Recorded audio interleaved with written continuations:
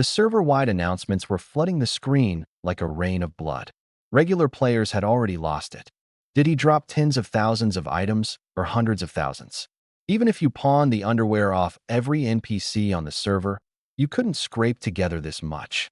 But the guild leaders were staring at a different line of text, cold sweat pouring down their faces.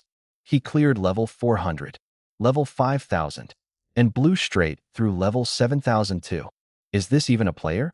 This is the Grim Reaper himself giving the server a physical audit. Beacon Nation Strategic Command Center.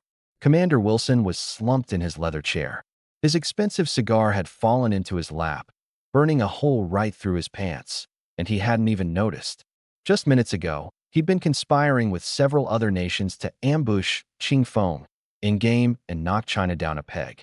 Now his whole body had gone cold. This wasn't a genius. This was a walking, human-shaped weapon of mass destruction. Contact China. Now, he slammed his fist on the desk. Whatever the cost, buy back a few pieces of that chaos black gold. A minute later, the head of diplomacy came running back, his face ashen. Commander, China says Boss Qingfeng is very busy. He can't be reached. They also said we've done too much dirt. Even if we could reach him, he wouldn't want to trade with us. And then, they cut the hotline. Blacklisted us. Wilson's face went purple. A mouthful of old blood caught in his throat, and he couldn't even spit out a proper curse. This invisible battle, China had won in a landslide. Level 90 Wilderness, the gloomy rift. Lihu was strolling around the canyon entrance with my mom and dad, all three of them ambling along like a middle-aged tour group out on a spring outing. The old couple were wearing the 100-star Chaos Black Gold gear I'd just tossed their way. Lihu had used a high-level concealment scroll to suppress the world-shattering visual effects, so the gear just looked like two drab, plain white beginner outfits. My dad swung his arms and grinned from ear to ear. This armor's so light, and the stats are insane. All base attributes this high. Combined with a 240x amplification, we could walk through this place sideways. Lihu pounded his chest and shouted, "Uncle, Brother Feng's the only one on the whole server with this stuff. You two just stand here and let the monsters chew on you. They couldn't even scratch a single hair off you." Before he'd even finished, another string of blood-red announcements flooded the sky. Server-wide announcement. Congratulations to Chinese player Qingfeng for destroying the level 7000 map Origin. My mom stared at the screen, laughing so hard the corners of her eyes crinkled. That troublemaker kid. He can't even play a game without causing this much of a scene. She paused, then added, "I wonder if he's been eating on time. Don't just grind dungeons and wear yourself out. Who's he? When you log off, remind him to eat a couple extra bites of meat." Got it. Lihu had seen the screenshot data. With just this one set of gear, the top 10 guilds on the server could gang up together and still not amount to more than a single sneeze from the old couple. Up ahead, a fierce wind kicked up. Boom. A mountain-sized LV-90 boss, Shadow Fury Bone Lion, spawned into existence, the stench of blood washing over everyone. Before Lihu could even draw his blade, a squad of purple-geared players charged out from behind. Leading them was Blade Fury, the vice president of the Sky Tyrant Guild, a thug with a face full of coarse flesh, wielding an epic greatsword. "You old blind bastard. This boss is ours. Get lost." Blade Fury jabbed a finger at my dad, cursing up a storm. Lihu's eyes went cold. His massive frame took a single step sideways, planting himself squarely in front of the elderly couple. The monster spawned right in our faces. "You claim it just because you say so? Even a broke nobody in starter whites is baring his teeth." Blade Fury sneered and immediately launched his charge. "Then die and respawn in town, monster and all." The greatsword howled, ripping through the air, aimed to one-shot all three of them. Seeing the guy actually swing steel at him, my dad, who'd bottled up half a lifetime of factory floor temper, instinctively raised his beginner wooden sword to block. Clang! The epic greatsword slammed viciously down onto his frail shoulder. A single glaring crimson number floated up. -0. Blade Fury froze. An epic weapon strikes a starter noob, and it doesn't even pierce his defense? He didn't get a moment to think. The top-tier Chaos Black Gold effect, Myriad Laws Overlord Body Causality Annihilation, bared its fangs. Boom! No dazzling light show, Just the most unreasonable, purest form of overwhelming force. With my dad at the center, a nuclear blast-like recoil shockwave detonated outward. The dozen-plus elites of the Sky Tyrant Guild, Blade Fury included, were vaporized the instant they touched the light wave. Their screams flattened into nothing. That boss, mouth still open mid-roar, had its health bars zeroed out and crumbled to ash. It wasn't over. The shockwave didn't lose momentum, smashing through everything until it hit the canyon's sheer cliffs. Crack! The entire Gloom Rift Valley was torn apart. The ground collapsed, exposing pitch-black nothingness. Black fissures spread like a spiderweb, cracking straight down to the underlying zeros and ones. Warning: this map's foundational logic has suffered catastrophic damage. System on the verge of collapse. Emergency repairs in progress. A standard dungeon that had been running smoothly for decades, shattered by an old man's reflexive block. It took a full 10+ minutes for streams of data to flood the sky and barely stitch the canyon back together, growing fresh grass and flowers anew. Lihu held his half-drawn blade stance, his calves twitching, the hand gripping his weapon trembling. My dad looked down at the beginner wooden sword, which hadn't even lost a splinter, and swallowed hard. This outfit, quite the recoil, huh? My mom patted her chest. That good-for-nothing Xiaofeng. What kind of terrifying junk did he give us? Nearly gave me a heart attack. Tianshu Dragon Manor, the top-floor stargazing pavilion. Zhang Chonglin's hand, holding a teacup, froze in midair. The tea had gone stone cold, and he hadn't even noticed. Beyond the floor-to-ceiling windows, a bloody torrent of data still churned in the sky above Dongjiang City. The server-wide announcement flashed every few seconds, turning the Black Night into a crimson day. A level 7,000 origin. Hashtag the underworld's last secret. This kid is planning to strip the demon realm down to its underwear, he thought, his voice going dry. Jiang Shuyun stood off to the side, watching data flash across her tactical tablet. The instantaneous collapse of 9 major merchant guilds' financial chains. She drew a deep breath, forcing down the storm raging inside her. Mr. Zhang, Jiang Feng just sent another inventory list.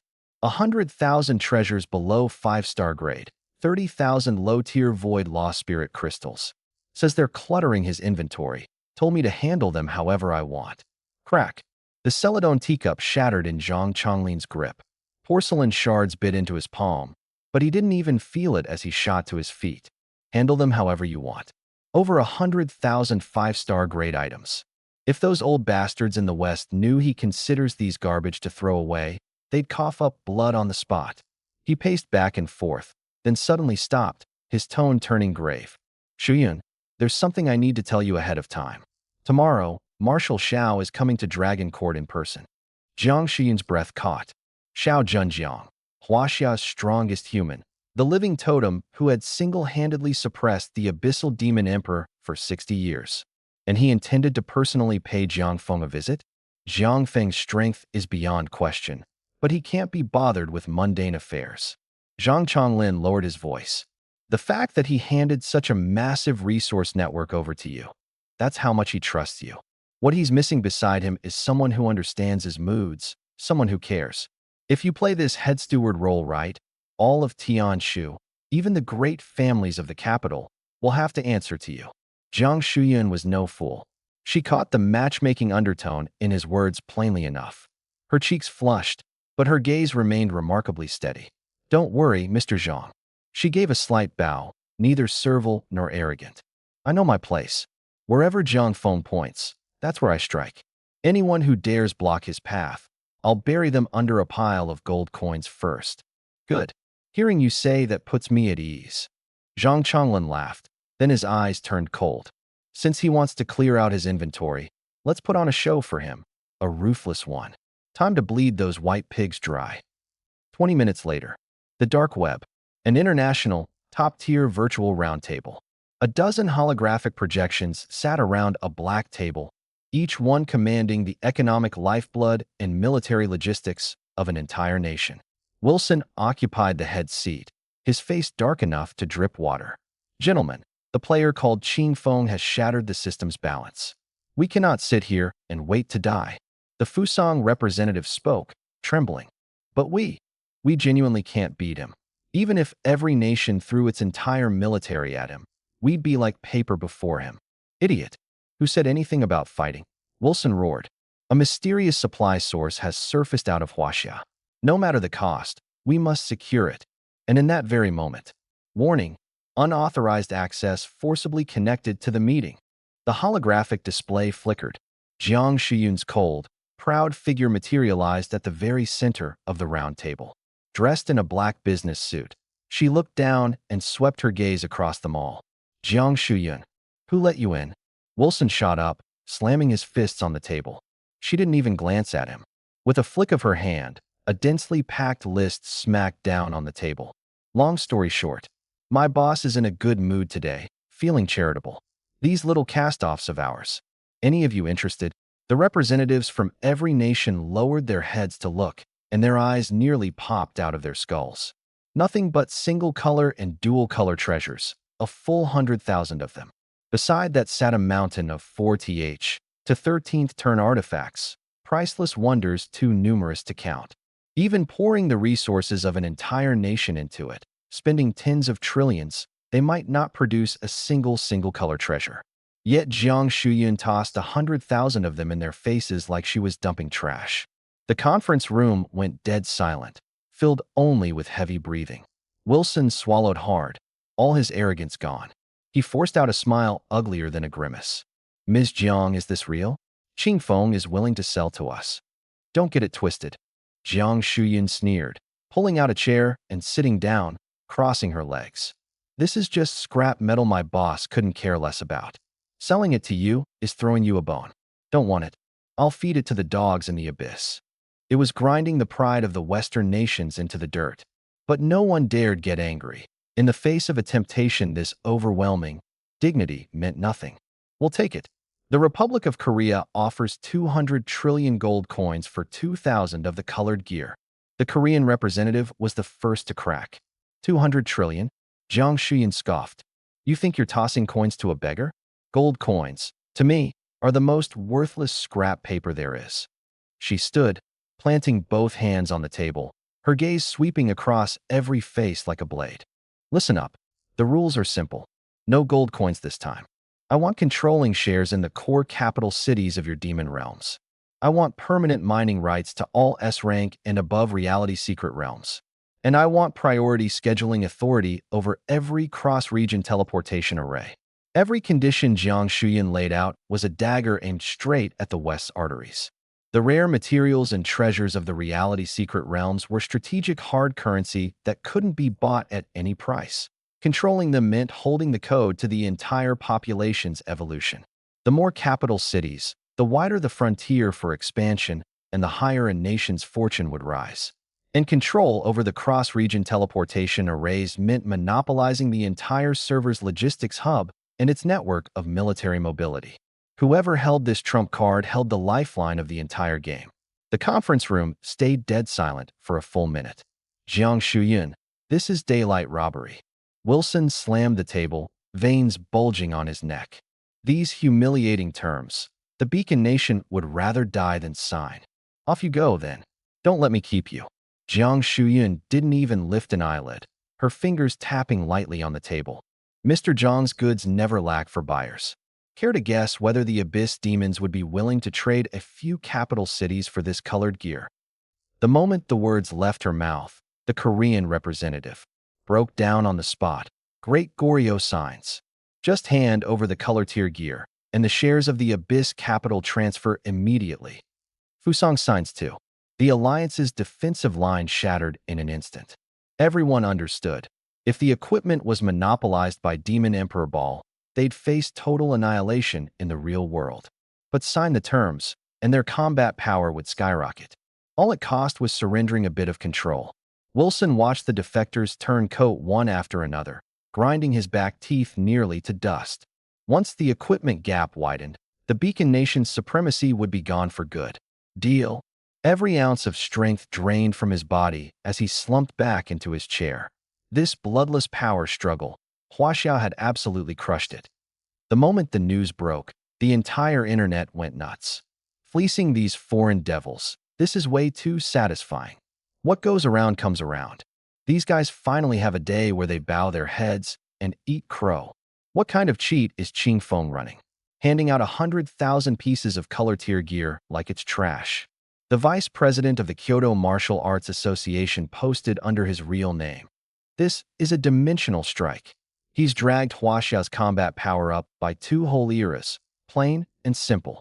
At the eye of the storm, Jiang Shuyun looked at the assets and permissions exploding in her account, and a cold, gorgeous curve lifted the corner of her lips. She understood Jiang Feng too well. This man was a lone wolf at his core, never bound by worldly conventions. All she had to do was weave a great net of interests for him, to be the sharpest blade in his hand. Cut back to Abyss. The LV-8000 Extreme Zone, Cosmic Boundary. My steps halted as I pulled up the panel.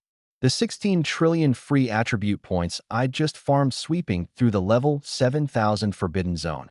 I dumped every last one straight into my 4 core stats. Allocation complete. Base 4 stats, 5 trillion. Chaos Black Gold 240x amplification in effect, 1,200 quadrillion. A power capable of shattering high-dimensional laws with a casual punch surged wildly through my body. I raised my eyes and scanned my surroundings. Half a day had passed, and not a single monster had spawned. It was eerily abnormal. The entire map held nothing but a dead, silent starry sky. At the edge of the starlight, an old man in coarse linen robes sat cross-legged. ID, Jishwansa. No health bar, his aura restrained to the absolute extreme, like an ordinary meteorite drifting through the cosmos. You've come.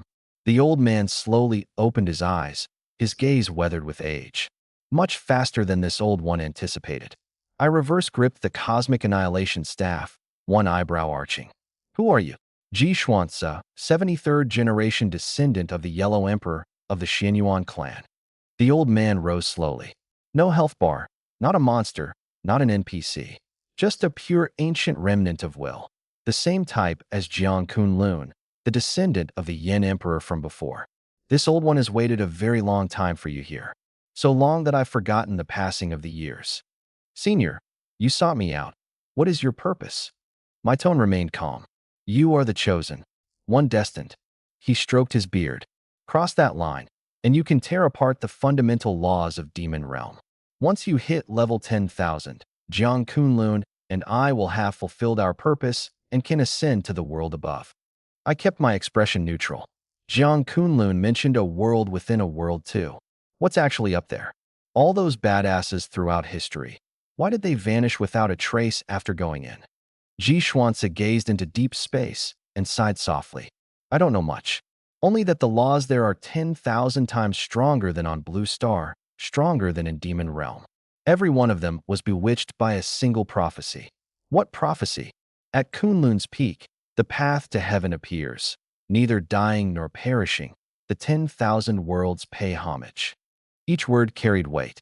Back then, the first emperor sacrificed his terracotta army just to blast open a one-way passage.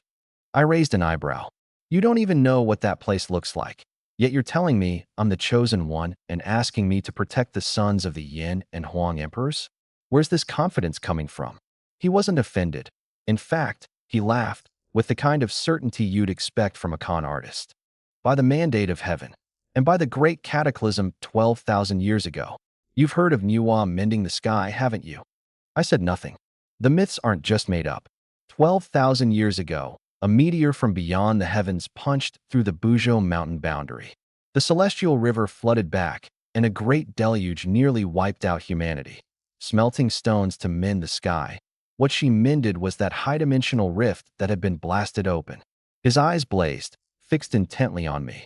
Before the Yin and Huang emperors ascended, the gods sent them a dream. When the abyss descends and the demon realm digitizes Blue Star, an anomaly capable of tearing apart every law will be born into the world. He would be the next Skymender. So this old man has stood guard here for one reason only, to show you the way. Before he could finish, his form shattered into a sky full of golden starlight, slowly drifting apart. Go now, to the realm of level 10,000. Go see the real starry sky. A few seconds later, the old man was completely gone. Everything fell dead silent once more. I rubbed my chin. All I wanted was to lean on my infinite plunder talent, quietly play the OP hermit, stack my stats until the universe exploded, and keep my parents living peacefully. What happened to this world? I honestly couldn't care less. And now these ancestors from thousands of years ago insisted on forcing a quest on me, slapping a big savior label on my head, even dragging out the whole new amending the sky story. Don't get too ridiculous. I'm just an emotionless monster farming machine. I withdrew my gaze, my expression calm. Make me the sky mender, save all living beings? Don't make me laugh. My purpose for entering the demon realm was dead simple. Farm monsters, score loot, stack my stats until I broke through the boundary, and keep my family safe and sound. 10,000 worlds paying homage, whatever. Whoever wants to fight over it can go ahead. Just leave me out of it. Still, for words in G. Schwantz's prophecy caught my attention. Neither dying nor perishing. This wasn't just an ordinary. Full max damage immunity can pull it off. Immortality usually means overpowered, higher dimensional laws that defy all logic. I pulled up the system panel and searched the Warzone-wide forums for Path to Heaven and Deathless and Undying. Everything that loaded was just guild recruitment spam, not a single scrap of useful info. I didn't waste any more time. I activated Realm of Demons long-range virtual comms. Light and shadow warped, and a holographic conference room materialized in an instant. The projections of Jiang Shuyun and Zhang Chonglin slowly took shape on either side of the long table. This was multidimensional communication. It ignored maps, spanned server regions, and had no distance barriers. Mr. Jiang, did things get handled over there? Jiang Shuyun sat ramrod straight, her expression sharp and businesslike. I cut straight to the point. Deathless and undying, all realms bow to the source. This prophecy, have you heard it before? She frowned for a few seconds, then shook her head. There's nothing in the Tianshu intelligence database. It sounds like an incantation for opening some ancient secret realm. Across from us, Zhang Chonglin was holding a teacup, but his hand suddenly froze. The military heavyweight narrowed his eyes, thinking it over, then abruptly slapped his thigh. Now that you mention it, it rings a bell. A few years back, some weirdo posted about it on a domestic forum. He brought up those exact 16 characters. Send me the link, if you would. Zhang Chonglin immediately invoked the military's highest clearance, digging out that long-buried dead link from the underlying database and pushing it onto my panel. While he was at it, he mentioned something important. Oh, right, Xiaofeng, Marshal Zhao's schedule is set. Tomorrow at noon, he'll personally come to the Tianshu Dragon Court to meet you. Xiao Zhenjiang, China's one and only 7th rank, level 400 powerhouse. Understood. I acknowledged it and cut the connection. Given my current strength, meeting with the top brass was only a matter of time. Even the supreme commander at the capital's highest echelon had to come knocking in person. I turned my attention back to that beat-up link. The post stats were dismal, fewer than 10 replies, but several thousand downvotes. Poster's ID, Zelik. The signature line reeked of that cringy, uncanny world weariness, the last chieftain of the stellar remnant race. The body of the post wasn't long. Right off the bat, it broke down that 16-character prophecy. At Kunlun's utmost peak, the path to heaven appears. Atop Mount Kunlun lies a physical passage to the higher dimensional world, the true starry sky behind reality itself. Deathless and undying, all realms bow to the source. Step onto this path, and you can undergo a complete transformation, gaining the power of immortality. Every species across all planes of the universe will kneel in submission. At the end of the section, he tacked on a blunt, crude summary. Walking this path all the way through equals invincibility, plus immortality, plus sovereign of all realms. Every generation of your blue planet's mightiest has gone and never returned. Nothing more than greed for eternal life and supreme power. I raised an eyebrow and scrolled down. The reply section below was a full-blown roast fest. Second floor. Oh, stellar remnant race? And I'm a wild. Altman, huh? You've been reading too many web novels. I suggest you turn left at the door and head straight to the psych ward. Third floor. I swear on my name that OP is right, because he still owes me $5 for internet fees from yesterday. Fourth floor. If you're going to make up a story, at least make it consistent. There's barely anyone in the whole server who's even hit the 7th tier, and you're trying to sell me on being the biggest boss in the entire universe.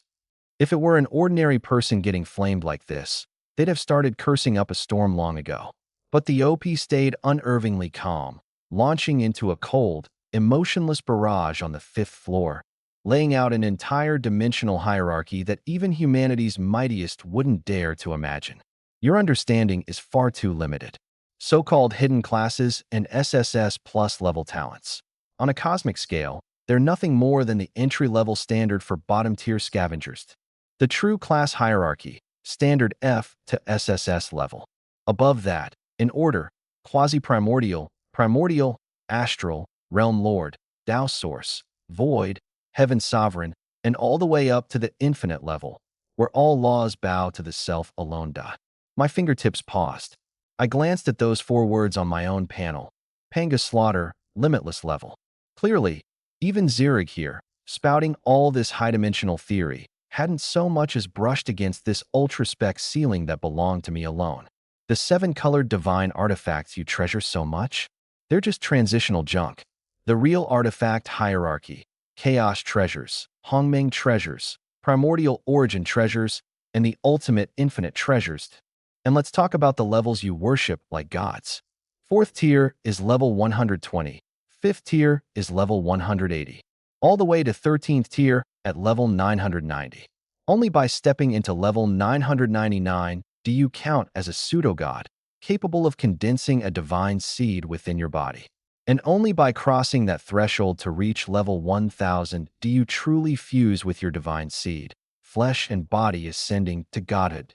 The reply section went silent for a few days. Then someone chimed in, dripping with sarcasm. Well structured, I'll give you that. I'm almost moved to tears. Grand Chieftain, why don't you tell us what the prehistoric civilization looked like 12,000 years ago?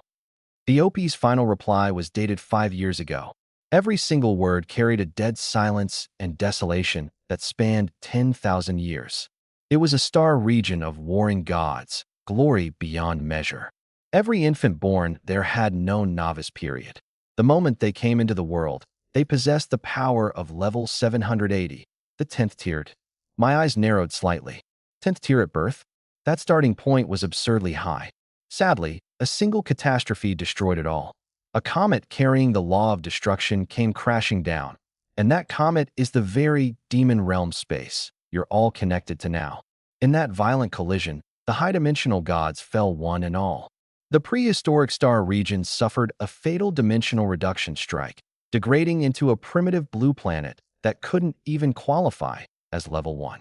The laws collapsed, and heaven and earth fell into chaos. Among your ancestors, the truly brilliant and extraordinary did not perish. They set forth toward higher worlds, all in pursuit of immortality. And me? I stayed. With my power, I could have swept through the demon realm and crushed the blue planet ages ago. But I held back for 10,000 years, did nothing, all to wait for one person.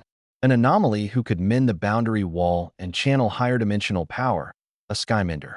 Back then, Nuwa spared my life. I've lived only to repay that debt.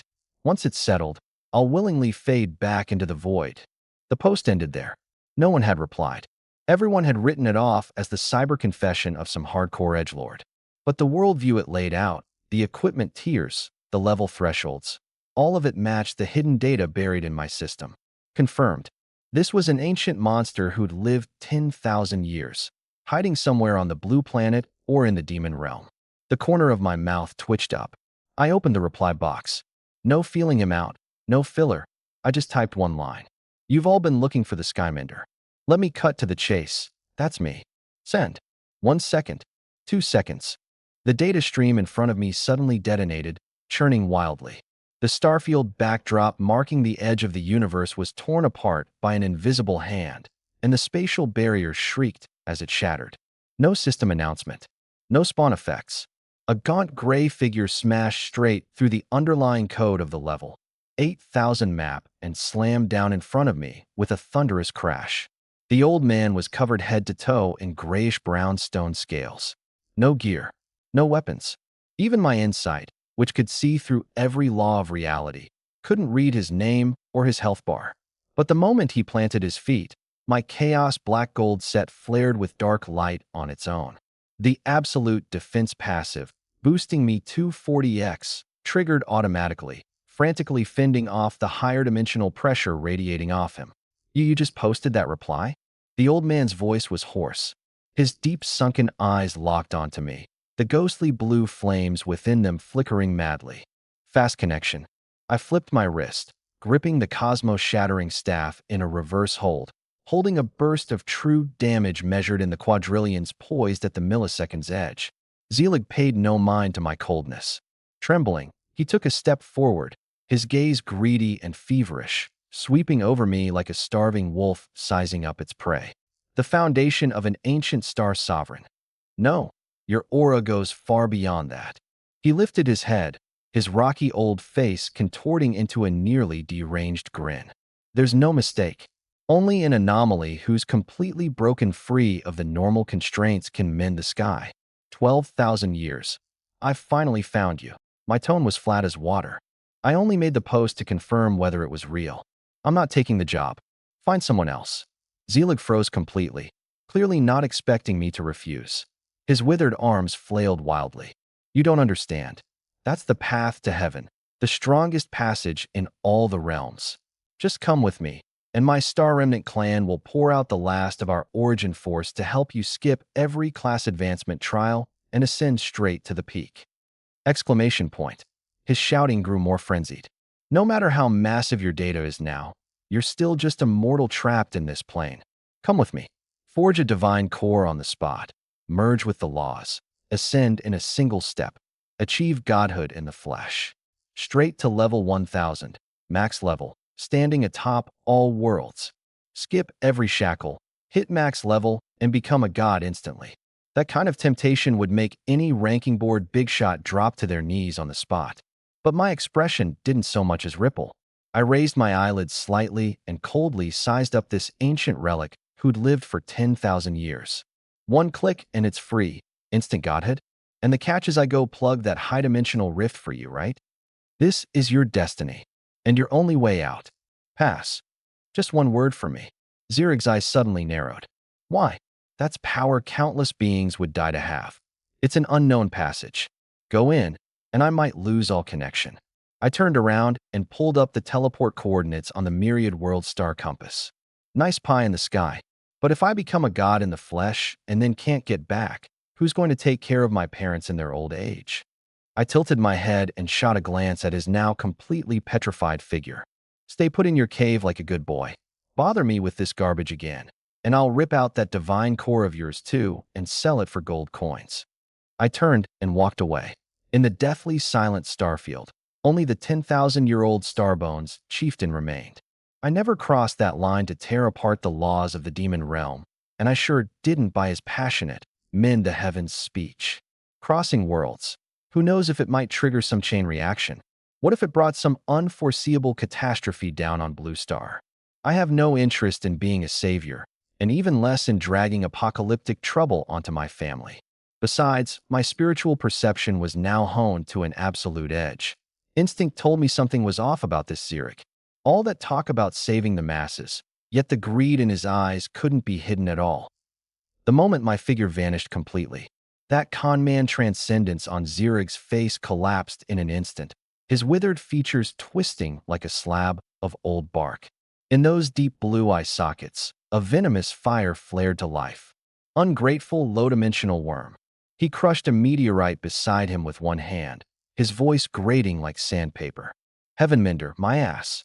12,000 years I've guarded this wretched place, my body withering, my laws bleeding away. I finally weighed out a perfect vessel, and he dares refuse. This was his true objective. The so-called guiding passage was nothing but a ruse.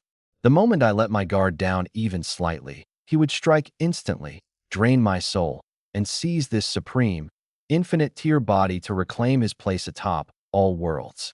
But he never imagined I wouldn't fall for any of it. Want to take care of mommy and daddy? Zirig laughed, sinister and low, his scales trembling violently. Such a devoted son, aren't you? Then, #translation. I'll send your whole family to hell to have your little reunion. Once you watch your parents die right before your eyes, we'll see just how calm you can stay. Boom. High-dimensional law tore through space. He transformed into a streak of gray light, following the residual causal thread on my body, plunging straight down toward the lower reaches of the demon realm.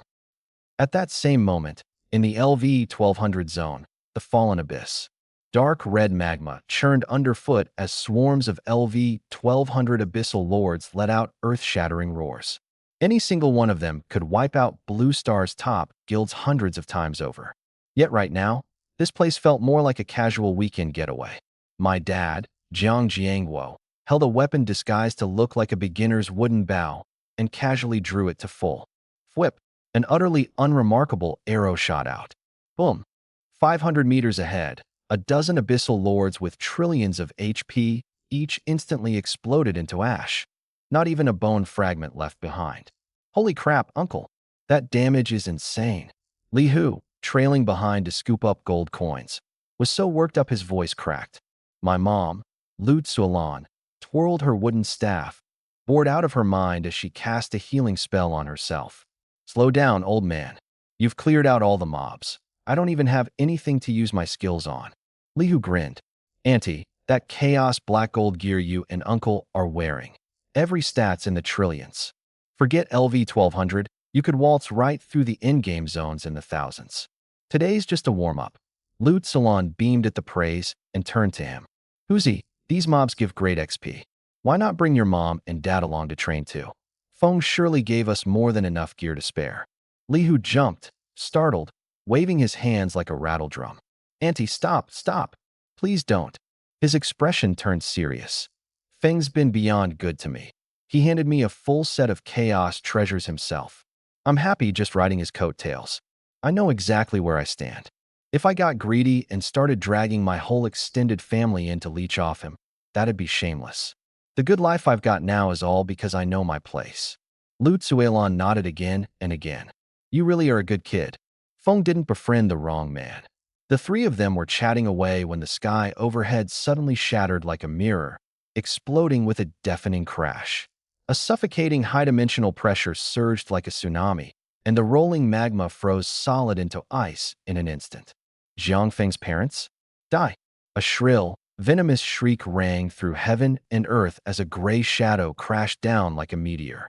Zelig's gaunt, withered claw ripped through the void, carrying 10,000 years of destructive law, striking straight at my dad's back.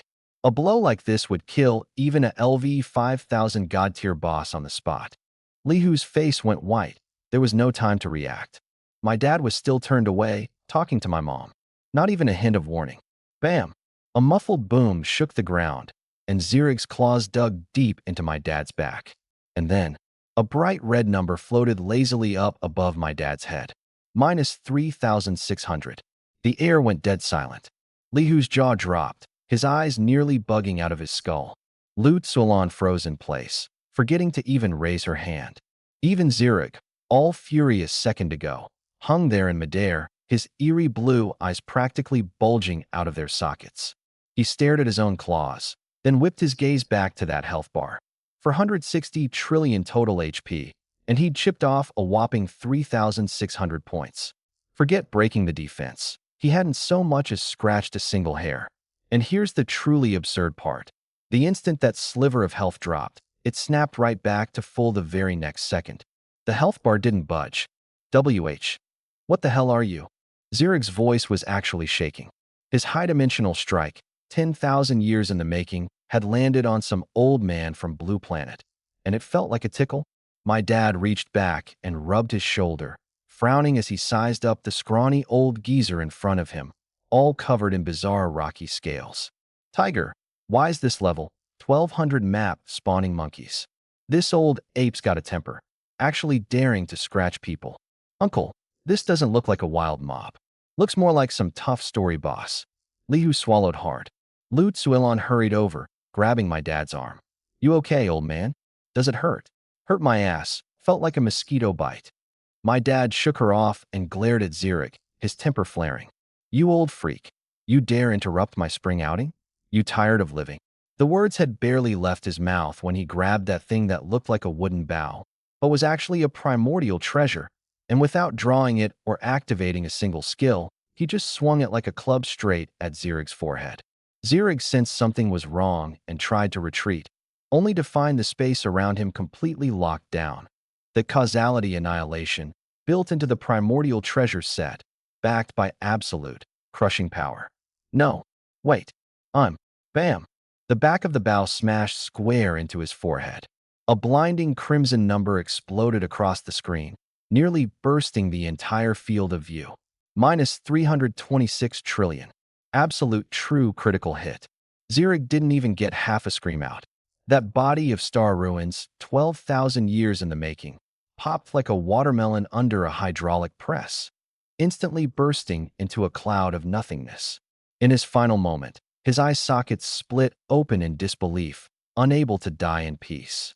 Right up to the end, he couldn't wrap his head around it. Fine, Jiang Feng was a monster, whatever.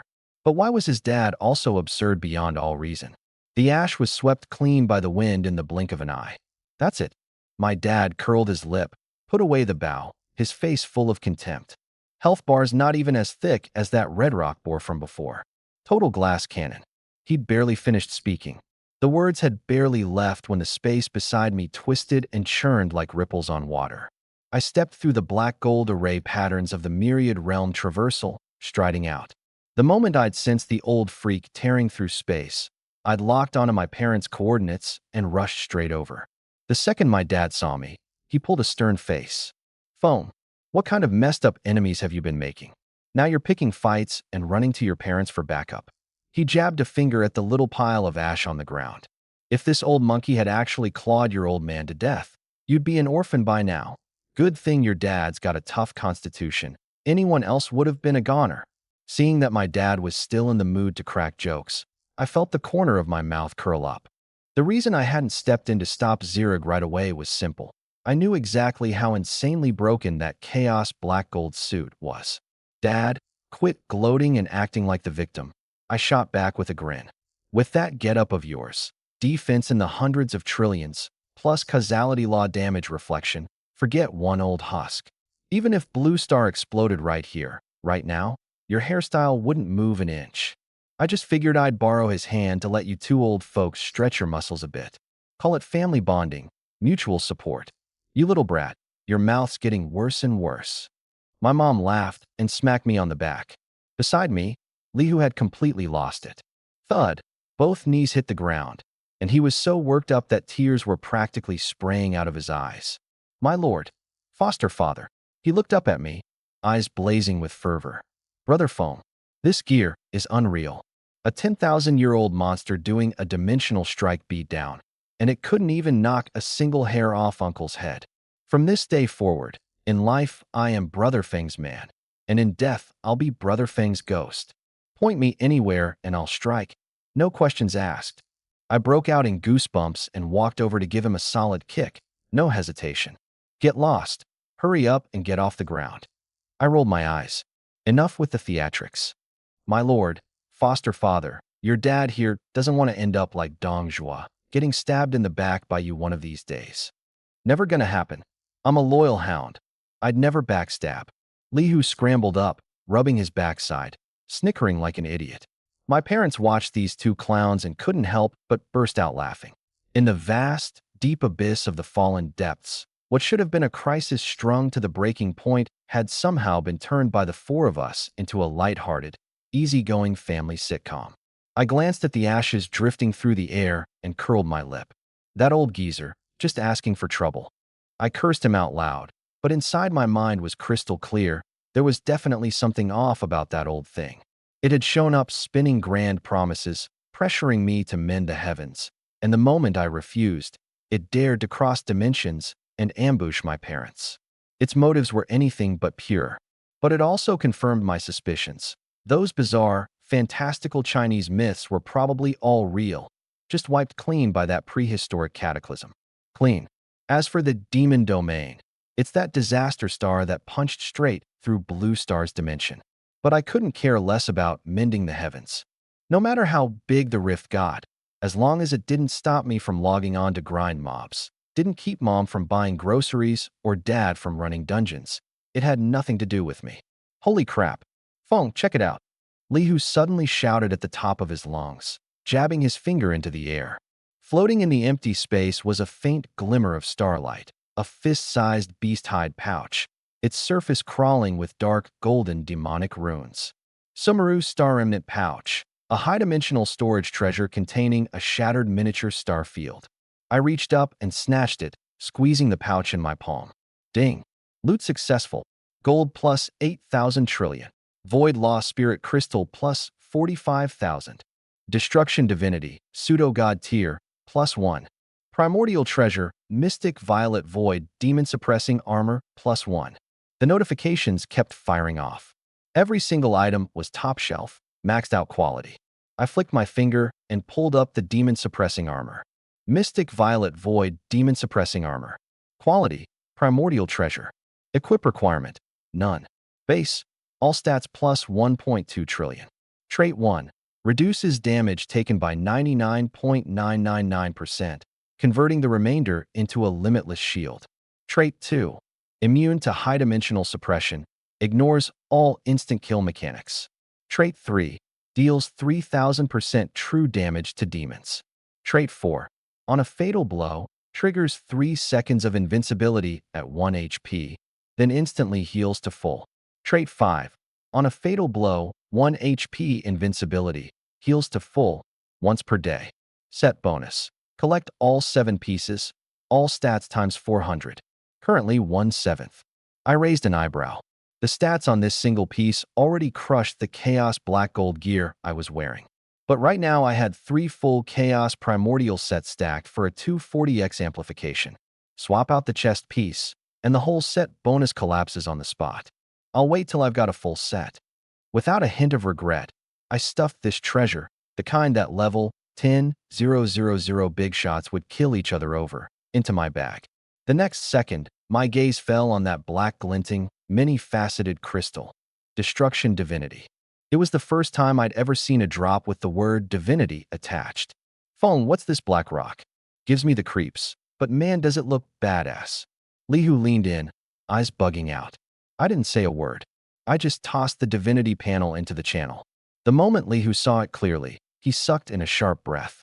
My dad, Jiang Jiangguo, glanced over, his brows knotting into a tight frown. My mom, Lu Tsulan, was completely lost, tugging at Li Hu and asking, "What's this say? What level? 1000 divine body?" I was about to answer when a weathered sigh echoed through the empty abyss. That is the destruction divinity. It's the core of the one you just slew. Loaga, the dark void's soul devourer. The void twisted like ripples on water, and Jiang Kunlun, clad in plain white robes, stepped slowly out. First the translation. He glanced warily at the wooden bow in my dad's hand before cupping his fists in a respectful bow toward me. Elder Jiang. Jiang Kunlun smiled bitterly. Think of this thing as a straight-to-max level transfer certificate. Refine it, and you skip every threshold. Instantly hit level 1000, max out your divine body, command the laws of destruction, and your combat power explodes. Straight to max level? Li Hu's voice cracked on the spot. That's awesome. Think of all the grinding it'd save. Jiang Kunlun sneered and shook his head. Every shortcut has a price. Refine someone else's divine seed, and you'll be assimilated by it. You'll never be able to forge your own perfect divine seed again. He fixed his eyes on me, spelling it out word by word. And the worst part, after refining it, your growth rate gets cut by 90%. Your cultivation stays locked for life. Don't dream about ever leveling up again. My eyelid twitched. Killing one monster naturally nets me 10 stat points. Refine this stone, and I'd get just 1. Killing a top-tier boss naturally grabs 10 billion. Cut by 90%, that's 9 billion straight down the drain. A pure, bleeding loss. Grab the sesame seed, drop the watermelon. My Pango Plunder has no ceiling. As long as there are enough monsters, I can farm stats past the very edge of the universe. Trade an infinite future for a one-time jump to level 1000? That's a loss so bad it'd bankrupt my whole bloodline. Mom grabbed me anxiously. Phone, this is a poison apple. Don't you dare touch it. Li Hu nodded frantically too. Phone, don't do it. You level up like you're riding a rocket. No reason to move into someone else's second-hand, half-finished dump. Real power is never something someone else hands you. I know. I flicked my wrist and tossed the forbidden divine seed into a corner of my pack like it was garbage. I'll list it on the auction house later. Perfect for scamming some foreign suckers. After stowing my gear, I looked at Jiang Kunlun, my gaze sharpening. You're not off enjoying retirement on Kunlun Mountain. What are you doing down here in the abyss, at level 1200? Jiang Kunlun's aged face flushed red, and he coughed twice. This old man. I actually came to bring you word. He pointed at the ashes dissipating on the ground. The one you killed wasn't Zirig, the Starbone chieftain at all. The real Zirig was assassinated by this Morag 10,000 years ago. It's been wearing someone else's skin, hiding in the shadows, looking for a perfect vessel to seize and be reborn in. I sensed the higher dimensional space being torn open, and fearing you'd fall for its trick, I rushed over as fast as I could. At that point, he looked at my dad, who was calmly using the wooden bow to clean under his fingernails, and the corner of his mouth twitched violently. Who could have imagined? I hadn't even arrived, and your honorable father had already blasted this 10,000-year-old monster into ashes. His eyes were full of shock and bewilderment. How could a blue planet old man who hadn't even hit level 100 unleash such terrifying power? Just what kind of family was this? Now I understood. No wonder that old geezer had been spouting nonsense from the moment he showed up. He was a fraud looking to steal a body all along. Thank you for your trouble, Elder Jiang. Jiang Kunlun shook his head, his expression suddenly lightening, as if a great weight had been lifted from his shoulders. Young friend Jiang, I came this time to say goodbye. Where are you headed? The path to heaven. A yearning flickered in his eyes. Ji Xuance's obsession has dissolved, and he's ascended to the legendary upper realm. Our mission to guard the bloodline is finally complete. He looked at me and sighed. Though you haven't reached level 10,000 yet, your strength already surpasses this world's limits. With you standing guard, China has nothing to fear. It's time this old man went to see the sights of the higher dimensions. With that, he bowed deeply, dissolving into motes of pure light that scattered into the earthen abyss. I gazed at the spot where he'd vanished, my eyes calm. The higher dimensional world. The upper realm. Maybe I'd go someday. Maybe I'd stay on Blue Star. That was all a matter for the future. For now, there were more pressing things. I turned to my parents and Li Hu. Dad, Mom, this map's cleared out. Li Hu, take them to a new map and keep grinding. Li Hu straightened up and thumped his chest. You got it, brother Phone. I'll handle everything. I'd been stuck at level 120 for a while now. It was time to take on the fourth advancement quest, reforge the divine body. There were never any shortcuts on the road to getting stronger. With a single thought, I opened the myriad world star compass. Black gold formation patterns spread rapidly beneath my feet as space folded layer upon layer. Let's go. My figure vanished into thin air. Neutral public zone, level 120 exclusive map, Heaven's Judgment Thunder Platform. Fierce winds tore across the ground, and the black clouds pressed down so heavily it was hard to breathe. For 100 miles in every direction, the land was scorched black and frozen, not a single blade of grass in sight. High in the sky, dark purple orbs of lightning hovered in midair, each 100 meters wide, rotating slowly like pairs of cold, watching eyes. This was the life or death trial for level 120 players, the fourth advancement's ultimate quest, reforge the divine body. Survive it, and you'd be reborn anew. Fail, and you'd be reduced to ash, everything back to zero. Below the platform, high-level players from every battle zone were packed together. Some held up recording devices to steal the technique, but far more were hopelessly stuck at level 120, staring at the Thunder platform, not daring to take a single step. The fourth heavenly tribulation. It all comes down to your foundation, said a Chinese guild leader, stroking his beard. The average person can barely survive one bolt if they're lucky. Survive 2, and you're elite. Survive 3, and you're a strategic tier prodigy, unrivaled in the whole world. The words had barely left his mouth when an arrogant shout erupted from the front of the crowd. Everybody get the hell out of my way. Let me show you how the ancient sages sect of India conquers the Sea of Thunder. A player from India, draped head to toe in gold ornaments, swaggered onto the Thunder platform. His ID stood out glaringly. Amir, level 156 Berserker. To guarantee he'd pass the tribulation, he'd spent a fortune buying realm-breaking spirit crystals, forcibly maxing out his level. He didn't take the heavenly tribulation seriously in the slightest. He hoisted his dark gold greataxe overhead, crimson lights surging, and roared, "The ancient gods grant me power. Bring it on." Boom. The sky split open, and a bolt of silver lightning as thick as a barrel came crashing down. Crack. The greataxe he'd treasured melted into molten iron in an instant. The lightning didn't lose an ounce of force. It drove straight down through his skull. The berserker who'd been so cocky a second ago didn't even get a scream out. His health bar hit zero instantly, and his body dissolved into ash that scattered on the wind. Dead silence for 1 second. Then the crowd erupted in laughter. That's it. One white bolt, and he's gone. So much for the ancient sages of India. What a joke. High level means nothing. No foundation, and you're just a clown. The Indian players flushed red one by one and shrank back into the crowd, not even daring to defend themselves. Before the laughter died down, a black figure darted out. A Fusang ninja, face cold as ice, leaping onto the lightning platform without a word.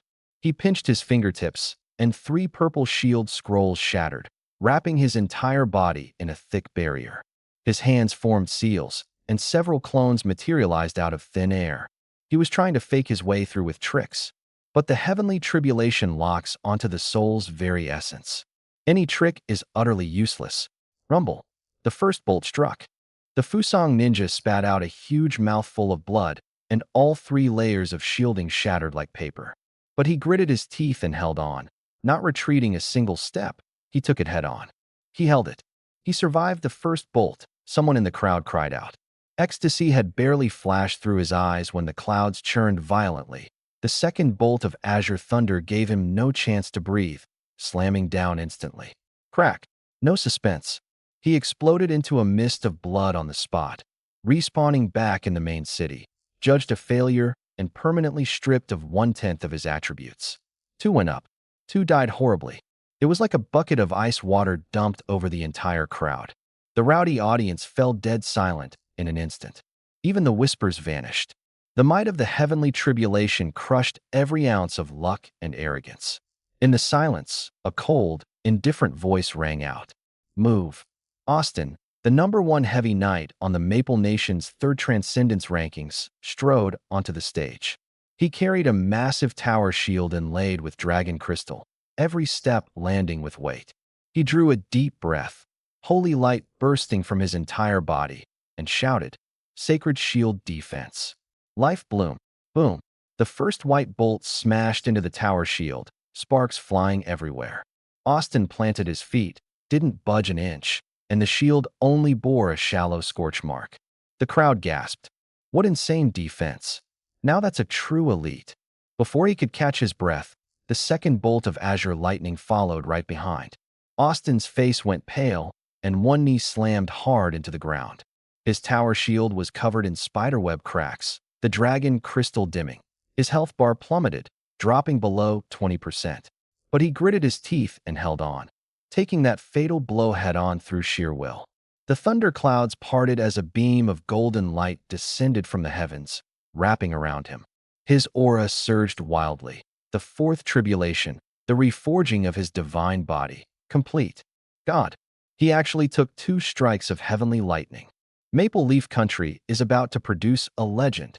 Austin rose to his feet, wiped the blood from the corner of his mouth, and swept an arrogant gaze across the arena.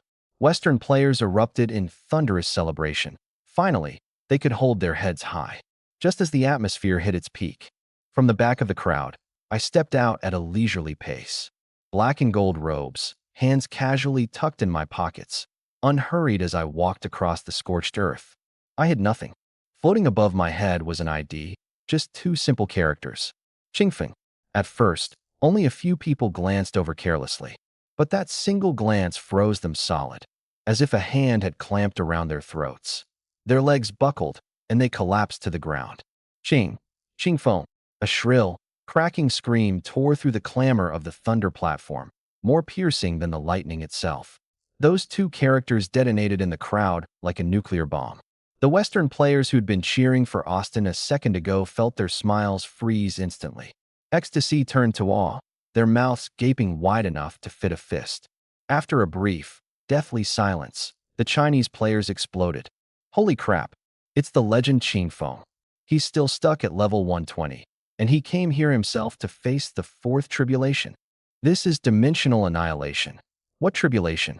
It's nothing in front of him. Finally, the big boss makes his move. Those arrogant Westerners need to shut their mouths.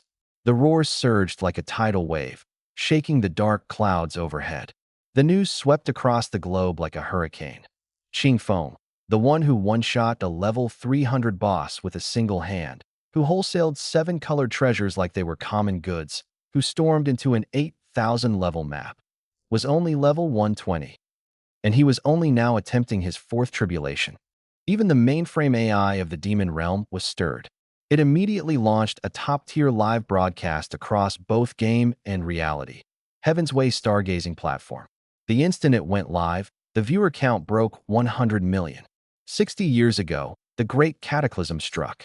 The Abyssal Demon Emperor descended, and the global population plummeted by 60%.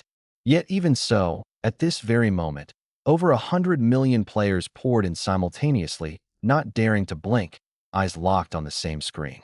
At the center of the frame, atop the Heaven's Judgment Thunder platform, I stood in black and gold robes, hands in my pockets, my figure straight as a spear, head tilted back to gaze at the churning pitch-black thunderclouds. Not a flicker of emotion crossed my face, calm as if watching nothing more than an ordinary storm. The bullet comments flooded the screen like a tsunami. He's really Qing Feng? The monster who crushed the entire Western war zone, and he's only level 120. He's slaughtering gods with newbie village stats. System, hurry up and check if he's hacking. The foreign server players were a chorus of curses. But the next second, the Chinese players' comments turned to steel. The torrent swept away every other sound. Clearwind is unstoppable. Glory to our great China. Grandpa Clearwind here is China's guardian god. The viewer count skyrocketed at an absurd, defiant pace. 500 million, 800 million, 1.3 billion, 1.9 billion, 2.8 billion. Elite squads clearing hidden dungeons abandoned their monsters mid-fight. Merchants in the main city packed up their stalls. Even in the highest conference rooms of nations around the world, heads of state set down their documents, holding their breath, all eyes locked on the same screen. At that very moment, the system's central core convulsed as if slammed by the terrifying data. The light screen flickered wildly, out of control. Ding! A server-wide announcement, rendered in bold letters that dripped like blood, seared itself into the retinas of billions. Server-wide announcement. Player Clearwind has stepped onto the Heaven's Judgment Thunder platform. Warning. This player's stats critically exceed all limits, triggering the foundational laws of the Demon Realm. Tribulation system auto-escalating to a higher dimension. Boom!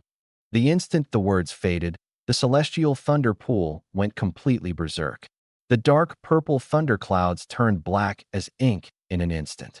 Blood-red lightning surged from within their depths, and the pressure alone made it impossible to breathe. An invisible shockwave, centered on the thunder platform, tore violently across the land in every direction. Retreat. Retreat now. The experts below scrambled in sheer terror. But it was already too late. The raging aftershock instantly engulfed the front rows. A dozen top-tier experts at level 150 didn't even get to scream. Their high-grade shields shattered on impact.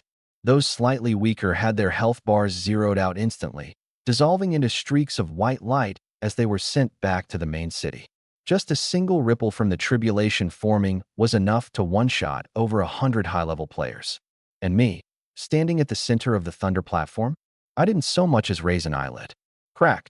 The first bolt of blood-red heavenly lightning came crashing down. I didn't raise a shield. I didn't dodge. I just stood there and let it slam straight into the crown of my head. The lightning exploded. My black robe whipped in the storm. And above my head, 2 lazy words drifted up, immune. Not a scratch. Basically a massage. 4th high school in Dongjiang City. The classroom was dead silent. You could hear a pin tip hit the floor. The entire class craned their necks, staring intently at the projection. Don't you guys think this Clearwind's build looks just like Jiang Feng? You know, the B-rank talent in our class? A boy muttered under his breath. Get out of here, the guy next to him scoffed. Jiang Feng's just a grinder who farms low-level mobs for hire. This guy's going toe-to-toe with the heavens themselves. If those two are the same person, I'll recite the entire Demon Realm Codex word for word. In the front row, Shun Qingni, the school's most beautiful girl, unconsciously clenched her fingertips, her heart pounding wildly. That posture, hands in his pockets, utterly indifferent to the heavenly lightning, was exactly the same as the way he'd looked when he rejected her.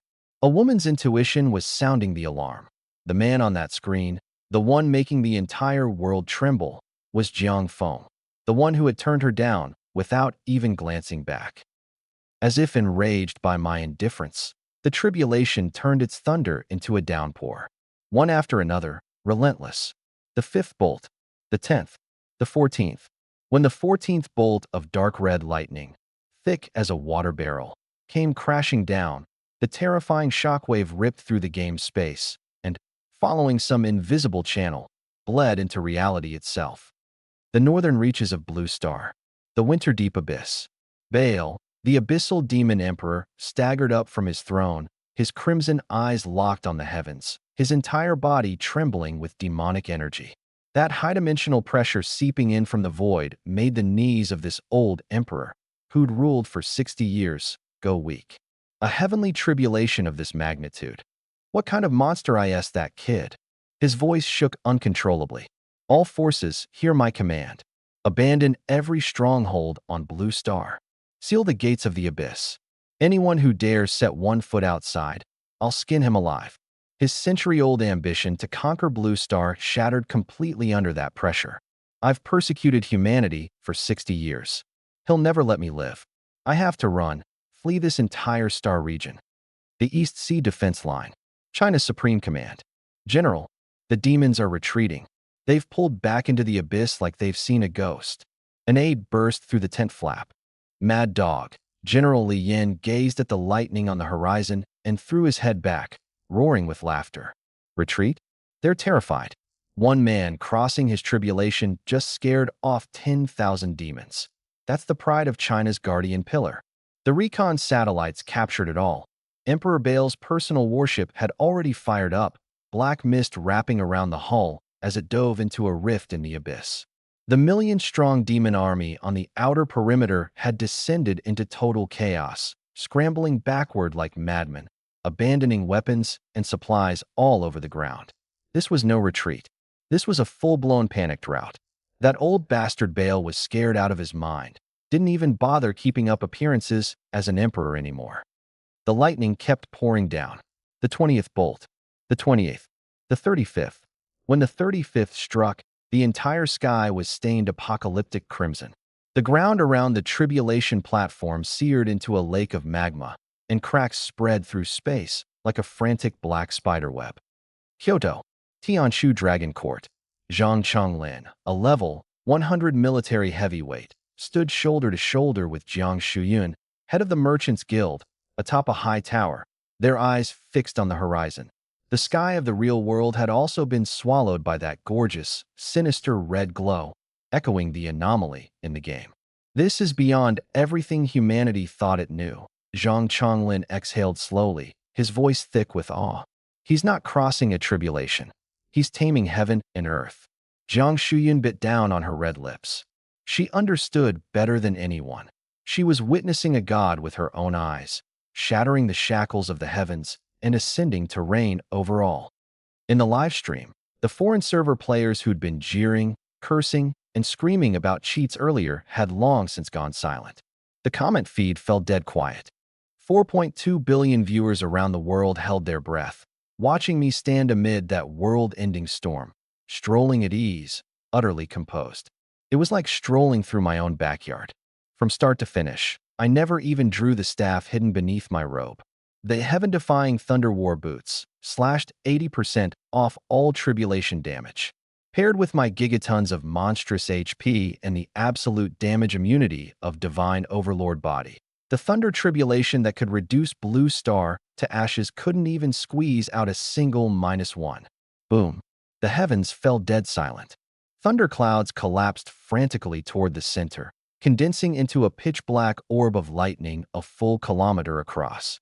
The 49th bolt, the absolute limit of any standard tribulation. But it didn't strike.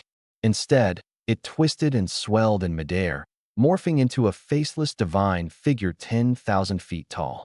The figure gripped a thunderous spear forged from the laws of the heavenly Tao.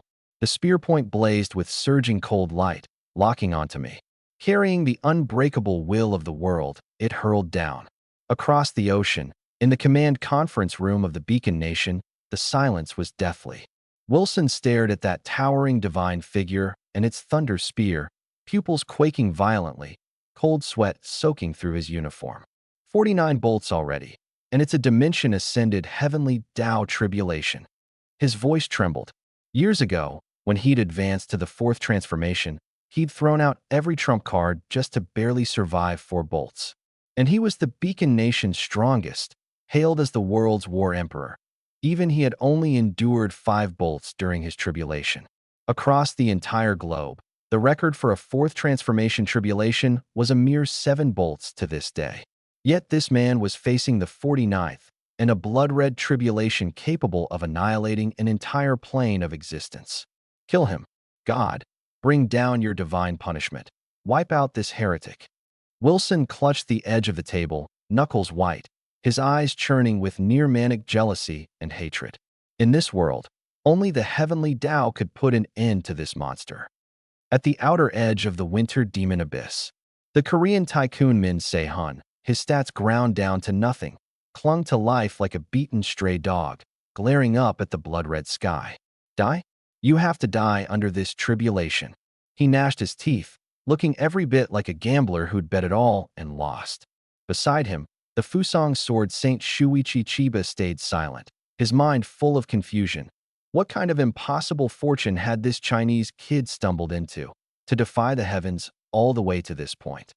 Atop the heavenly punishment thunder platform, howling winds tore space apart. For 100 miles in every direction, the ground caved in wildly. Facing that thunder spear crashing down with the will of the world itself, I still stood ramrod straight, hands still in my pockets.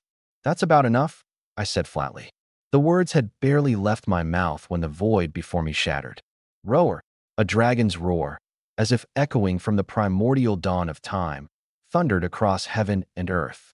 She surged against the storm, and in the blink of an eye transformed from a palm-sized crystalline golden dragon into a towering primordial ancestral dragon spanning the sky. The colossal dragon, its body like a vast vein of black gold piercing through the heavens. It blotted out the entire sky. Every single dragon scale was as massive as a mountain, crackling with violent lightning. Its eyes were like twin blood-red suns, gazing down coldly upon all living things, and wherever its gaze fell, space itself shattered. Having devoured 100,000 supreme treasures and a colossal amount of lightning attribute crystal cores, she'd become especially sensitive to tribulation lightning. Lurking within the pet space, she could no longer hold herself back. She wanted to feed. Facing the heavenly Tao lightning spear crashing down, the 10,000 league progenitor dragon didn't dodge. Instead, she opened her star-swallowing, sun-devouring maw and gulped it down whole. Crack! A crisp snap tore through the souls of billions across the globe.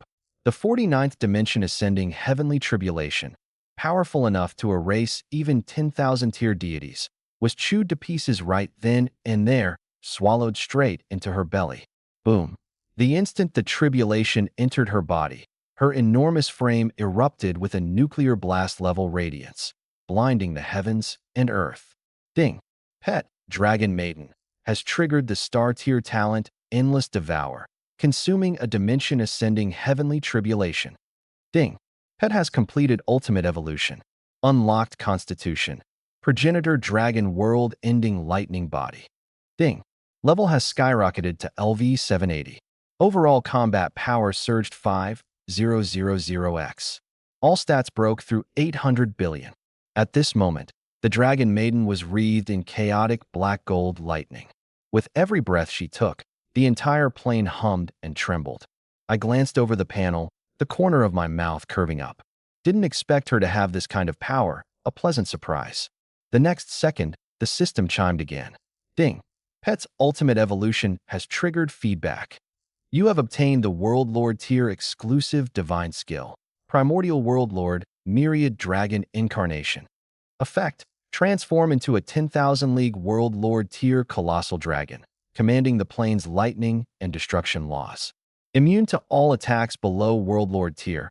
Combat power surges 5000x. No cooldown, no cost. The world channel fell dead silent for a full half-minute, then completely erupted. What the hell? She ate the tribulation in one bite. Big Bro Breeze didn't even take his hands out of his pockets the whole time. Just stood there and let his pet gnaw on a fourth transformation tribulation like it was a strip of jerky. If his pet's this insane, how strong is the man himself? Countless shocked comments flooded the screen like mad, as if they were about to blow the whole channel apart. Jiang Jiangguo and Lu Tsuolan, just about to open a portal to rush to the next map, stared at the blood-red sky and paced around in a panic. Moments ago, Li Hu had come running over, ecstatic, to deliver the news, saying Brother Breeze was doing something huge on his livestream. At first, the two elders were overjoyed. But watching each wave of tribulation grow more terrifying than the last, their hearts clenched instantly. Breeze will be okay, won't he? That lightning is so scary. Lu Tsuelan's eyes were red-rimmed, her voice trembling. Jiang Zhengwo's expression was grave. He stared at the blood-red sky, saying nothing. Li Hu took a deep breath and forced out a confident smile, thumping his chest to reassure them. Uncle, Auntie, relax. Brother Feng gave me the full rundown ahead of time. This is all under his control. A little scene like this, it's not even worth a warm-up. Watching Li Hu's confident expression, the old couple let out a long breath, and their hearts, which had been lodged in their throats, finally settled back down. Li Hu turned around. The back of his shirt was already soaked through with cold sweat, and when the night breeze hit it, the fabric clung damp and icy against his skin. He swallowed hard, his throat bone-dry. That sky full of blood-red divine lightning could tear space itself apart. Anyone who said they weren't scared was lying. But at a moment like this, he couldn't show a shred of fear. He clenched his back teeth and swore a fierce oath in his heart. Brother Feng, you'd better come back in one piece. If anything happens to you today, I, Li Hu, will take care of uncle and auntie in their old age and honor them as my own parents for the rest of my life. The words had barely settled when a blinding white light exploded across the livestream. A towering ancestral dragon shot into the heavens, opened its massive maw, and swallowed the heavenly Tao lightning spear whole, like it was chomping down a stick of spicy jerky. In the blink of an eye, the lightning that had filled the sky vanished, and the blood-red heavens cleared. Li Hu's legs went weak, and he collapsed onto the ground with a thud, slapping his thigh and blurting out a stunned curse. Holy crap, that's no pet, that's a divine beast. No carbon-based life form could ever pull that off. Jiang Jiangguo stared hard at the light screen, the corner of his eye twitching. After a long pause, he finally squeezed out. What kind of monster has this kid raised?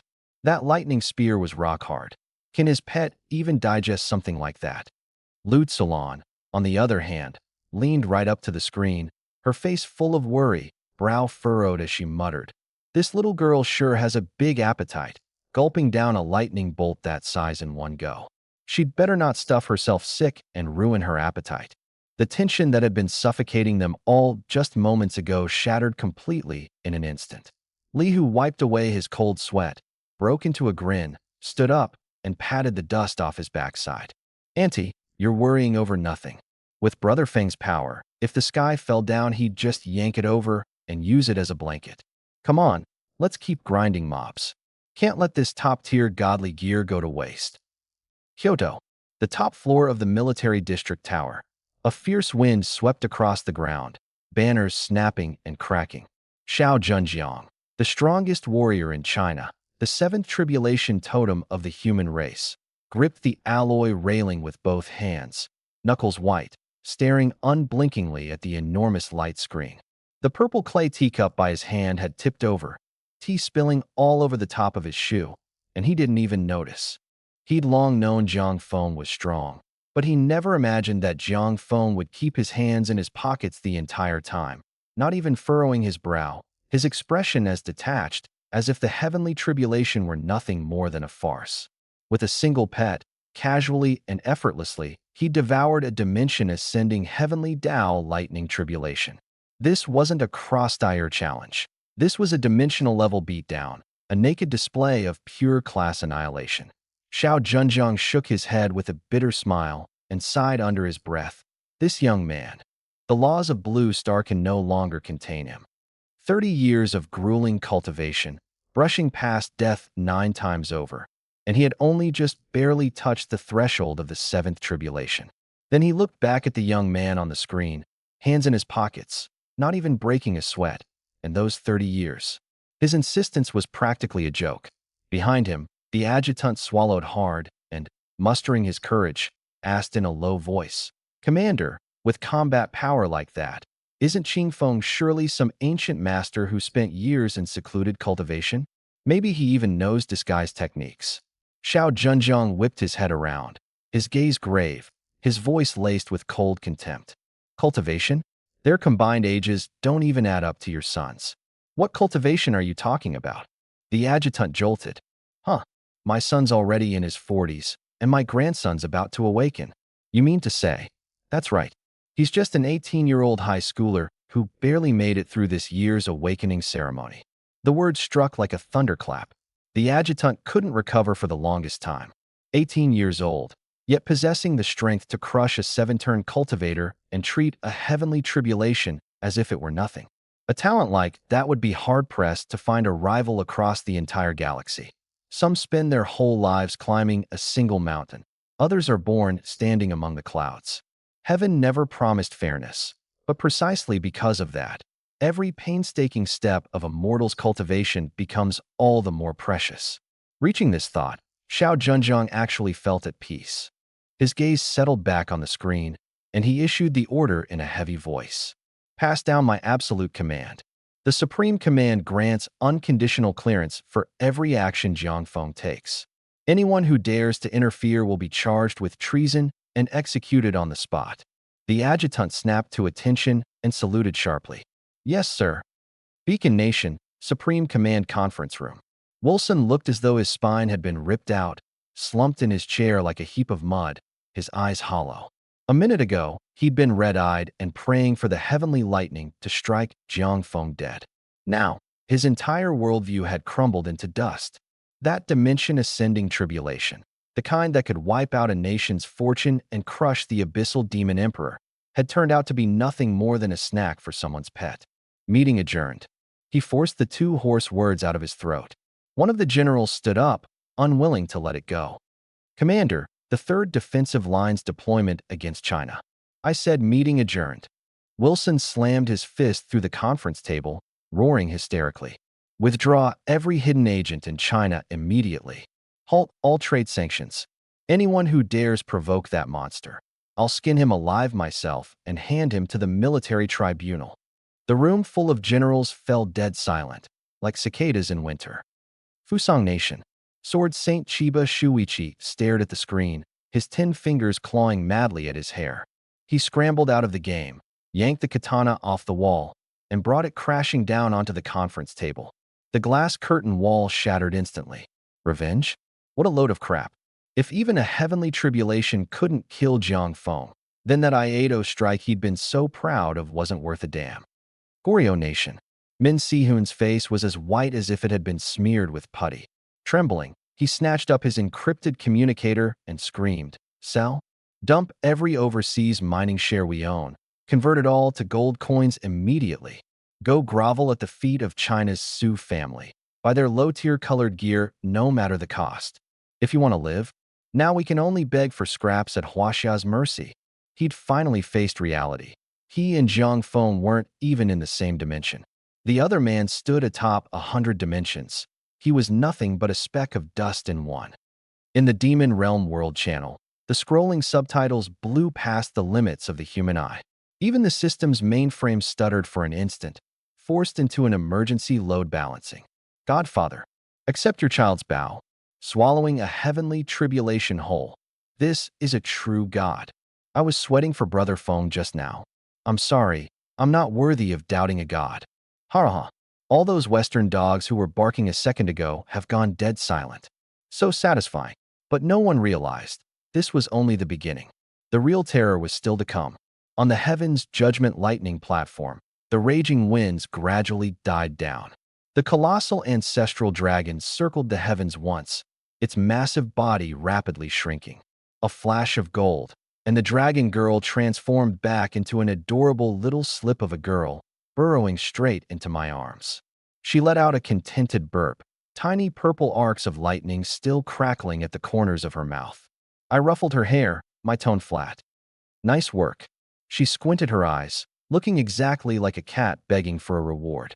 Billions of people around the world watching the live stream were completely dumbfounded. A primordial beast that had been devouring heaven and earth a second ago, now this docile in my arms. Meanwhile, I kept my hands in my pockets the whole time, as if the farce of swallowing a heavenly tribulation had nothing to do with me at all. System notifications crashed down like a torrential rain. Congratulations to player Qingfeng for surviving the fourth ascension dimensional tribulation. Exclusive divine skill, divine overlord body, completing dimensional enhancement. I flicked my fingertips, sweeping away the sky full of data. A breakthrough of this level came as naturally as water flowing downhill for me, not even worth a pause. My gaze pierced through the void, stabbing straight at the horizon. There, a dangerous aura that even I instinctively rejected was frantically gathering. But a mocking smirk curled at the corner of my lips. Whatever dared come to challenge me, no matter what it was, had only one road: death. The real world. All four of Blue Star's oceans surged into 100-meter waves without warning. The highest-level air raid sirens across the globe blared at once. In Huaxiao, above the city of Dongjiang, the clear sky was torn open by a pair of invisible hands, revealing an enormous black rift. Deep blue data streams poured in like a heavenly river flooding backward, gushing into reality. Virtual specks of light flickered across the surfaces of skyscrapers, and the street trees twisted and swelled, becoming corrupted giant trees that blotted out the sun. Dozens of tons of heavy trucks hung eerily in midair. The laws of physics had completely collapsed. The fusion of the demon realm and reality had been forcibly triggered ahead of schedule by this breakthrough of mine. Deep within the black rift, a faceless divine figure 10,000 meters tall was slowly pushing its terrifying silhouette out from the sky. It had no features, only the absolute indifference of a world's will, coldly gazing down upon the tiny blue star. The next instant, that hollow gaze crossed countless dimensions, carrying and annihilating. The killing intent locked on with absolute precision, the coordinates of Tianshu Dragon Court. That was where my parents lived. I lifted my eyes toward the real world, no trace of panic in them, only a suffocating, frigid cold. One step, and I stood on empty air. Four-turn reforging of the divine body. Inside me, my bones crackled like beans bursting over fire as the divine sovereign body completed its ultimate evolution. A wellspring of primal power, transcending the very limits of the blue planet, surged through every limb and vein. That formless force that had once suppressed me, the shackling rules woven into the foundations of heaven and earth, the so-called chains of the heavenly Tao, vanished now like smoke into nothing. I hovered in midair, drawing on not a shred of mana. As I looked around, the world's rules that had made millions of awakened bow and reverence appeared to me as nothing more than tangled clumps of crude yarn. Boom! The faceless divine shadow slowly bowed its head, radiating a pressure heavy enough to freeze the souls of billions. A voice, utterly devoid of emotion, thundered across the skies of both worlds. Anomaly, you've done well. In countless ages, you are the only ant to swallow the heavenly tribulation whole in a mortal body and shatter the boundaries. It paused, and its voice turned instantly, bitterly cold. But in the end, you are still just a creature within this cage. Across all realms, I alone decide who lives and who dies. Now, I grant you a boon. Hand over the secret of how you defy the rules. Become my agent in the mortal world, and I will grant you immortality. Otherwise, the colossal shadow turned its neck, fixing precisely on Tianshu Dragon Court. Everything within that coordinate you hold so dear, along with your cultivation, will be reduced to ash. The heavenly Tao, throned high above all, had reduced my parents to the cheapest of bargaining chips. The global live stream fell dead silent. 3 seconds later, it erupted like a volcano. It's over. No matter how insane Xingfeng is, he can't beat the server's core mainframe. So what if he becomes the Dao's dog? Keeping your family safe. Refusing would be brain dead. Across the China server, countless players' eyes turned red. His dog? Dream on. Godfather Qingfeng relies on his fists, not on groveling. Can't beat him, so you threaten his parents. That's rotten to the core. Across the ocean, in the command conference room of the Beacon Nation, Wilson, who had been slumped in his chair, suddenly bolted upright, a twisted ecstasy exploding across his face as he slammed a fist down and knocked over his coffee. The advantage is mine. This kid's so arrogant. Even the system's core can't stand it anymore. A general rubbed his hands together. He refuses, and divine judgment wipes him out. He agrees, and there's a leash around his neck. China's trump card, finished. The East Sea defensive line, China's supreme command. Slam. Li Yin brought his palm down and shattered the solid wood desk into splinters, his eyes bloodshot. Can't beat him. So you go after a man's parents, same as the abyss. What's the difference between those low-life monsters? Just minutes ago, he'd been drinking to celebrate my swallowing the heavenly tribulation whole. Now, only a deep helplessness remained. Human strength. How could it stand against heaven? Xiao Zhenjiang clenched his fists until his knuckles turned white, his voice hard as iron. Sound the order. Activate the National Protection Formation. Every warrior above the 7th turn. Get to the Tianshu Dragon Garden and set up the defenses. Even if it's the Tao of heaven itself, if it dares touch the people of China, we'll knock a few of its teeth out. Meanwhile, deep in the fallen abyss, the ground was littered with the remains of high-tier monsters. My father, Jiang Jiangguo, cradled that seemingly beginner-grade wooden bow, which was in truth a full-star chaos supreme treasure, a devastating weapon, his weathered face flushed red with rage. Playing your little god and ghost tricks. With his current trillion-tier stats, plus the causality law's instant kill effect, one shot from him, even if it couldn't kill the Tao of heaven, would peel off a layer of its hide. But in the end, he didn't draw the string. Hold it in. I can't cause trouble for my son. He knew the Tao of heaven had come for me. Revealing his strength now would throw off the entire plan. Beside him, Liu gripped his iron sword until it creaked. Uncle, this rotten bastard really thinks we're pushovers. My mother, Lu Tsolan, stood caught between them, watching me stand alone on the lightning platform on the screen. Her eyes were red-rimmed, her fingers clutching the hem of her clothes, yet she didn't dare make a sound. The family clearly had the power to challenge the whole world. Yet for my sake, they all chose, in silent understanding, to hold back. Sometimes the deepest protection is being able to act and choosing instead to trust. The Heavenly Punishment Lightning Platform. Silence. 10 billion pairs of eyes across the globe were fixed on me, waiting for an answer. Submit or be destroyed. Have you decided? The Tao of heaven pressed. I slowly lifted my head, my gaze cutting across the void to meet that towering divine shadow. The right hand I'd kept in my pocket finally slid out. Decided. I curled my lips into a contemptuous smirk and let out a cold laugh. I'm deciding whether you're even worth one move from me. The void trembled violently. A staff swirling with visions of a collapsing universe materialized in my palm. A one-color supreme treasure, the staff of cosmic annihilation. This was the first time I'd drawn a weapon since stepping onto the platform. I gripped the staff and pointed it straight at the heavens. My voice wasn't loud, but it drove into the eardrums of the entire world like a dagger. Rules? I hate it most when people try to lay down rules for me, threatening me with my family. Stellar Rampage, activated instantly. Every stat was forcibly multiplied 20-fold.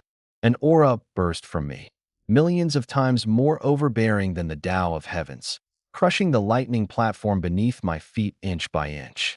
Just what the hell do you think you are? My black hair whipped wildly, and my voice fell word by word like thunderclaps. My fate is mine to decide. Who do you think you are? Today, I'll cut down this so-called heaven of yours. Slay the heavens. Question mark. The empty eye sockets of the faceless divine specter flared with blinding red light. Arrogant insect. I shall wipe this entire region from existence. It raised its right arm, and endless chains of crimson law converged across the heavens, splitting off into tens of thousands that shot straight toward the celestial pivot dragon court. A cold glint flashed violently in my eyes. Under stellar overdrive, all four core attributes instantly broke past 96 quadrillion. The trait, Tyrant's Law. Every basic attack becomes a forbidden spell. The trait, Dimensional Crush. All damage converts fully into true damage. I swept my hand once. The void collapsed across a vast expanse, and a black rift stretching tens of thousands of feet tore open the sky along the arc of my staff. Those crimson chains disintegrated into ash in an instant, and the specter's raised right arm was clipped by the rift, severed clean at the shoulder. Minus 254.8 quadrillion. The bloody damage number burned itself into the retinas of viewers worldwide. The world channel froze for a full second, then erupted into a frenzy. No one dared believe it. The heavenly Tao had just had its arm snapped off by a single blow from a player. Insolence. The heavenly Tao's voice carried undisguised horror. The firmament split open into a chasm 10 million feet wide, the origin realm of Azure Star. Endless world force flooded back in.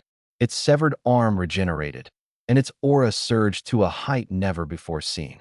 Divine judgment, erasure. Golden light filled the sky, gathering into a pillar of destruction that roared toward me with the power to scorch mountains and boil seas. This strike was meant to annihilate me utterly, body and soul. You want to erase me? A single thought, and I activated my Realm Lord tier divine skill. Primordial Realm Lord. Myriad Dragon Incarnation. Roar. A dragon's cry that pierced through dimensions exploded outward. My human body vanished as dark gold light burst through the ceiling pillar. A colossal dragon stretching 100,000 feet stretched across the arena, its black gold scales flowing with the laws of destruction and thunder, combat power surging 5,000-fold. The dragon's body blotted out the sun and sky, spreading across the entire world. Live stream rooms around the globe erupted like an earthquake. I used to think defying the heavens was just bragging. Now I know. Using the heavenly Tao as a stepping stone is just the baseline. Open my eyes, darkness. Close my eyes, still darkness. This behemoth is literally covering the whole world. He hasn't even activated the divine skill the dragon maiden gave him, and he's already grinding the heavenly Tao into the dirt. Does this power even have a ceiling? The pillar of destruction slammed viciously onto the dragon's spine, flames erupting everywhere. Yet it left only a single white scar before scattering into nothing. For white words floated above my head. Absolute immunity. This is impossible.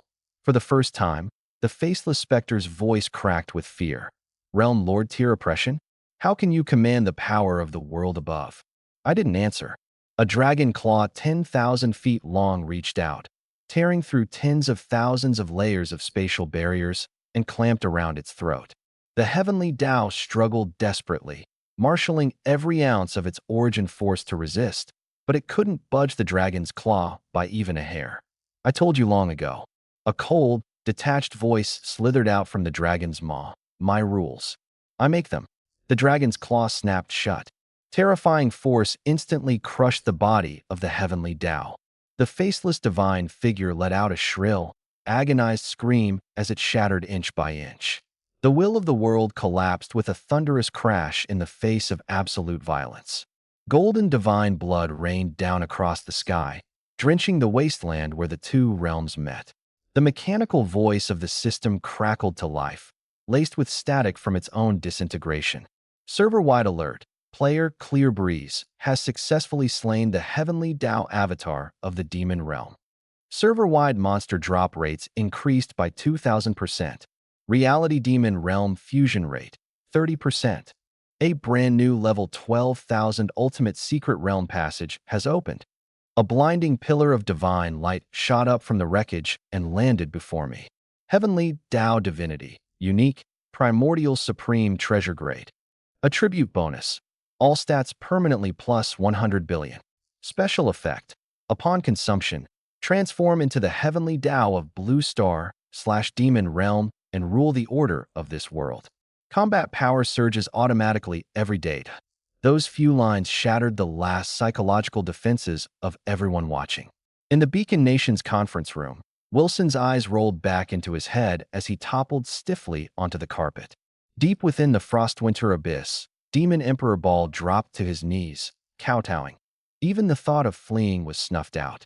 He killed the heavens. He'd taken the heavenly Tao, the very ruler of all laws, and crushed it to death with his bare hands. The real world. Dongjiang City Number 4 High School.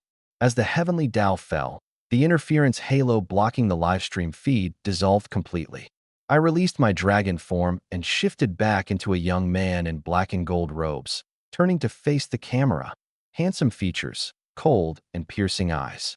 The classroom of Class 2, Senior Year 3, erupted into shrieks like slaughtered pigs. It's him. It's really Jiang Feng. The boy who just mocked me as some hired grinder now had his legs cramping uncontrollably as he slumped to the floor, trembling. He'd actually been talking trash behind the back of a being who could crush the heavenly Tao. The other students clamped their hands over their mouths, drowning in terror and regret. They remembered the awakening ceremony, when they'd shamelessly ridiculed their classmate for his B-grade talent, and how he hadn't even bothered to respond. An elephant never concerns itself with the squeaking of the ants beneath its feet. In the front row, campus beauty Shin Qingmi's face went white as paper. She recalled the entrance to the Demon Tower, where she'd condescendingly offered, "I need some bait to lure the monsters. I'll give you 10% of the experience." And he'd replied with just 2 words, "No thanks." That boy she'd written off as some bottom-tier laborer could crush the heavenly Tao with a flick of his hand. The sheer gap between her perception and reality shattered her Tao hard on the spot. She let out a scream of despair, her vision went black, and she collapsed onto her desk. Dongjiang City, Tianshu Dragon Manor. My father tossed the chaos would bow onto the sofa, picked up his teacup, and took a big gulp, unable to keep the corners of his mouth from lifting. This kid. This is getting way too big. My mother patted her chest, her face flooded with relief. Thank goodness you're okay. That's my boy, strong as ever. Lihu knelt on the ground, kowtowing frantically toward the giant screen. Godfather, may you reign for 10,000 years and unite the entire galaxy. The heavens' judgment arena crumbled into dust. I hovered in midair, the fissure beneath my feet slowly sealing shut. The system notification chimed right on cue. Divine avatar of the heavenly Tao slain, triggering Panga's plunder. Plundering the heavenly Tao's source. Free attribute points gained, 20 trillion. My expression stayed calm, without a trace of hesitation. Constitution, agility, strength, intelligence, 5 trillion each. 4-dimensional attributes, 10 trillion. Set bonus times 240, 2.4 quadrillion. The world channel had long since crashed under the flood of comments. Players across the globe were locked onto the golden crystal in my palm. A primordial treasure tier, heavenly Tao divinity. Swallow it and you'll command the order of the world itself. That's the supreme throne of Blue Star. Eat it, and he becomes the one and only God. The golden light reflected off my face. I closed my fingers around it and gave it a casual toss in my hand. Weightless, nothing to it. In a flash, I dropped toward the ground. Tianshu Dragon Manor, backyard. The strange phenomena in the sky faded fast. I crossed the space in a single step and landed solidly. Seeing me return, my father tossed the chaos would bow onto the lawn without a second thought. My mother rushed forward, grabbing my arm and looking me over front and back, her eyes red-rimmed. Fenger, you didn't get hurt anywhere, did you? My cold, hard expression softened in an instant. I'm fine.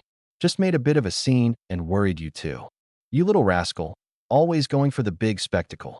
My father kept a stern face, but his eyes were full of pride. Lihu dropped to his knees with a thud, wrapping his arms around my leg and wailing. Godfather, you killed heaven itself. Hurry up and eat that divinity. Once you're the Almighty, set me up as your first divine envoy. Pathetic. I kicked him away. Hurried footsteps came from outside the yard.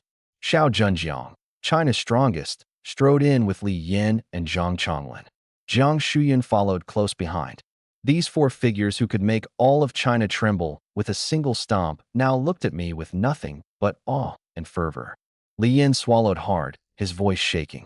Lord Qingfeng, that's a heavenly Tao divinity. Swallow it, and China stands invincible. Anyone who dares defy us will suffer the wrath of heaven itself. Xiao Zhenjiang walked up to me. This iron-blooded commander actually bowed his head and cupped his fists on his own. Jiang Feng, on behalf of the Supreme Command, I beg you. Stop. I raised a hand to cut him off. He froze. China is the land that raised me. Of course I'll protect it. But this divinity, I don't want it. Dead silence fell over the whole place. Zhang Chonglin's eyes went wide. It's a chaos black gold tier divinity. Command over Blue Star and the demon. You don't want it? The ultimate authority over a domain. It's just a defective product from forced growth. I glanced at the crystal, disgust written all over my face. Eat that, and your potential is locked for life. People think 100 billion is the ceiling. For me, it's just the starting line. I want to achieve godhood through my own flesh and blood. No shortcuts. The crowd's breath caught. Treating even a chaos black gold divine core like trash, this level of ambition dragged their entire worldview across the floor. I flipped my wrist, about to shove it into my backpack to collect dust. Suddenly, a pink blur shot out from my chest. The dragon girl transformed into a delicate little doll of a child, clinging to my arm for dear life, staring at the divine core with hungry eyes, practically drooling. Hungry, she said in her sweet baby voice. I frowned. Don't just eat anything. It's full of impurities. You'll get a stomachache. I want to eat it. I'm gonna eat it. She squeezed her eyes shut, playing cute, opened her little mouth, and lunged forward. Gulp. The divine core that had driven the entire world insane. She swallowed it in one bite like a piece of candy. Dead silence. My outstretched hand froze awkwardly in midair. Li Hu's jaw nearly came unhinged. The next second, 10-colored divine light exploded from the dragon girl's body, splitting the heavens. Her tiny frame rose into the sky, and the massive shadow of the ancestral dragon coiled through heaven and earth once more. The blue star's surface resonated with a thunderous roar, and sweet rain fell from the sky above the demon realm. System alerts blasted across the entire server. Server-wide announcement. Qingfeng's pet, Dragon Girl, has devoured a chaos black gold divine core. The Dragon Girl has inherited the authority of Heaven's Way, becoming the new Heaven's Way of Blue Star and the Demon Realm. All stats forcibly boosted by 100 billion. Heaven's Way privilege. Daily breathing grants plus 1.2 billion to all stats. Monster kill bonus increased by 10,000%. While everyone else grinds monsters for their lives, she can skyrocket infinitely just lying around, breathing. The Dragon Girl did a somersault in the air and landed back on my shoulder. Burp, she rubbed her round little belly. That was delicious. My mother stood ramrod straight, pride all over her face. Even my Fenger's pet became a deity. The heavens are smiling on the Jiang family. Li Hu immediately spun around and started kowtowing frantically toward the Dragon Girl. Greetings, Grandmother Heaven's Way. Please bless me with God-tier gear drops. Dongjiang City Number 4 High School, Senior Class 3-2. The classroom was so quiet you could hear a pin drop. The projection screen was still broadcasting the global live stream. Dozens of eyes were locked onto the cold, stern young man on the screen. That was me, the one who'd been rated B-tier talent at the awakening ceremony. The Jiangfeng the whole class had mocked, saying he was only fit to be a leveling grunt for the rest of his life. The boy who'd been jeering and taunting just moments ago now had a face white as paper, his throat stuffed with cotton, unable to squeeze out a single word. Cold sweat soaked through his uniform. The moment he remembered he'd once called the master of Heaven's Way a worthless piece of trash, his neck, backbone ran cold. Shun Qingmi slumped in her seat. Her S-rank talent, the pride of her life, suddenly seemed laughable and cheap. Her pedigree, her condescending charity, that guaranteed university admission spot that countless people had envied. Next to me, none of it amounted to even a speck of dust. I don't want a godhood, not because I can't get one. I just don't think it's worth my time. Any pet I casually raise could snack on the will of the world itself. She bit through her own lip without even noticing. Overwhelming regret came down like a sledgehammer, shattering every ounce of her pride. With her own hands, she'd pushed away the one and only chance she'd ever have to know a true god. Across the ocean, in the highest council chamber of the Lighthouse Nation, around the mahogany table, the titans who controlled the West's lifelines slumped in their leather chairs, wilting like frost-bitten eggplants. The projection screen was frozen on the exquisite little girl perched on my shoulder. That was her, the one who'd just let out a satisfied burp after swallowing a chaos black gold tear, heavenly Tao godhood like it was candy. Commander Wilson's hand trembled. His cigar had burned down to his fingertips without him noticing. Resist? Sanction? Snuff out China's genius? The moment my hand crushed the heavenly Tao's divine shadow to pieces, all those thoughts turned to ash. Starting today, destroy every classified file targeting China. Now, his voice was bone dry. Commander, our deep cover assets in the Far East. Pull them all out. Wilson shot up as if electrocuted, screaming himself hoarse. Open your eyes and look. What's standing over China is Jiangfeng's pet. Targeting China means picking a fight with the laws of the world itself. That pet gains 1 trillion in power from a single nap. What are you going to fight with? Your skull? The whole room fell dead silent. Send China a diplomatic note. He collapsed back into his chair, wiping the cold sweat drenching his forehead. Whatever resources Korea and Japan seized, pay China back 20-fold. Send a congratulatory telegram in my name, praising the divine majesty of Lord Qingfeng, whose might reigns over the universe. In the face of absolute, dimension-crushing dominance, this crowd dropped to their knees faster than anyone. Tianshu Dragon Court. This fortress, one that even top-tier power brokers would kill to enter, had an atmosphere strained to the breaking point. Outside Manor Number 12, red warning lines had been strung up every 3 streets. Not by the military, by the tycoons living in the Dragon Court, of their own accord. The big shots who were usually the picture of arrogance now tiptoed everywhere they went, not daring to speak above 30 decibels. Of course, a living god resided in the neighborhood, one whose pet was the heavenly Tao itself. Who would dare to breathe too loudly? Li Hu was strutting around outside the clubhouse. A chairman of a top-tier chamber of commerce rushed up to meet him, bowed 90 degrees, and offered a premium spirit cigarette with both hands. Brother Hu, this is some Purple Heart tea I just got my hands on. Care for a taste? Li Hu took the cigarette and shot him a sidelong glance. He knew exactly what these people were angling for. He blew out a smoke ring, clapped the chairman on the shoulder, and hollered at the top of his lungs. From now on, if anyone gets wronged, say my name in your grievance. My grandma is God Almighty. Say that yesterday, and you'd be locked up as a lunatic. Today, every big shot around straining to listen went numb with dread, eyes green with envy. Inside courtyard number 12, I lay back on my rocking chair, eyes closed, resting. The dragon girl crouched on the lawn. I reached into my backpack and pulled out a dozen or so 7-colored treasures, the kind selling for astronomical prices out in the world, tossing in a few chaos black gold gear pieces here and there, flinging them at her like I was feeding a pet. Crunch. Crackle. The dragon girl gnawed on a annihilation heavenly blade, chomping and mumbling. Master, being God Almighty is so boring.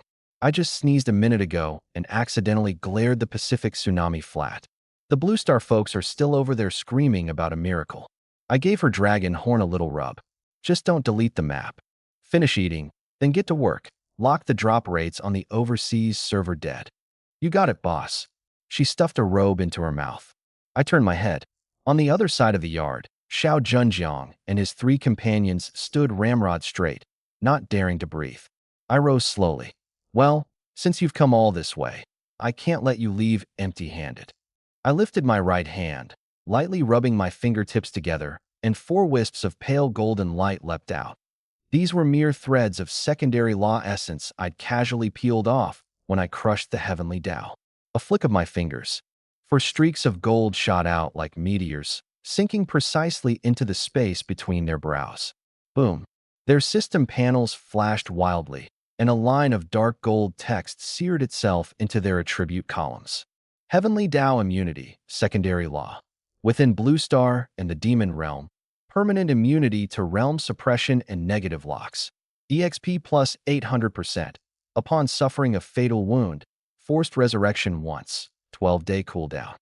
Jiang Shuyun stared, transfixed, at the two lines: permanent immunity to realm suppression and forced resurrection once. This was Blue Star's ultimate trump card for survival. Countless powerhouses would go mad with envy just seeing it. Her mind crashed. As a top-tier business elite, she normally squeezed every penny till it screamed. Yet this threat of law I'd tossed her without a second thought ground her entire business logic into the dirt. With this, she could march alone into the Beacon Nation's heartland to negotiate, point at Wilson's nose, and curse his mother, without fearing any physical destruction whatsoever. This is far too precious. I haven't done anything to deserve. Her voice trembled, her cheeks flushing red. A gift like this, I'm not worthy of it. I slouched back into the rocking chair, not even lifting an eyelid. Just take it. It was nothing but something I had no use for, tossed her way. I didn't need her gratitude. I just needed her to clean up the flies on the perimeter and stop bothering me. Mad Dog General. Li Yin dropped straight to both knees, the gray bricks cracking into a spiderweb beneath him. Zhang Chonglin followed right after, hitting the ground with a heavy thud. Li Yan's whole body shook, two streams of tears running down his scar-slashed face, the veins on his neck bulging as he roared at the top of his lungs. Divine Lord Qingfeng, this is the grace of a second life. This old Li's life. From now on, I'm yours. Point me at anything. I'll take it down. I'd gladly die for you, Divine Lord. Zhang Chonglin pressed his forehead to the ground. An extra life, plus the ability to ignore realm suppression. On cross-server battlefields, Chinese soldiers facing centuries-old foreign monsters at levels several hundred could strap on explosive packs and charge straight at them. This was the ultimate backbone of defending the nation. Xiao Zhenjiang stood at the rear. Peak of the seventh turn, he'd shouldered China's fate alone for 50 years, walking on thin ice the entire time. He stared at the golden glow on the back of his hand, his ash-gray hair drifting in the night wind. Slowly, he bent his right knee, cupped his fists, and raised them high above his head. His eyes were bloodshot, the relief of a man finally setting down a burden he'd carried for half a century. China finally has a truly invincible pillar of heaven.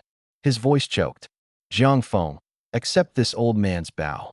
The absolute peak of power, bowing completely to the absolute peak of strength. They weren't kneeling to an 18-year-old student. They were kneeling to a true god who could crush the heavenly Tao with a wave of his hand. I looked at the row of prostrated heavyweights, and a faint curve tugged at the corner of my mouth. Only after a person gains power do they realize the hardest thing isn't conquest. It's making people willingly stand up straight. Get up, all of you. There's no need for this. I waved a hand casually. A gentle yet irresistible force spread out, softly lifting all four at the knees like a spring breeze, drawing them upright whether they wanted to or not. Take these, not so you can bow and scrape to me. I withdrew my hand, my tone flat but warm. My parents are getting old. They like their peace and quiet. All that chaos out there, I'll trust you to keep it at bay. The four of them felt their taut nerves relax instantly. This 18-year-old boy standing before them, dressed in loose pajamas, clearly held power enough to crush everything. Yet his tone was calm enough to put anyone at ease. They straightened their spines and bowed deeply. Rest assured, Divine Lord, we will not fail our mission. Then they backed out of the courtyard with light, careful steps, not daring to make a single sound the whole way, yet carrying far more genuine, willing devotion than before. Everyone was gone. The golden haze left behind by the shattered heavenly Tao gradually faded.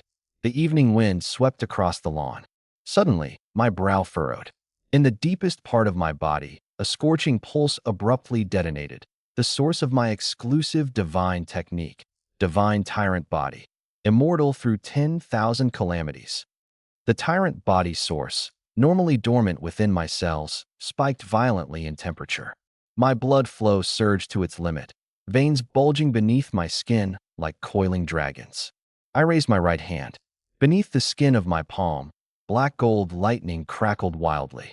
The space around me was actually being scorched into tiny black cracks. The system's mechanical voice blared out, laced with a piercing electrical short-circuit screech. Warning: host's physical body data severely exceeds all limits. Law conflict. The divine tyrant body is forcibly parsing higher dimensional source energy. Hashtag system attempting to redefine physical body tier. Analysis failed. I pulled up the panel. The number 24,000 trillion in my HP bar flashed wildly, spewing out streams of garbled code. Crushing the heavenly Tao, redistributing the laws of reality. That one careless act had completely loosened the deepest ancient rules of Blue Star.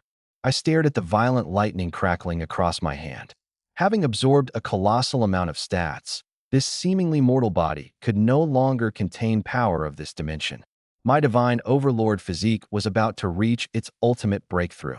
Once I crossed that threshold, I would shatter this useless panel, break free from the system's definitions, and step into an ultra-high dimension that not even the laws could measure. The black gold lightning slowly contracted, sinking back into my skin. The burning heat was forcibly suppressed. I flexed my wrist. This was nothing more than gathering strength before the transformation. The night grew deep. Inside the house, my father's snoring shook the walls. The old couple had spent the day grinding mobs in their max-level divine gear and had worn themselves out. Lihu was crashed on a makeshift bed in the living room, clutching a red-tier greatsword, drool leaking from the corner of his mouth as he dreamed of dominating the entire server. On the street outside Dragon Court, 3 military troop transports quietly pulled away. Per my orders, the military security had cleared out completely. Holding a cup of warm water, I stepped onto the second-floor balcony. I let my spiritual sense spread out casually, covering a 10-mile radius. I raised an eyebrow. Outside the iron gate, there were no armed soldiers. In their place was a cluster of skulking shadows. Lin Jinbong, the richest man in the capital, wore deep blue silk pajamas and white hotel slippers, gripping a collapsible baton for self-defense. Beside him stood Zhao Sihai, a real estate magnate worth trillions, draped in nothing but a mink coat, his 2 bare, hairy legs trembling in the cold wind. Dozens of titans who controlled China's economic lifeblood were lined up in 2 rows, patrolling back and forth along the high wall. Their movements were stiff, their expressions as tense as if they were defusing landmines. Not one of them dared voice a single complaint, and certainly none of them dared go home to sleep. Living inside that courtyard was a living ancestor who had just crushed the heavens like an insect. Their lives hung on his passing thought. Serving as a temporary security guard here was the most honorable way they could think of to keep themselves alive. I took a sip of warm water, watching the ridiculous old men outside the wall, and shook my head speechlessly. Sometimes, the deepest fear needs no spoken threat. It stems from power alone. I set down the cup, turned, and walked back into the bedroom. The room. I pulled the curtains shut without thinking. The night breeze was cool. The fundamental laws of Blue Star had already been quietly rewritten by me. The heavenly Tao had been crushed, and the shackles pressing down on every awakened being were now completely shattered. The mana in the air was so thick it nearly dripped like water. One breath sent it surging through my lungs. I stood on the balcony, eyes closed. The heat inside me climbed to its peak. My consciousness left my body, my vision piercing through the atmosphere to hover in the boundless expanse of stars. Distant nebulae rotated slowly. The dead silence of the void, the hidden currents of dark matter, the gravitational tearing of stars being born and dying. All of it now as clear as the lines on my palm. Before my eyes, the system panel flashed wildly. What popped up were no longer Chinese characters, but strings of geometric symbols, an unknown language of the higher dimensional universe. I couldn't read it, but I stayed steady as a rock. A few seconds later, my eyes snapped open. Now I understood. Once this god's tyrant body transformation was complete, the so-called world-class and star-class thresholds would all be crushed beneath my feet. I would step into a dimension the system itself couldn't even define. My gaze dropped downward. On the lawn, the dragon girl, transformed into a little kid, was clutching a 5-colored treasure, munching on it with loud, happy crunches like it was a bag of potato chips. Beyond the courtyard wall, Lin Jinbong, the richest man in the capital, and a whole crew of big shots patrolled in the cold wind with dark circles under their eyes, sneaking around like thieves, terrified of disturbing me. Absurd, yet somehow it made sense. Someone knocked carefully on the courtyard gate, twice. Outside stood Xiao Zhenjiang, commander of China. This #1 powerhouse, whose might shook the entire nation, had for the first time ever ditched his military uniform for casual clothes. His face was solemn as he pushed the gate open and stepped inside. He didn't even dare glance up toward the second floor, obediently making his way to the edge of the lawn.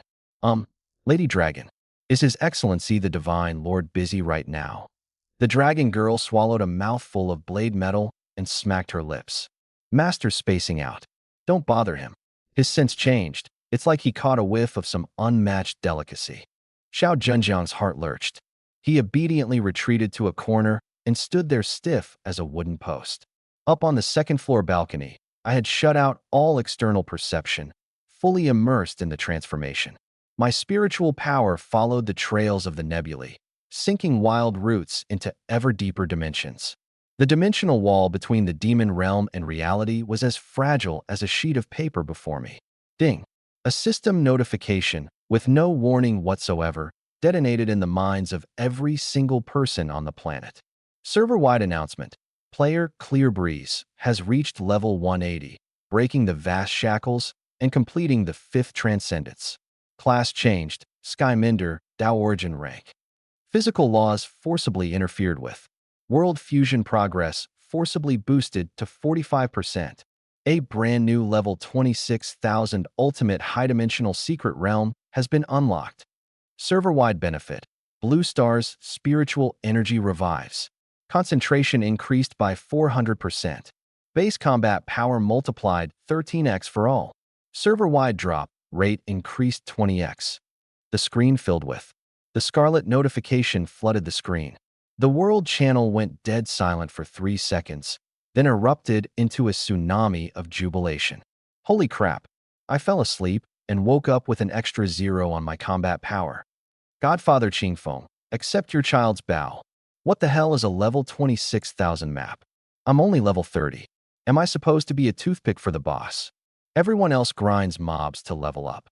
Meanwhile, boss Qingfeng just hacks into the backend and rewrites the source code. This cheat is so OP, even the system's got a kowtow. Guys, the spiritual energy Lord Qingfeng gave cured my 80-year-old grandma's rheumatism. She just punched clean through the security door.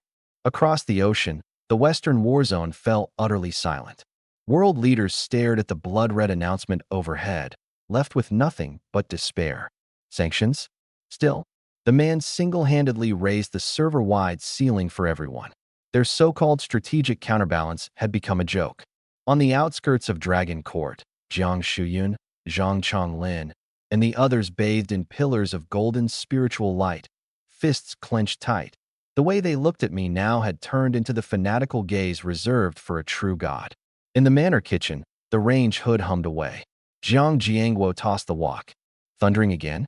This little brat. Can't he wait till after dinner to level up? Lu Tsuolan chopped scallions, muttering, let him be. Everything our phone does is a big deal. Hurry up with those braised ribs. Huzi eats like an ox. Out on the balcony, I slowly exhaled a breath of murky air.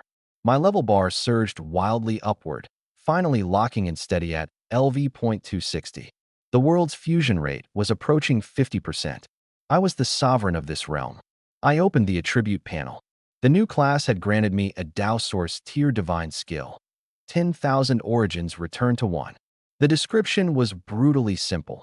Automatically fuse all low-tier equipment, junk skills, and redundant items, refining them directly into origin-level laws. For the first time, the system's power pyramid was fully laid bare. Above the standard rankings, in order, quasi-primordial primordial, world tier, stellar, cosmic tier, realm lord, planar tier, Dao Source, origin tier, void heavenly venerate, and finally that unreachable pinnacle, the immeasurable tier. Yet my Pangu plunder slaughter remained infinite tier, beyond the 3 realms, outside the 5 elements. Now its permissions had been amplified without limit. It didn't just plunder attribute points anymore. Talents, skills, spatial environments, even entire starfields, could be forcibly stripped away and converted into pure numbers that doubled my combat power. At the very bottom of the panel were listed the 4 great laws I now commanded. Foundation, space, time, physical force fields. Combat, destruction, elements, divinity, and corruption. Enhancement, life revival, soul plunder, karmic rebound. Special matter manipulation, dimensional traversal. I curled my lip in disdain. With a single thought, I activated 10,000 origins return to 1. In an instant, the pile in my backpack, mountains of junk, the gaudy low-tier skills plastered all over me, the dozens of effects tacked onto my chaos black gold gear. All of it was violently stripped away and crushed down. Dozens of pages of data streams collapsed to zero in an instant. In their place appeared a panel of absolute, pristine minimalism. Every absurd figure in the trillions and quadrillions had been compressed into intuitive base values and multipliers. Simplicity is the ultimate sophistication. My combat power skyrocketed dozens of times over in the blink of an eye. Keep in mind, my base stats had already hit the trillions. Factor in the damage amplification, and it multiplied 100, even 1,000 times over. Absurdly overpowered. The raging data stream gradually settled. All origins returned to 1, wiped away the system's tangled clutter. Dozens of pages of passives, resistances, and effects were all ground down and refined into a dark gold orb of light no bigger than a fingernail. This was the power of Origin. Ding! All origins returned to 1 analysis complete. ID: Qingfeng level, LV-180 max. Class: Skyminder, 5th Awakening, Dao Origin rank. Combat power: 40 trillion base. Luck: 23 trillion. Multiplier amplification: 240. Treasure set: plus 20. Cosmic Unity: plus 20. Stellar Frenzy: plus 5,000. Myriad Dragon Incarnation: plus 49. Critical: plus 68. Power of Origin equals 5397x. I stared at that amplification multiplier, my expression calm. The once complex damage reduction and karmic reflection had all been broken down and fused into the simplest, most brutal form of combat power. They hadn't vanished. They were all coiled up inside that orb of light. The orb hovered over my heart, pulsing steadily with each heartbeat, every rise and fall radiating faint traces of Origin Dao rhythm. It was like a greedy black hole. The B-rank talent, diligence overcomes ineptitude, once used to keep up appearances, had already been devoured by it. The piles of junk materials and low-tier skill books in my inventory had all been ground to powder too, turned into fuel to keep the amplification climbing. Strip away the clutter, and simplicity reigns supreme. I finally understood the underlying logic of higher dimensional power. Master just a sliver of Origin power, and even a low-class combatant wielding top-tier gear with extreme laws could unleash unbelievable devastation. The weak overcoming the strong, killing across power tiers. On the higher dimensional battlefield, variables ran wild. But for me, variables didn't exist. Origin power was the branches and leaves. My infinite tier talent, Panga's plunder, was the root system anchored deep in the abyss. Without the roots drawing in massive stats every single day as a foundation, no matter how lush the branches grew, they'd be nothing but a castle in the air. One poke, and it'd crumble. 40 trillion base combat power as my foundation, multiplied by a permanent 5397x amplification. This wasn't a variable. This was dimensional supremacy that defied all reason. Second floor study. The floor-to-ceiling windows were half open, the night breeze scattering the stuffy heat. I sat before the rosewood tea table.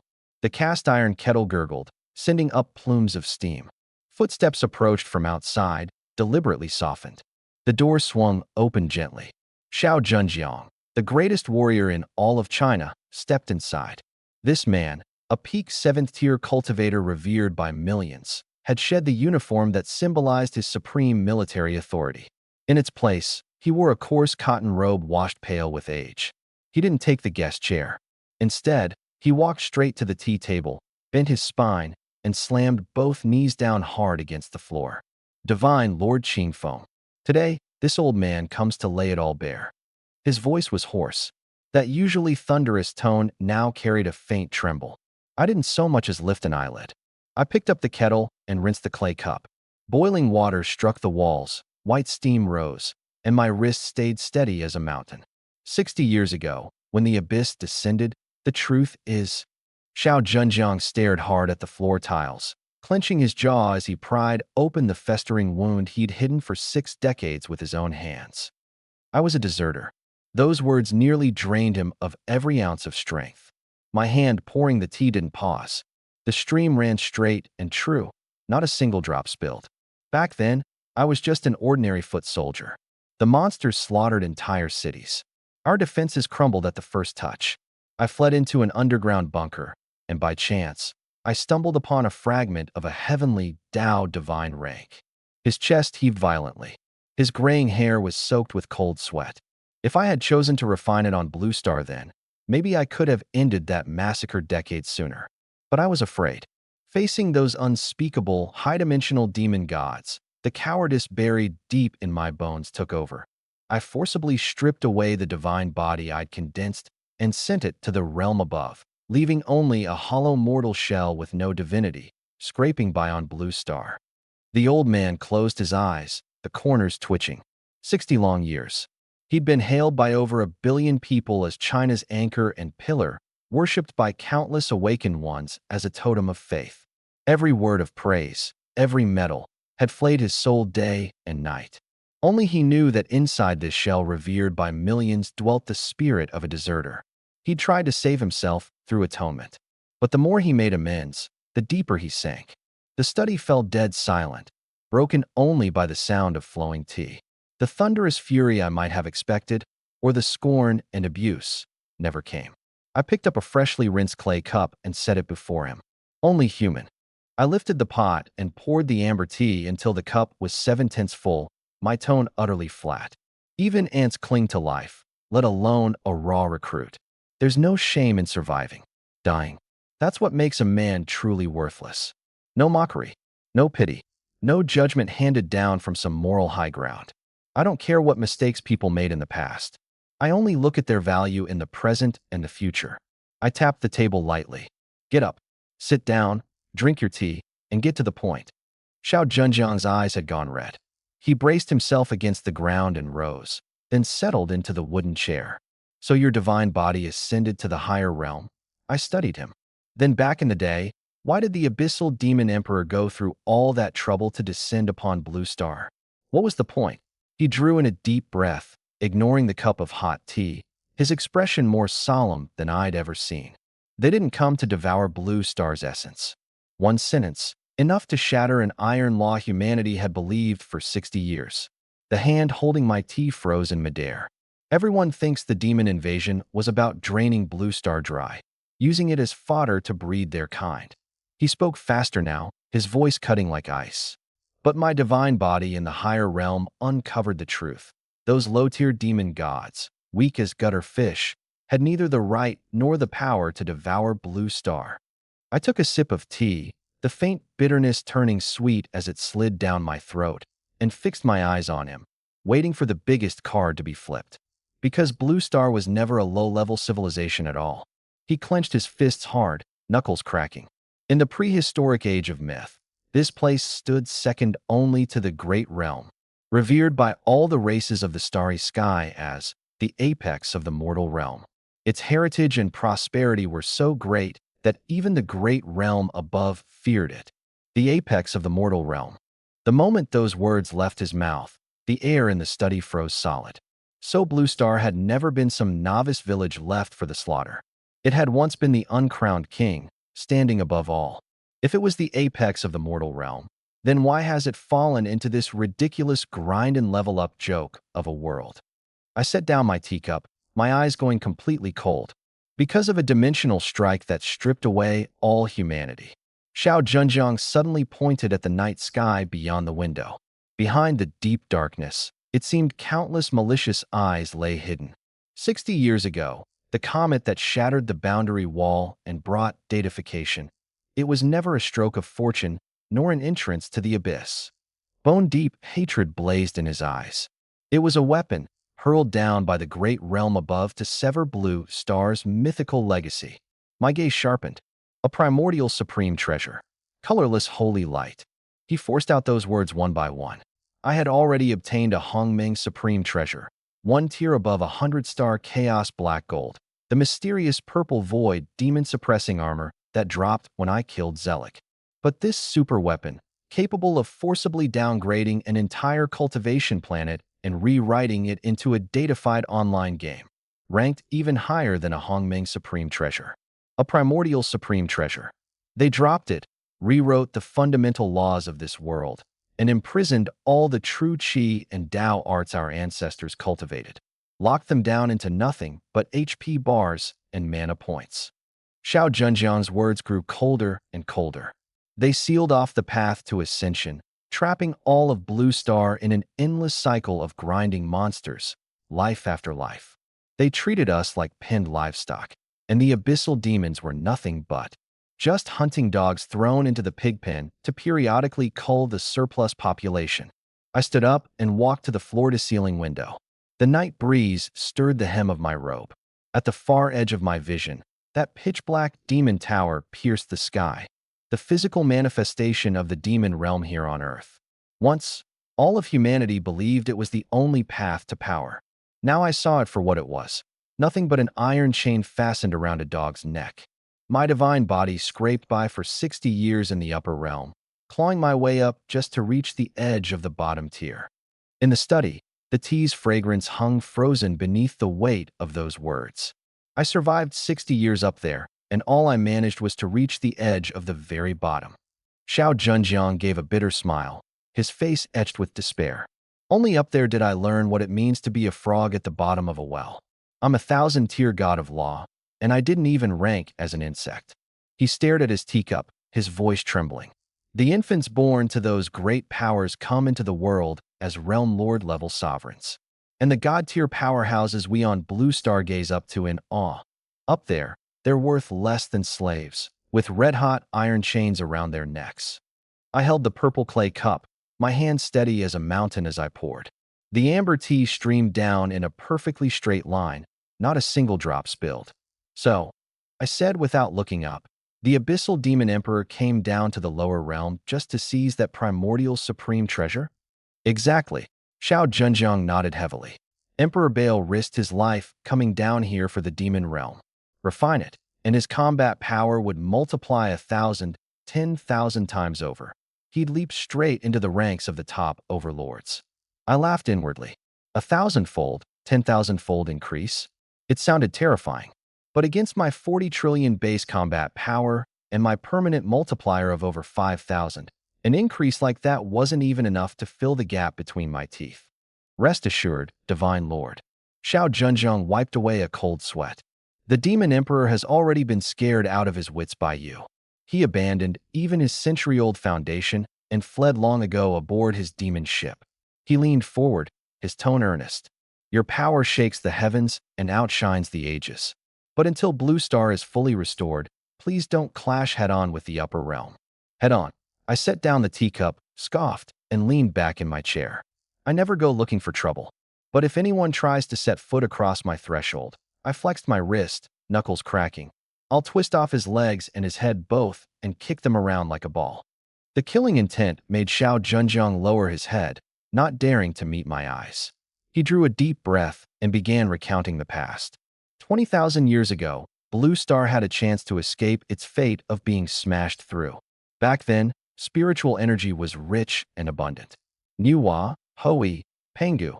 Heroes emerged one after another, and they pushed Blue Star to the very brink of transforming into a great realm. But that threatened the Realm King's core interests. He sent people down to recruit us, wanting to make us the divine slave star domain under his command. Xiao Zhenjiang clenched his fists. The great goddess Niwa flatly. Absolute refusal. Better to shatter like jade than live as a god's slave. That enraged and humiliated the World King. He flat out dropped the demon realm, this supreme treasure, shattering Blue Star's laws and knocking us right off our pedestal. I let out a cold snort. Can't win, so you flip the table and throw bricks.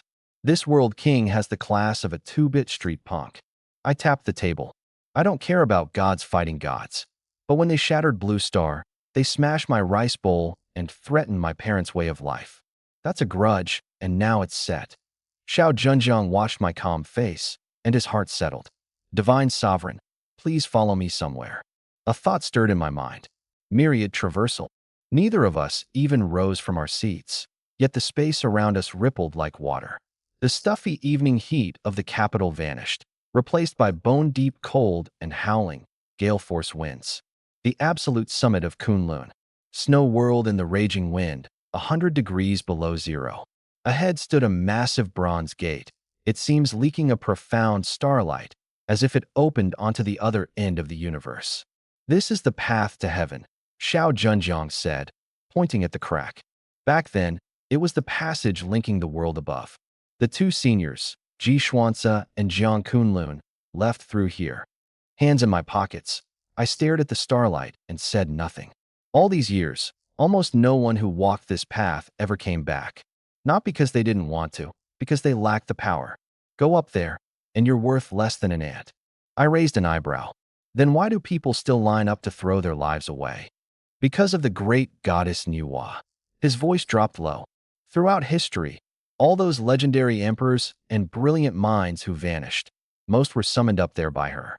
She's secretly building up Blue Star's forces above, and she needs a constant supply of fresh blood from the lower realm to fight the World King. Only 2 words came to mind. That's it. She wants to lure me in with empty promises, drag me up to some higher dimension to be the grunt who charges the front lines? Dream on. I hold the infinitely scaling Panga slaughter. Kill a monster, and my stats snowball without limit. Why would I abandon Blue Star, a premium monster grinding ground, to go start from the bottom as some low-level errand boy? Never mind Niwa. Even if every ancient god descended together, none of them could ever give me orders. The raging wind kicked up loose snow. Xiao Junjiang gazed at my back, knowing I had absolute conviction in my own judgment. Having laid bare the secret he'd guarded for 60 years, he seemed to shed a 1,000-pound burden. Even his spine straightened. He stepped back half a pace, cupped his hands together, and bowed deeply. Divine Sovereign, I've said all I can. This life of mine was stolen to begin with. He lifted his head, his face resolute. From now on, if there's ever any use for me, I'll charge into battle for you, even if it means being ground to dust, if only to redeem that cowardly heart I once had. I didn't turn around. I simply waved a hand, signaling him to go. No words of comfort, no attempt to hold. Stay?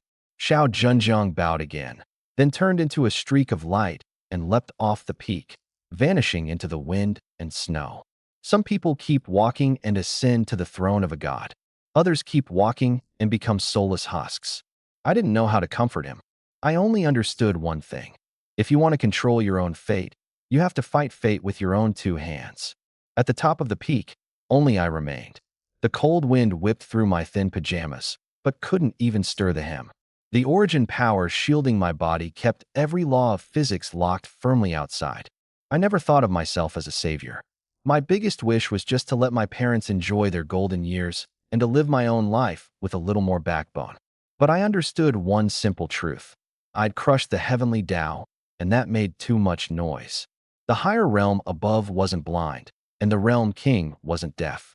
Even if I wanted to quietly farm mobs, the reckoning would land on my head sooner or later. No wonder those old-timers, Jiang Kunlun, Ji Xuanzi, and the rest, had held the line for so many years.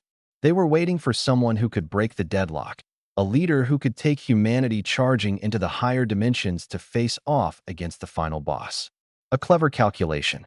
Too bad I never follow anyone else's script. Others resist the great realms through patience and forming alliances. Me? I only trust raw violence with no upper limit.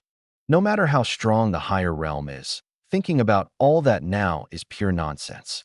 The only thing that matters right now is to keep farming mobs, changing classes, and plundering stats. The speed at which I grow stronger can't stop for even half a second. I was just about to tear open space and head back for some ribs when, from deep in my mind, the reconstructed system suddenly let out a low hum. No longer that stiff, mechanical tone, but an ancient tremor carrying the essence of the great Tao. Ding. Detected. Player level has reached the maximum cap of level 260. The exclusive advancement path for the Tao Origin class Skymender has been activated. 6th Transcendence Ultimate Quest unlocked. Path of Skymending. Phase 1 step onto the path to heaven. Cross the realm barrier. and repair the deep space hole left when the primordial treasure, Demon Realm, crashed through Blue Star all those years ago. I stared at the golden text and let out a cold laugh. Repair the hole. I casually closed the panel, my body melting into the void, vanishing into the blizzard. Path to heaven? Screw the path to heaven. I stood in the wind and snow, without even the slightest interest in glancing back at the bronze gate. The Realm King setting the game, Nuwa scheming, the higher dimensions reckoning. In my eyes, it was all a lousy script written by a bunch of old monsters. The moment my brain short-circuited and I crossed that gate, it would be like sticking my neck into a meat grinder, and might even draw down a dimensional strike from the Realm King. I'm not stupid. Class change stuck? Can't break through the sixth transcendence? I couldn't care less. The combat power of this body of mine had long since ground the underlying logic of Blue Star and the Demon Realm into dust. The level the system gave me. Just a hollow number. As long as I held Pengu's slaughter, as long as monsters died every day, my stats would snowball without limit. Big enough base, high enough multiplier. Even a fresh zero reincarnation newbie could punch a high-dimensional god straight back into the womb. Steady growth is what really matters. People who rush tend to crash the hardest. Learn to keep your cool, and you'll actually go further and faster. Before diving into that newly unlocked level 26,000 secret realm, I decided to test the waters at a level 12,000 map first. To go sweep a 10,000 level map, I naturally had to bring along my professional full-screen auto-loot accessory. These past few days, I'd let Dragon Girl loose out in the wild to farm. That kid's a total grinder, running non-stop, day and night. In just a few days, she'd racked up over 6 million 7-colored Supreme treasures, and even dropped more than 300 pieces of 100-star Chaos Black Gold gear. A single thought. Grand Thousand Traversal. The next second, I set foot above a dark red wasteland. Looking down, a graceful figure was sprawled out casually atop a towering mountain of bones, radiating a cold, keep-away aura. Both her little hands were clamped around a 9-colored staff, and she was chewing on it like a stick of sugarcane. Crunch, crunch, sparks flying everywhere. Sensing the ripple in the void, she jerked her head up. The moment she saw me, her big eyes lit up like light bulbs. She tossed the half-eaten staff aside and pounced into my arms like a little meatball. Master. Dragon Girl wiped the gear crumbs off the corner of her mouth with my robe, then tilted her chubby face up, desperately fishing for praise. I've been super hardworking these past few days.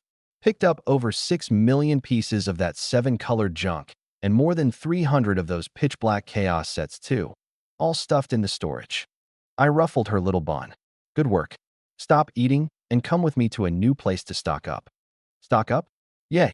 She instantly turned into a streak of light and obediently draped herself back over my shoulder. I raised my hand and slashed across the void. Grand Thousand Traversal. One human, one dragon, like 2 walking physics cheats, tore through the underlying code of the Demon Realm and forcibly descended into the level 12,000 ultimate secret realm that had just manifested. This death trap had only just taken shape. The system hadn't even had time to name it, and crimson data glitches still flickered across the sky. I glanced around and registered it on the books myself, void of buried gods. The instant I stepped in, gravity spiked 10 million-fold. There wasn't a trace of spiritual energy in the air, only violent, chaotic laws. An ash-gray sky, and ground made of star corpses frozen from dark matter. An ordinary max-level player who so much as brushed against a stray breeze would have their health bar evaporate on the spot. Master, it stinks here. Smells like some big bug's guts, Dragon Girl complained, pinching her little nose. The words had barely left her mouth. Deep in the sea of fog ahead, tens of thousands of crimson vertical pupils suddenly blazed to life. One after another, creatures as massive as mountains, covered in tentacles and white. The 10,000-level beasts encased in bone armor finally awakened completely. Just their breathing crushed vast swaths of space. Any single one of them could pin a Western superpower to the ground and grind it into dust. But the instant they bared their fangs, ready to pounce and kill, they caught the scent of the Dragon Girl on my shoulder. That was the absolute pressure of Blue Star's newly appointed heavenly Tao. Tens of thousands of vertical pupils shifted upward, colliding with my utterly calm eyes. A monster that keeps the heavenly Tao as a pet? In a single instant, an ultimate tremor from the depths of their souls surged through the brains of every beast like a high-voltage current. Those white bone armors that supposedly could withstand nuclear blasts with their bare bodies began to shudder uncontrollably. No wars. No provocations. Thousands of arrogant 10,000-level monsters turned around as one without hesitation, frantically tearing through the void and bolting, running so hard their very bone frames rattled. You came all this way. Why run now? My tone was flat to the extreme. I didn't even bother drawing my 100-star staff of universal annihilation. I simply raised my right hand and, toward the 30,000 square meters of void ahead, casually pressed down with a single palm. No world-ending light show. No deafening explosion. 40 trillion base combat power, over 5,000 times permanent multiplier zone, coupled with unreasonable absolute true damage. This single palm strike slammed a data black hole into the void. Within 30,000 square meters, every fleeing 10,000-level monster, along with the dark matter star remnants and chaotic laws, disintegrated collectively in the same second. No screams. Even the process of vaporization was skipped entirely. The traces of their existence were erased directly by the system's underlying logic. I withdrew my hand, feeling almost a little drowsy. With a single step, Myriad Traverse activated in succession. My figure flickered into existence at the other two core coordinates one after another. Raise the hand. Two more casual palm strikes. The entire map completely cleared. At the deepest part of the map, a lurking level, 15,000 ultimate boss had finally condensed a divine body tens of thousands of feet tall. Before it could even shout its cocky one-liner, the aftershock of my third traverse shattered its source core on the spot. Absolute dead silence. In just 10 seconds, this high-dimensional secret realm, one capable of driving China's military to despair, had been reduced to a vacuum wasteland with not a speck of dust remaining. Master is so awesome. The dragon girl bounced excitedly on my shoulder, her little fists swinging with a whoosh. She smacked her lips and said with mock seriousness, "But next time, little bugs like these, just leave them for me to stomp on. Don't dirty your hands." Enough flattery.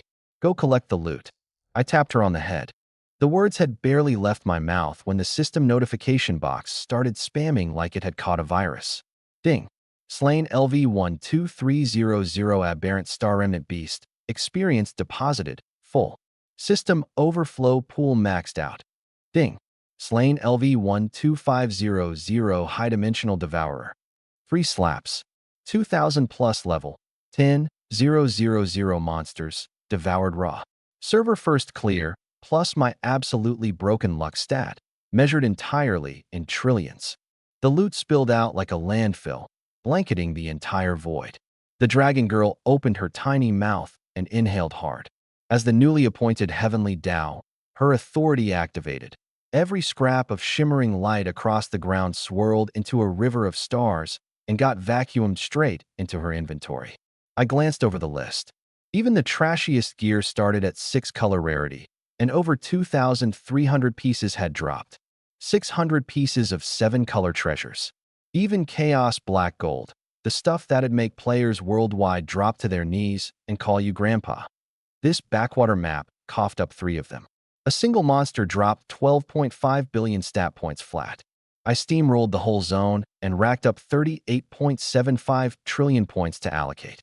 I casually maxed all 5 core stats, and my panel just straight up shattered. Every stat rocketed to 48 trillion. Luck exploded to 31 trillion. Drop rate's not bad, I guess. This haul was enough to arm dozens of Nation Guardian legions. But I couldn't even be bothered to toss it into storage. A flicker of thought, and the dark gold orb of light in my chest suddenly erupted with a suction force that devoured everything. Tao Source Tier Divine Skill. All origins return to 1. Melt it all down. In an instant, 2,300 pieces of 6 color gear, 600 pieces of 7 color, 3 Chaos Black Golds, along with the mountain of top-tier skill books and base materials crammed in my bag, all of it swept up into the air. Divine equipment so powerful that a single piece could touch off a world war. Crushed into powder in an instant under that overwhelming force. Invincibility affixes, causality effects, law resistances, all of it refined down to the purest form of raw violence. The waste burned away to ash, leaving nothing but drop after drop of the most concentrated Tao essence. The dark gold orb, like a starving beast, swallowed it in one gulp. On that minimalist panel across my retina, the number at the bottom, multiplier zone amplification, began climbing with reckless, unreasonable fury. 5, 397x, 6002x, 6034x. In the blink of an eye, my already off-the-charts combat multiplier just jumped another 70+ times over. And it wasn't done. As the millions of scrap materials in my bag got fed into this bottomless pit like free firewood, endlessly, that number, the one representing pure, ultimate violence, just kept climbing without end. The system announcement detonated in front of every player on Earth. The servers nearly caught fire. Server-wide announcement. Player Clear Breeze has cross-dimensionally annihilated the LV-15,000 Ultimate War God. First clear of the level 12,000 Forbidden Zone, void of buried gods. Source feedback. All server-wide skill cooldowns permanently increased by 15%. Experience gain efficiency increased 10x. That level, 15,000 boss I offhandedly smacked into dust, didn't leave behind so much as a single hair. The system froze for a full 30 seconds before it reluctantly confirmed the thing was actually dead. The world channel exploded into chaos. Holy crap, level 15,000? I haven't even touched a level 150 mob. The rest of us are playing Wasteland Survival. Meanwhile, Breeze here is out there slicing up dimensions like vegetables. Meanwhile, in the conference room at Tianshu Dragon Manor, that group of titans, the kind whose every footstep sent tremors through all of China, stood frozen in stone. Zhang Chonglin rubbed his numb face. 1 second he changes classes, the next he wipes out a level 10,000 elite. This combat power, does it even have a ceiling? Li Yin slammed a palm on the table, eyes blazing with fervor. With a divine lord watching over us, I'd like to see anyone dare lay a finger on China. Standing atop the void remnants left behind by the annihilated monster, I suddenly remembered the secret Xiao Zhenjiang had let slip. The World King had been humiliated by Nuwa. For a being of such lofty stature, why not descend to the lower realm himself? Why merely hurl a single supreme treasure down to smash Blue Star? I quickly worked out the crux of it. Forcing a descent would demand a price steep enough to make even the World King wince. Otherwise, given his temperament, he'd have flattened an ant heap of a world like Blue Star with his own hands long ago. As for Nuwa journeying to the upper realm, it was most likely offense as defense. She'd left behind a seed, led humanity's elites in a strike deep into the upper realm's heartland, seizing resources while harassing the World King, keeping him too overwhelmed to spare a hand. She was waiting for someone who could truly break the deadlock. Can't figure it out? Then don't. Waste of brain cells. I let out a scoff. Once I stack my stats until the system glitches out, World King or God King, I'll flatten them all with one slap. A shift of thought, and Myriad Realm traversal tore through space. Dragging the Dragon Maiden along, I forced my way into the freshly unlocked level, 26,000 Secret Realm, Annihilation Star Abyss. Beneath my feet wasn't soil, but sprawling wreckage of shattered galaxies. The horrific gravity could grind stars into powder, and violent laws slashed through the void like razor blades. This environment, finally, something that isn't boring. Without warning, the star abyss ahead split open in a rift tens of thousands of meters wide. A faceless emissary, its entire body glowing white and bearing 12 wings, slowly descended. The level above its head burned a red so deep it looked black. LV-000. Lowly ant of the lower realm, the emissary boomed in an overlapping, mechanical voice. His Majesty the World King has sent me to force my descent and grant you the total obliteration of your soul. To arrive in this realm, the heavens above expended the origin essence of 3 galaxies. Villains die from talking too much. I didn't even bother lifting an eyelid. With a backhand, I sent a slap flying through the air. Boom. 40 trillion base combat power, wrapped in a 6,000-fold multiplier, pure, unreasonable violence. wrenched an actual physical black hole straight out of the entire star abyss. The 12-winged emissary didn't even manage to squeeze out a scream before it, along with the galactic wreckage behind it, was physically evaporated. You paid such a steep price to descend to the mortal realm, just to take a slap from me? I clapped my hands together. Dead men don't need such long monologues. Yue has slain the LV 80,000 World King's envoy. Infinite tier, Pangu plunder triggered. Plundered. 500 trillion attribute points. System notifications rained down like a violent storm. My attribute bars jittered wildly, nearly bursting off the screen. I smirked. The World King had finally taken notice of me. No matter, I love scratching people's itches.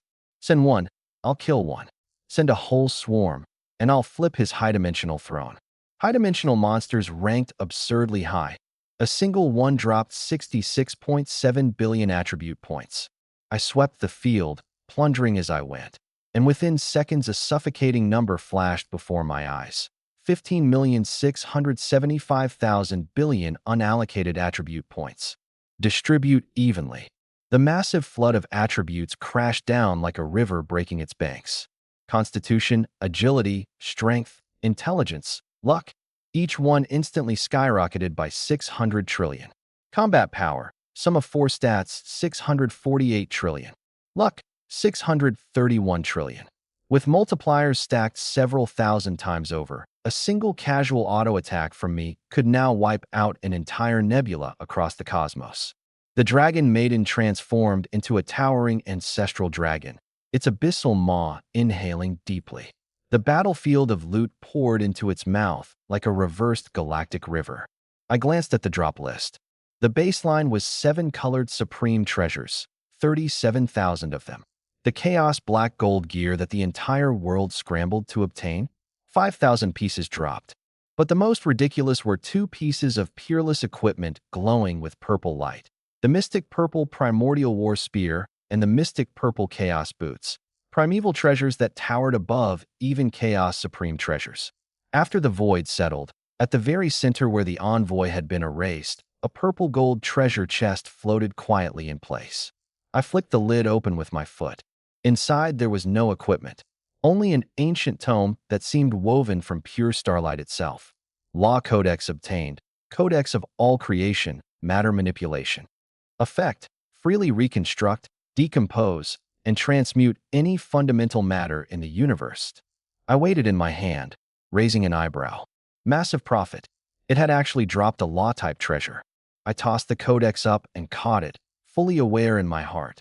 The value of this thing was beyond measure.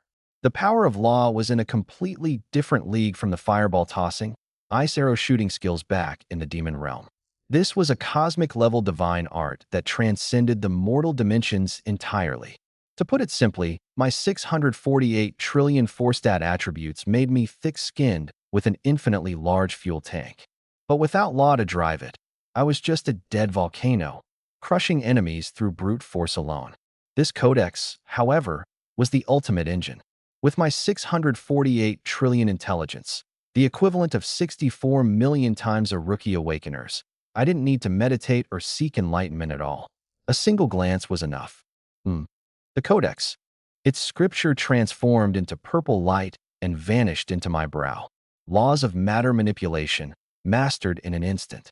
A flick of my will, and an ordinary 7-colored longsword, one I'd left sitting untouched in my storage space, shot out.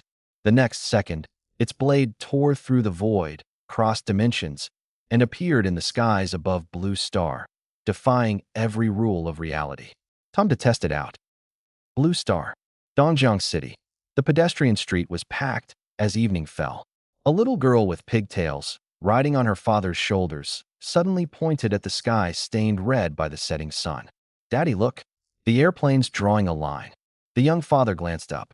The snack bag slipped from his hand and hit the ground with a smack. That was no airplane. A blinding streak of 7-colored sword light split the sunset in two, moving faster than the eye could follow. The sword's energy tore through the atmosphere, dragging a vacuum-white scar tens of thousands of miles long across the heavens. Clouds churned violently to either side, unable to close the wound for a long, long time. beyond the East Sea defensive line. In the novice zone, two girls who'd only awakened their powers a few days ago sat on a rock, catching their breath. Ran, where should we grind next? The short-haired girl wiped away her sweat. My attack powers only 312. Before she could finish, a sonic boom exploded overhead. Both girls jerked their heads up, and their iron sword and wooden staff clattered to the ground. A seven-colored sword, trailing streams of radiant light and an aura of world-ending destruction, swept across the sky just a few thousand meters above them. Its glow lit up the entire forest as bright as day. Even from thousands of meters away, that pressure bore down on them like an invisible mountain. Both girls' legs gave out, and they collapsed into the mud. This wasn't the oppression of some high-level monster. This was pure dimensional annihilation. They weren't even worthy of looking up at it. The God Burial Void. I shook my head. One sword had circled all of Blue Star, and the mental energy it cost was practically zero. With 648 quadrillion points of intelligence, my sea of consciousness stretched out vast and boundless. If we're going to test it, let's do something big. I raised my hand and pressed downward. My storage space burst open with a roar. Whoosh. Tens of thousands of 6- and 7-colored weapons, along with 5,000 pieces of chaos black gold gear, tore through the dimensional passage like a reverse meteor shower and hung in perfect formation in Blue Star's low orbit. No arrays, no formations, just my will alone. Every blade pointed straight down at the surface, and each one radiated enough energy to flatten a massive capital city in an instant. Across the ocean, in the Beacon Nation, deep within the highest-level underground bunker, Supreme Commander Wilson stood holding a glass of red wine. Without warning, piercing air raid sirens blared. The main screen switched over. Above the northern continent, a dense swarm of red dots hovered in the stratosphere. The intelligence officer's voice cracked. "Commander, tens of thousands of unknown energy sources have appeared in the stratosphere. Any single one of them has a yield millions of times greater than our most powerful cannon. The entire globe, the core cities, they're all locked down." Wilson's hand shook, and his wine glass shattered on the floor. He stared, ashen-faced, at the chaotic black gold flying swords on the screen. "That's Qingfeng's gear. This is the work of that living reaper." He collapsed into his command chair. Air defense systems, missile interceptors, against divine equipment capable of ripping continental plates apart. They were nothing but paper toys. One thought from the entity up there, and Beacon Nation would be wiped off the map in a single second. At that same moment, the entire globe was shaken to its core. The supreme commanders of the Rainforest Federation and the Northern Federation worked through the night to open a direct hotline to Huaxia, pleading for peace. The Grand Chieftains of the Desert Alliance dropped to their knees in the yellow sands, kowtowing frantically. The surviving conglomerates of Fusang and Goryeo huddled in bunkers a kilometer underground, watching the sky-covering rain of swords in the holographic projection, too terrified to even breathe too loudly, as if it were a crime. The entire blue planet fell into absolute silence and submission beneath a single casual display of my imperial might. The God Burial Void. I closed my 5 fingers. In an instant, the sky-filling divine equipment crossed dimensions, returning before me like weary birds coming home to roost. Not bad. The matter manipulation power of the Codex of Myriad Phenomena was truly overwhelming, but it had one fatal flaw. Its ceiling was limited by the base material being manipulated. 7-colored equipment was fine for scaring the blue planet, but against a genuine high-dimensional realm lord, it would shatter after just a few uses. Only equipment at the chaotic black gold tier was barely worthy of serving as my standard ammunition. Even so, I didn't consider it enough. I needed to keep growing stronger, an exponential surge, a geometric explosion. Only by stacking enough numbers and fully mastering the laws could I firmly grasp my own destiny in the future. Can't keep up with the times, you're just taking up inventory space. I stared at the tens of thousands of 7-colored and 6-colored pieces of equipment, letting my consciousness sink into my heart. Myriad origins returned to one. The dark gold orb of light exploded outward, transforming into an abyssal maw that could devour the heavens and swallow the earth. Over 30,000 pieces of top-tier colored equipment, along with a massive quantity of high-dimensional base material, were instantly dragged in and ground to pieces. The impurities were stripped away, and the purest essence of the great Tao surged into my body like a river bursting its banks. The special multiplier zone of matter manipulation began to jump wildly. At first, it wasn't even 100-fold. Then, immediately after, 150x, 300x, 580x. Finally, it slammed to a halt at 700x, and as the lingering essence continued to digest, it kept climbing steadily upward. Don't underestimate those few hundred times. This was a multiplier zone independent of base stats. Applied to a stat panel of 648 trillion, the numbers it elevated were staggering, astronomical figures. I turned toward the remaining 5,000 pieces of chaotic black gold equipment and raised an eyebrow. Whether it was the system's underlying code deliberately currying favor or pure chance, among these 5,000 pieces, exactly 1,000 weapons were, without exception, flying swords.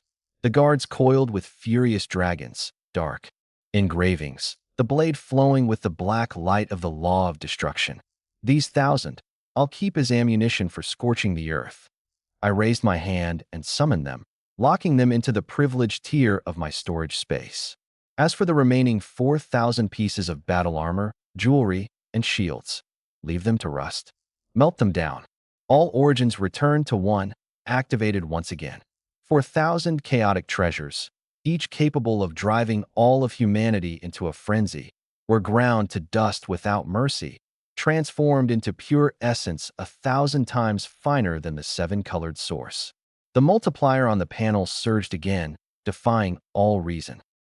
Meanwhile, in the distant realm above, amid the violent interstellar turbulence, two battered figures drenched in blood stepped across the bones of several high-dimensional realm beasts, struggling to cross a towering starlit divine gate. Jiang Kunlun coughed up a mouthful of golden blood glowing with divinity, his body swaying on the verge of collapse. Ji Xuanzi had lost part of an arm, yet his gaze remained fixed ahead, firelight igniting in his blood-red eyes. The star mist dissipated. At the end of their vision, upon an ancient and vast floating star continent, stood a tattered bronze war banner, still snapping proudly in the wind. At its center was carved an ancient totem. It was the mark belonging to Nuwa. The two exchanged a glance, and on their blood-caked faces they forced out a grim, tragic smile. They'd made it. At last, they'd made it. The realm above, a boundless, immense star continent. Violent interstellar gales tore at the weathered bronze war banner. Jiang Kunlun, coughing pale golden divine blood, knelt on one knee upon the cracked white jade plaza. Ji Xuanzi had lost half an arm, yet he straightened his spine, his gaze locked ahead. The star mist slowly parted. At the very front stood a desolate phantom, a human head atop a serpent's body, surrounded by the five-colored source of creation that mended the heavens. Her merciful eyes seemed to pierce through past and present, and with each breath, she stirred storms teeming with life across the star continent. Behind her, several figures capable of collapsing entire galaxies stood silent as statues. A giant clad in beast hide bore a great yellow bow across his back, his thick knuckles digging into flesh. A wild man with loose hair leaned on a massive wooden staff, his eyes like torches. Further back, a headless war god stood bare-chested, his nipples serving as eyes and his navel as a mouth, wielding an inverted great axe, his battle intent tearing through the vast sky. Above the clouds, three elders in Taiji robes sat cross-legged, their aura deep as the abyss. No one spoke, yet the killing intent, condensed from 20,000 years of blood and tears, plunged the entire star continent to freezing point. Found them. Jiang Kunlun spat out a mouthful of bloody foam mixed with fragments of viscera, his voice hoarse. The Heavenmenders, we found them. The serpent-bodied woman tilted her head slightly, her gaze piercing through countless barriers, gazing toward that blue planet in the east, shrouded in a haze of data. She said nothing. Only her serpent tail drifted slowly through the void, sending out ripple after ripple of fate. The Demon Realm, level 26,000 Forbidden Zone, Annihilation Star Abyss. A streak of crimson sword light sheared through the skulls of 30,000 mutated starbone beasts. I stood atop the dark matter wreckage, my breathing dead steady. 3 full days and nights. Ever since I one-shot that World King's envoy, I hadn't taken a single step out of this map, turning this high-dimensional sanctuary, one that even the powers above the heavens feared, into a slaughterhouse so brutal the system's respawn function had started throwing errors. Ding. Slain. LV.26, 000 star Abyss Overlord. EXP deposited into max level overflow pool. Ding. Infinite tier, Pangu plunder triggered. 500 quadrillion free attribute points looted. Notification chimes swept across my retina in a frenzy, dense and unrelenting. In the distance, a vast, ancient summons echoed faintly. Its source pointed straight to the barrier at the edge of the Forbidden Zone, the level 90,000 map, ruins of the Divine Court. There was no malice in that call, but I stopped dead at the boundary line, not letting my toes cross even half an inch. My stats were already off the charts. Even if I broke into the level 90,000 restricted zone this far underleveled, I'd have a 99% chance of walking out unscathed. But that wasn't enough. The car crash in my past life taught me one thing. So-called 99% safety is a joke in the face of fate. From that day on, the word probability was scrubbed from my vocabulary.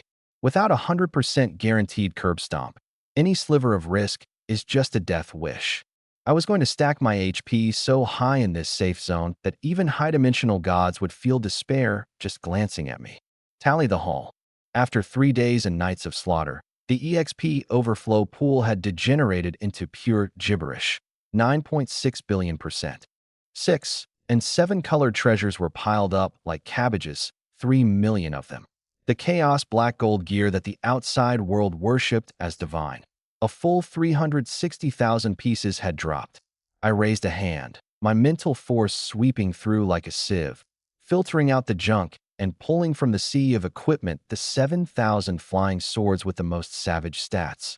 Combined with the 1,000 I'd stashed earlier, 8,000 chaos black gold flying swords in total, humming as they formed ranks in the void. The Codex of Myriad Phenomena required top-tier matter as its vessel. These 8,000 flying swords were the foundation from which I'd sweep across all the heavens. Time to make a bit of a statement. Otherwise, certain people would go to their graves never knowing what the name Jiang Feng truly meant. I spread my 5 fingers and slammed my hand downward. Go! Blue star. High noon. The sky went dark without warning. Not clouds blotting out the sun. The entire firmament was being torn wide open. 8,000 chaos black gold flying swords, each 100 zhong long, crashed through the dimensional barrier between reality and the demon realm, carrying a pressure heavy enough to crush a planet. They didn't strike wildly. Instead, they arranged themselves into a rigid, lethal sword formation, hovering in a ring across the stratosphere. Every sword tip pointed straight down at the surface. The chaotic energy streaming along the blades sliced the shroud of data fog surrounding Earth into ragged shreds. The ringing of the swords swelled into a colossal, thunderous toll, resonating violently in the very souls of all 8 billion people. The entire sky turned to pure black and gold, forcing back even the light of the sun. The world channel went dead silent for 10 seconds. Then the comments exploded at the speed of light. Holy crap, did the sky just crack open? Are those swords? Those are freaking Star Destroyers. 8,000 of them, all chaos black gold tier. Did Qing Feng just rob the system's back-end code? Say no more, I'm already kowtowing in the middle of the street. Please, Godfather, don't let your hands slip. Dongjiang City, Tianshu Dragon Court. In the inner chamber, Xiao Zhenjiang's hand trembled, his purple clay teacup clinking sharply. 8,000 chaos supreme treasures. 1 man. 3 days, and he drained the entire foundation of a higher dimensional world. Li Yin swallowed hard. If that sword formation falls, Blue Star won't last a single second. The Divine Sovereign isn't just intimidating outside enemies. He's drawing his sword against that heaven itself. Zhang Chonglin and Jiang Shuyun exchanged a glance, both filled with utter submission. In the face of absolute power, all schemes and strategies were nothing more than a child's game. At that same moment, in the Jiang family courtyard, Jiang Jiangguo held a watering can, gazing up at the swords blanketing the sky, grinning so wide the wrinkles on his face spread out. "Wife, come look. Our boy really put on quite a show. All black and shiny, like the cured pork we used to hang under the eaves." Lu Tsuelon shot him a look, her face full of pride. "What cured pork? That's our son's power. This is called bringing glory to the whole family." Meanwhile, outside the iron gates of the Dragon Court, a group of men in security uniforms, who were in fact top financial magnates and political heavyweights, knelt sprawled across the lawn. Lin Jinbong, the richest man in the capital, lay flat on the ground, his suit soaked through with cold sweat, kowtowing again and again. He felt that the wisest decision of his entire life had been running over here to work as a guard for the Jiang family. Across the ocean, in the highest level bunker of the Beacon Nation, Commander Wilson stared at the black gold flying sword hovering on the holographic screen, suspended directly above the White House. The laws of destruction pulsing from its tip made even the underground nuclear defense layers groan. Bang! He smashed his palm down and shattered the red nuclear button case. "Defense my ass," he roared like a cornered beast. "Give me the holographic international conference. Bring every single nation in." 1 minute later, the projections of more than 30 heads of state gathered together. No arguing. No probing. Everyone, submit or die. Wilson's eyes were bloodshot. "We can't beat him. We can't beat him at all. Huaxia's Qingfeng isn't human. He's a god who rules the universe. 8,000 supreme treasures to wipe us out. He alone could erase us 10,000 times over." He drew a deep breath, his tone humble to the very bone. "Fully lift. War preparations. Inventory every last resource in the national treasury and ship it all to China overnight. We, the United States, willingly submit to China as our sovereign, pledging eternal friendship. The Dragon script will be adopted nationwide, effective immediately." The Korean representative dropped to his knees with a thud. "The Marshal is wise. We've long wished to return to our roots." The Japanese Prime Minister slammed his forehead against the floor over and over. "China above all. We surrender every mining right to the secret realms. Just spare us. Let us live." In less than 5 minutes, a meeting that would decide the new order of the Blue Planet came to a close, drowned in absolute terror. The phenomenon wasn't over yet. The very instant 8,000 flying swords shattered the darkness, all 8 billion people across the globe felt their legs give out beneath them.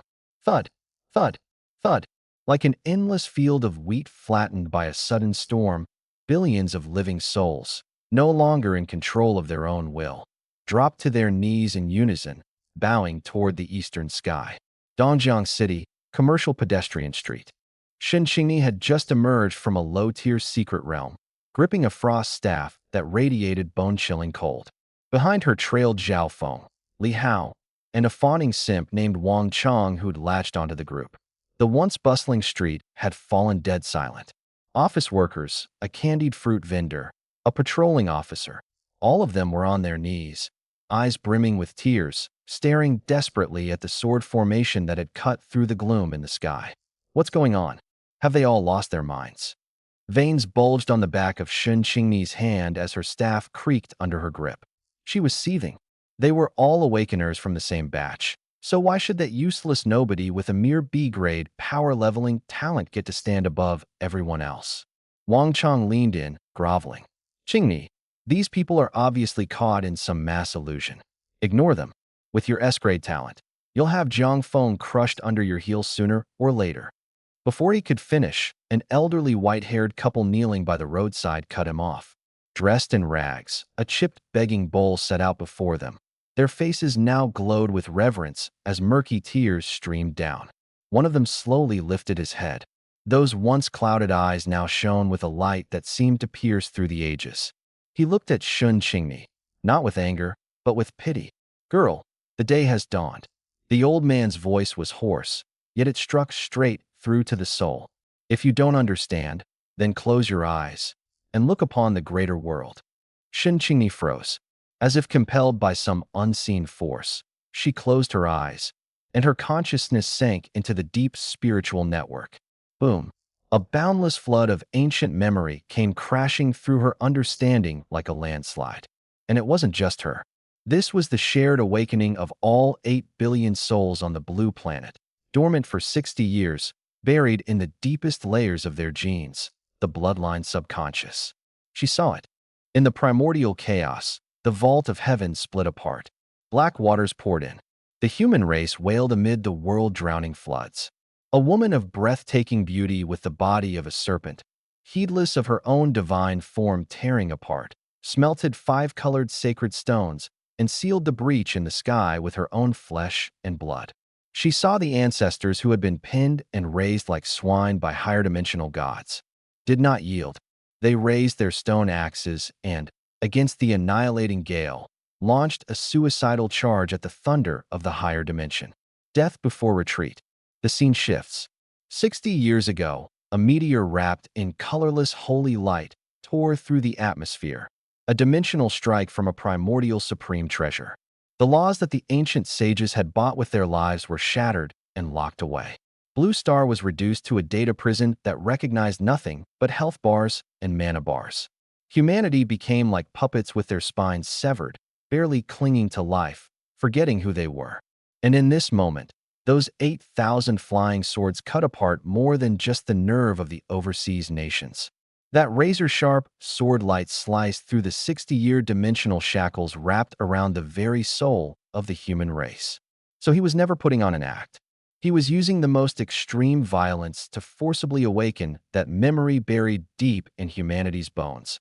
The memory of death before becoming a god's slave. The memories receded like an ebbing tide. Ugh! Shinchingni's eyes snapped open. She gasped for air, cold sweat soaking through her clothes. The staff in her hand hit the ground with a clang and shattered to pieces. He reconnected Blue Star's spine. Her voice trembled violently. That ridiculous flicker of jealousy and pride in her eyes was ground to dust before the vast righteousness of an entire race. She finally understood. Her pitiful little pride wasn't worth so much as a speck of dust in Jiang Feng's eyes. Thud! Her knees buckled, and she dropped hard onto the concrete. Behind her, Zhao Feng, Li Hao, and Wang Chong were already weeping, prostrate on the ground. There was no humiliation, only the purest pilgrimage. The God-burying void. I stood with my hands behind my back, watching the mighty tide of faith power surging up from Blue Star. My brow didn't so much as twitch. Awakening memories, reforging spines. It was all just a side effect of 8,000 flying swords shattering a barrier. I never wanted to be a savior. My goal was simple: test my sword and establish deterrence on the spot, so the overseas flies and the envoys from above would stop buzzing around. Done. To say I felt nothing at Nuwa's unbending, death before surrender spirit would be a lie. Some things are harder to erase than health bars and stat numbers. I cleared the stray thoughts from my mind and turned my attention back to my inventory. It held a treasure mountain, 3 million 6 to 7 colored supreme treasures, and over 300,000 pieces of chaotic black gold armor and jewelry. Letting even one piece slip out could ignite a war between nations on Blue Star. But in my eyes, it was all just junk taking up space.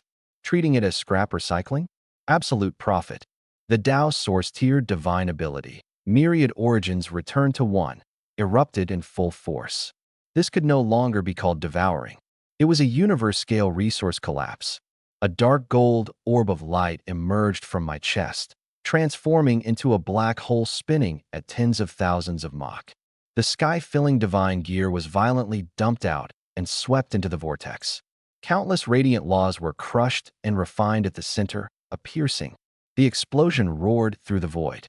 My eyes were locked on the multiplier at the bottom of the panel. 30,000 pieces of legendary gear had stacked the multiplier up to 766x. As 3 million top-tier items poured in like a flood. Boom. The number went berserk. 766x. 5000x. 10,000x. Fine cracks of black light split across the surface of my body. Physical energy leaking out that even the system's code couldn't contain, a single ripple enough to shatter a star. In the next instant, Divine Overlord body brutally kicked in, forcibly sealing the wounds. Destruction and rebirth, cycling madly across my skin. When the last 100,000 accessories were drained of their final trace of essence, The numbers hit their ultimate crescendo. 43, 200x, 85, 000x. With a muffled boom that cracked the void itself, the crimson number locked into place. Special multiplier boost, 160, 000x. Not only that, there was still undigested essence lingering inside me, and the number kept creeping upward by tiny increments every second. I slowly clenched my fist. The grinding of my knuckles made the surrounding space wail like shattering glass. My four-dimensional base stats had long since climbed into the hundreds of trillions, and now with this 160,000x multiplier layered on top, I closed my eyes and felt the power inside me, raging like a furious sea. A single casual breath released enough leaked energy to instantly kill the version of myself from 3 days ago. This wasn't just getting stronger anymore. This was another jailbreak of my very life dimension. I exhaled a burst of scorching white breath, burning the dark matter for tens of thousands of miles around me into nothingness. At that very moment, far above, in the distant heavens, that high-dimensional core, vaster than countless galaxies combined, deep within an endless chaotic nebula, there coiled an existence beyond all reason and measure, the World King. His body stretched across the sea of stars, rivaling an entire star region. Every breath he drew stirred up world-ending gales. Wherever they passed, stars collapsed and the void was annihilated. Through eons of silence, he had watched over these heavens with cold indifference for untold ages. But the instant 8,000 flying swords cut through the colorless holy light barrier, this sovereign was disturbed. The World King slowly opened his eyes. They were a pair of cold, indifferent eyes that burned like stars. No emotion, no mercy, only the purest high-dimensional order. His gaze pierced through layer upon layer of dimensions, carrying a pressure that could grind all things to dust, staring straight down. The God-burial void. The power I had just reigned in instantly went taut. An unprecedented shudder washed over me, like ice water poured over my head. My heart skipped half a beat. My absolute defense, empowered by that 160,000x multiplier, actually let out a groaning creak beneath that single gaze, as if buckling under an unbearable weight. Fear. This was the first time since my rebirth that I had truly felt it. A tangible, lethal threat.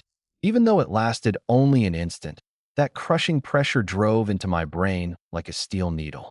I clenched my teeth hard. After the initial tremor, my gaze turned cold and sharp. Steadying my mind, I forcibly severed that prying gaze creeping along the threads of cause and effect. A World King, huh? I muttered under my breath, the veins on the back of my hand bulging. That single glance shattered the smugness I'd been harboring. I'd thought that with hundreds of millions of stacked stats, I was already absolutely invincible in this world. Who would have guessed that one cross-dimensional look from him could make my heart pound like this?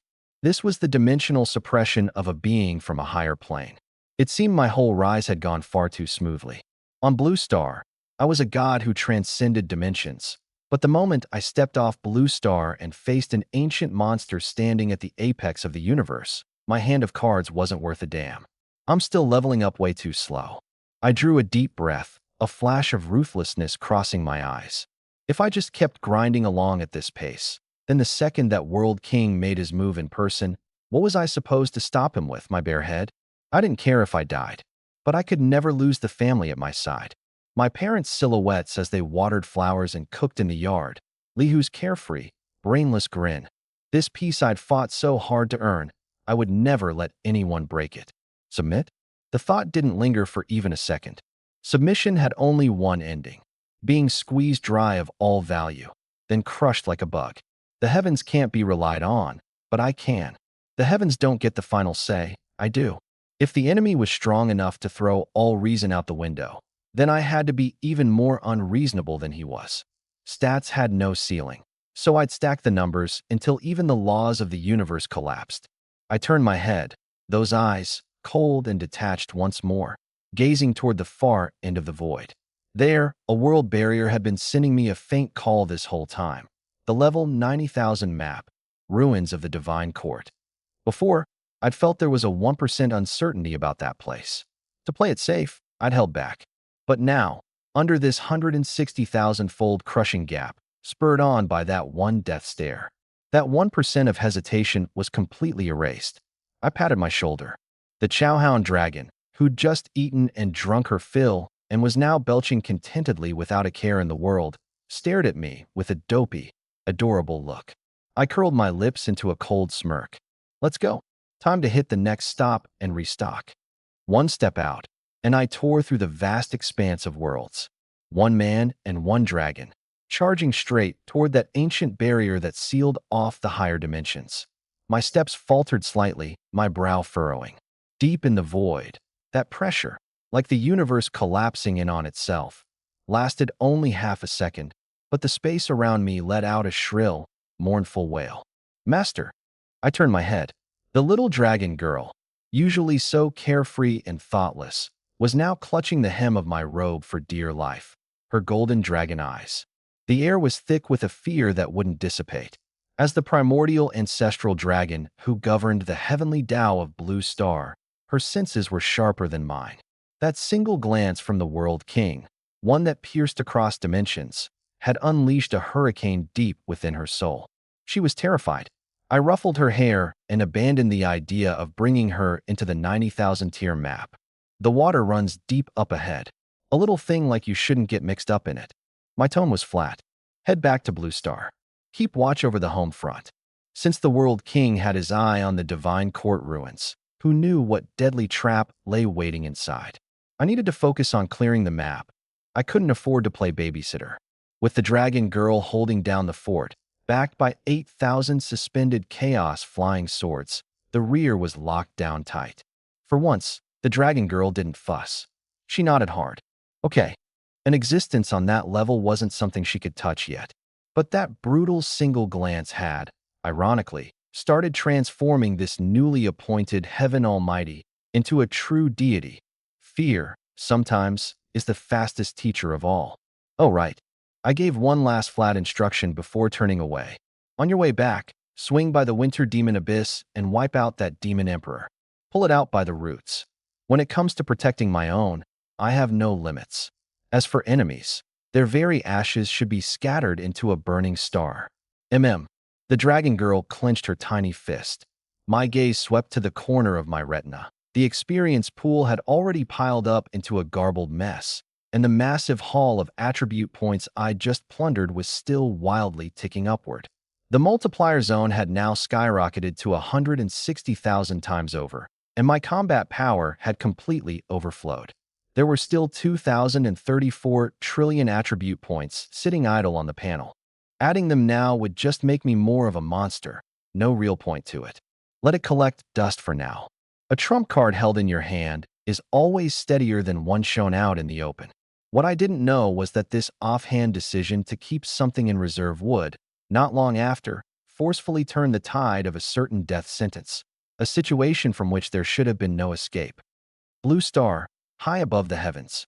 The sky full of black gold sword shadows had just stabilized when a muffled cracking sound suddenly tore through the horizon toward the East Sea. Roar! A high, ancient dragon's cry drowned out every other sound in the world. A billion players jerked their heads up in shock. A primordial ancestral dragon, tens of thousands of yards long, its entire body wreathed in world-destroying thunder and multicolored divine light, shattered the dimensional barrier and descended with a thunderous crash. That heavenly Tao pressure froze the world's oceans solid in an instant. The ancestral dragon didn't linger. Its cold, vertical pupils swept northward, its tail whipped around, and it transformed into an aurora that pierced through the universe, streaking straight for outer space. Holy crap, that's Godfather's dragon. The heavenly Tao's manifested. Is it heading to outer space to stock up on goods? The world channel blew up all over again. The players had gone numb. They'd swallowed more heart pills today than in the past 60 years combined. Dongjiang City, the Jiang family courtyard.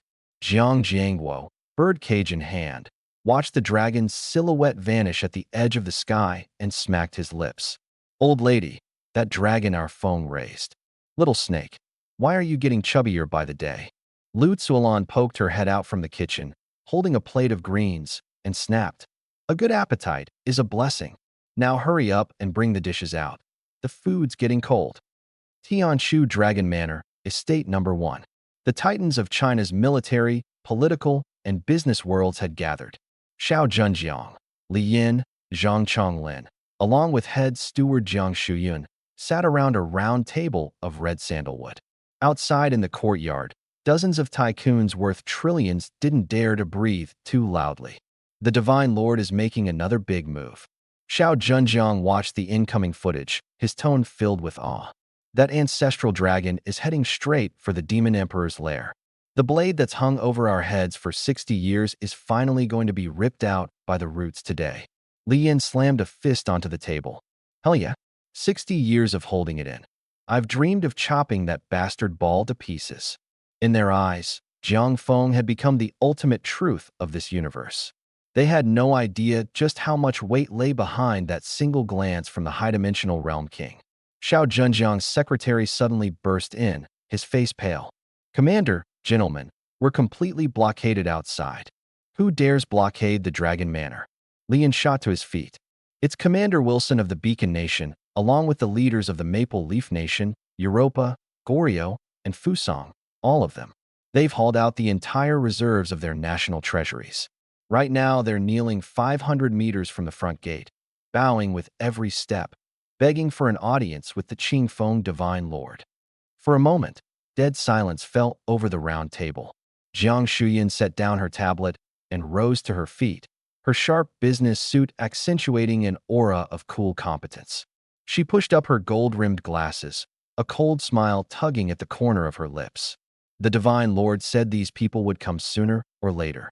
She strode in her high heels to a snakeskin sack in the corner, stuffed full of the junk Jiang Feng had tossed aside because it cluttered his inventory. She dug out a few faintly glowing pieces of two-color gear, a broken spell crown, a rusty short sword, a well-worn bracer. To today's China, these were nothing more than ordinary stockroom goods. In Jiang Feng's eyes, they were less than dust. Let's go, gentlemen. Jiang Shuyun's tone was indifferent. Let's meet these former rulers of the world and toss them a few scraps. Outside the Dragon Manor, the asphalt road baked under the scorching sun.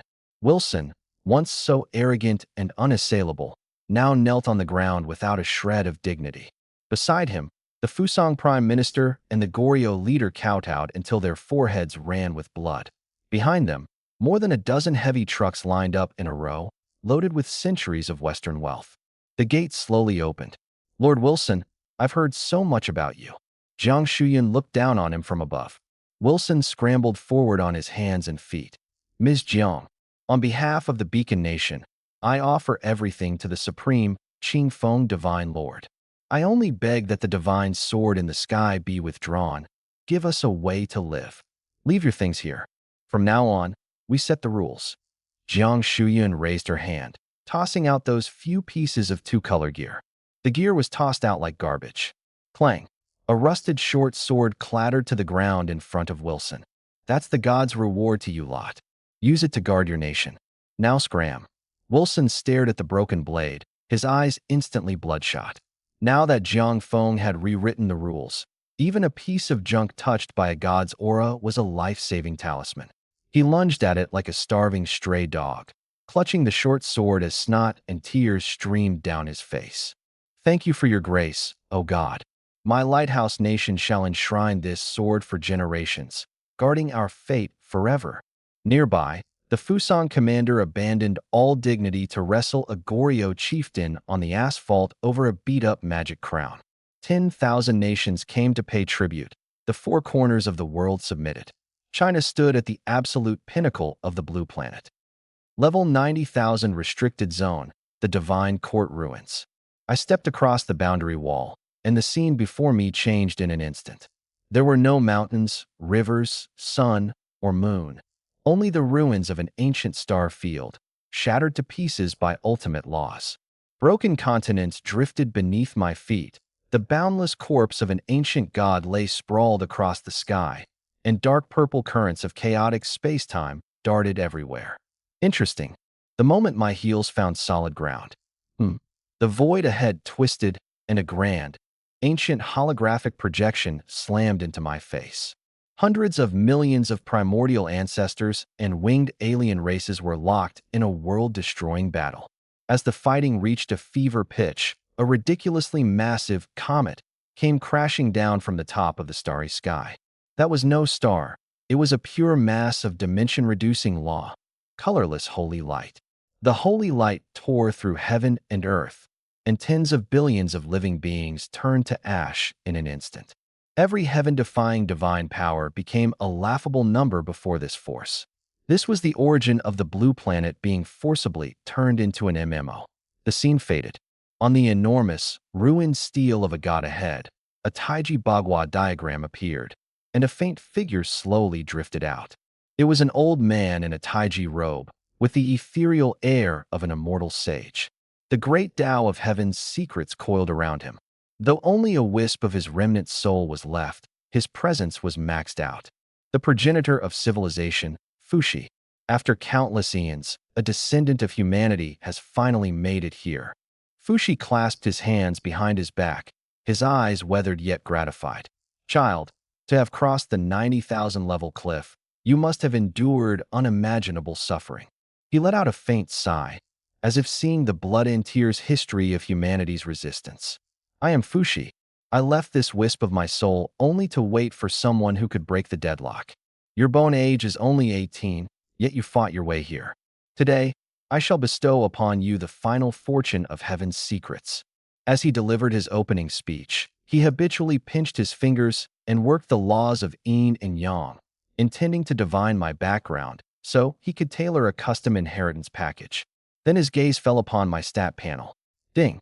Fushi's grand voice cut off, as if someone had grabbed him by the throat.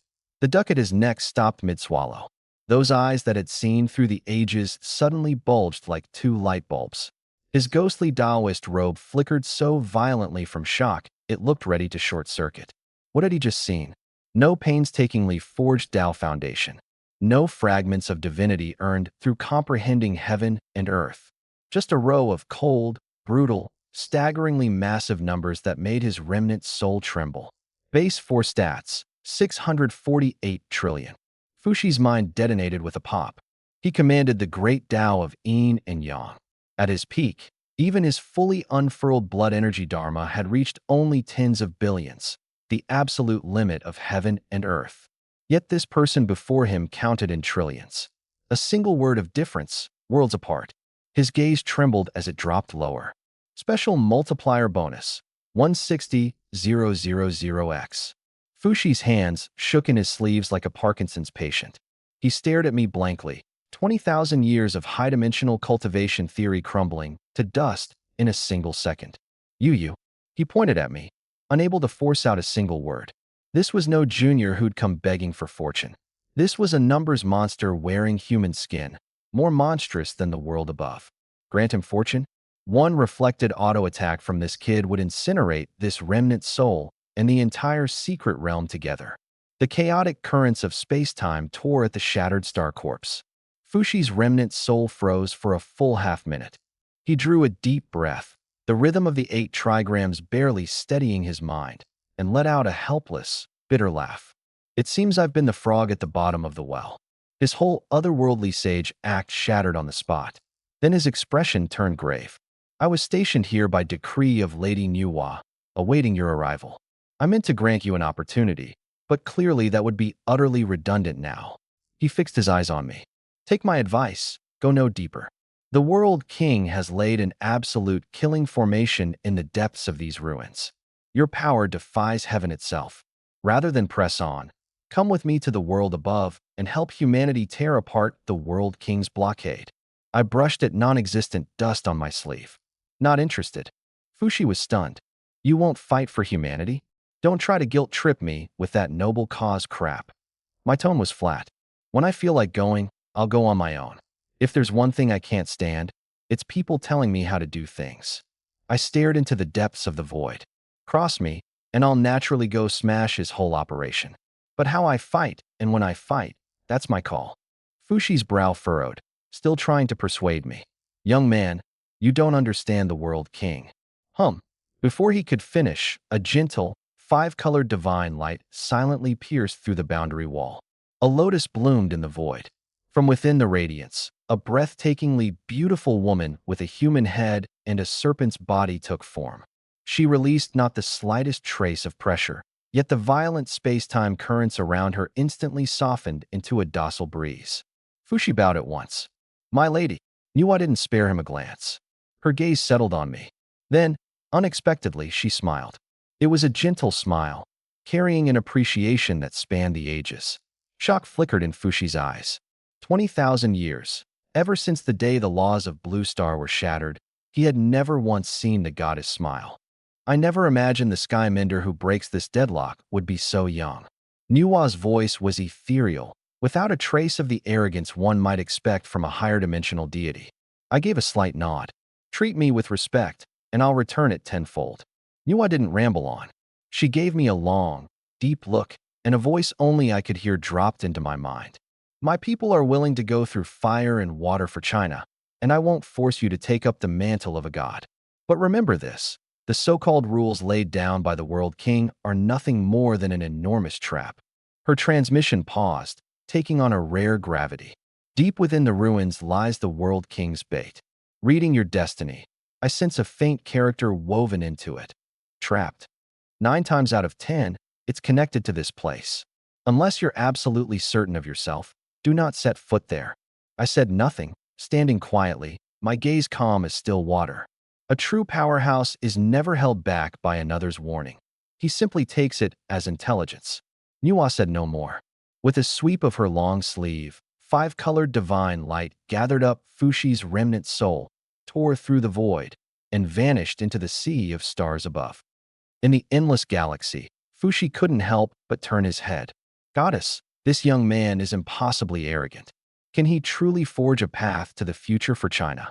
Nua halted her form, her serpent's tail sending ripples spreading through the sea of stars. She lowered her head, gazing far off at that blue planet ringed by 8,000 flying swords. Destiny will decide. No demands, no chains. That was the greatest indulgence she could grant me. The frozen demon abyss. Boom. A body stretching tens of thousands of feet long smashed through 3 meteors and slammed down hard onto the throne at the abyss's core. The primordial ancestral dragon, the Dragon Maiden. Her golden vertical pupils spat out violent thunder as she swept her gaze across the surroundings. Empty. Completely empty. The lavish abyssal demon fortress looked like it had been gnawed clean by a dog. The floor tiles had been pried up, the treasury cleaned out. Even the night-luminescent pearls had been dug straight out of the walls.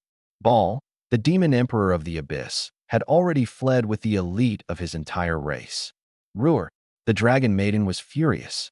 Her master had sent her here to scatter his ashes, and the coward had actually run. Where was that supposed to leave her, the newly appointed heavenly Tao? She took a fierce sniff. Lingering in the vacuum was a faint trace of panicked, fleeing abyssal demon energy, pointing straight into the endless stars. Trying to run? The Dragon Maiden split open her massive maw, bearing stark white fangs. You stood me up. Your bones aren't even worth throwing in a soup pot. Crackle. The ancestral dragon's world-ending thunder body erupted in full. She transformed into a bolt of annihilating thunder that not even light could catch, tearing through the universe, hunting madly in the direction the demon energy had gone. Those ashes. Today, they will be scattered. Blue Star. 8,000 chaos flying swords hovered in the stratosphere. All 8 billion people across the globe fell to their knees as one. The World Channel, China's dedicated server, completely erupted. Comments scrolled faster than a photonic computer could calculate. Every single person had awakened that memory, sealed away for 20,000 years. At last, they understood what Blue Star had once been, a mortal realm sovereign that had nearly reached the summit. And at last, they understood just how despicable the Realm King was.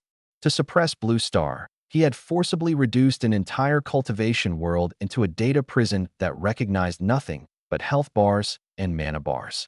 Boundless fury burned in the veins of every Chinese citizen. Zhao command Huing, screw the Realm King.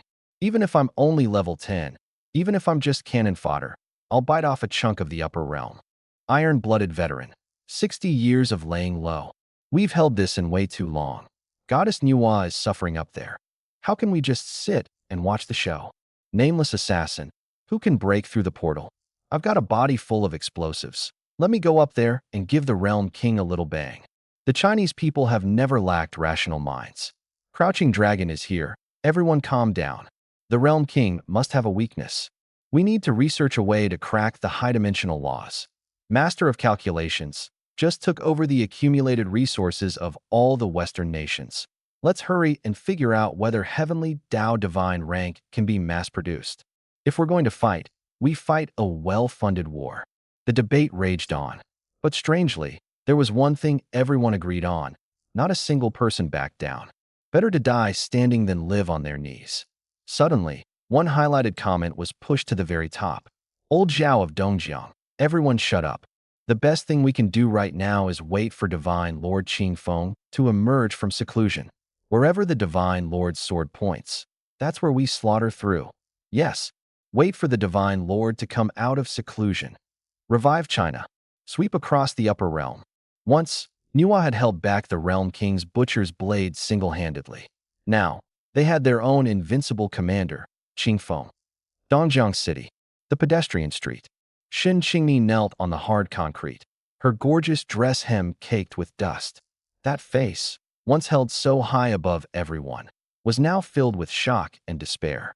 Her once prized S-rank talent, Frost Empress, was worth less than a plastic toy in the face of this grand narrative of 10,000 worlds being dimensionally reduced. Deep in her soul, a stabbing pain throbbed. She cursed herself bitterly. Just how foolish and short-sighted had she been to strike such a condescending, charitable pose toward the very man who had crushed the heavenly Tao with a single hand? Behind her, Zhao Feng, Li Hao, Wang Chong, and Zhang Ming, the ones who had always circled around her, had long since gone pale, their legs trembling. Wang Chong craned his neck and shouted, though his eyes darted toward Shin Qingni. Don't be scared, Qingni. When Divine Lord Qi Feng comes back, we'll follow him and slaughter our way to the upper realm. Li Hao chimed in weakly, right? We can't chicken out. Zhang Ming shook like a leaf in the wind, forcing the words out through gritted teeth. Aye, I'm not scared. Let's go. Only Zhao Feng gritted his teeth and put on a tough act, but the fear in his eyes was impossible to hide. They were all scared out of their minds. They just didn't want to look weak in front of the campus goddess. Everyone shut up. A hoarse, cold voice cut through the pathetic performance. Shin Qingni slowly rose to her feet, not bothering to brush the dust off her skirt.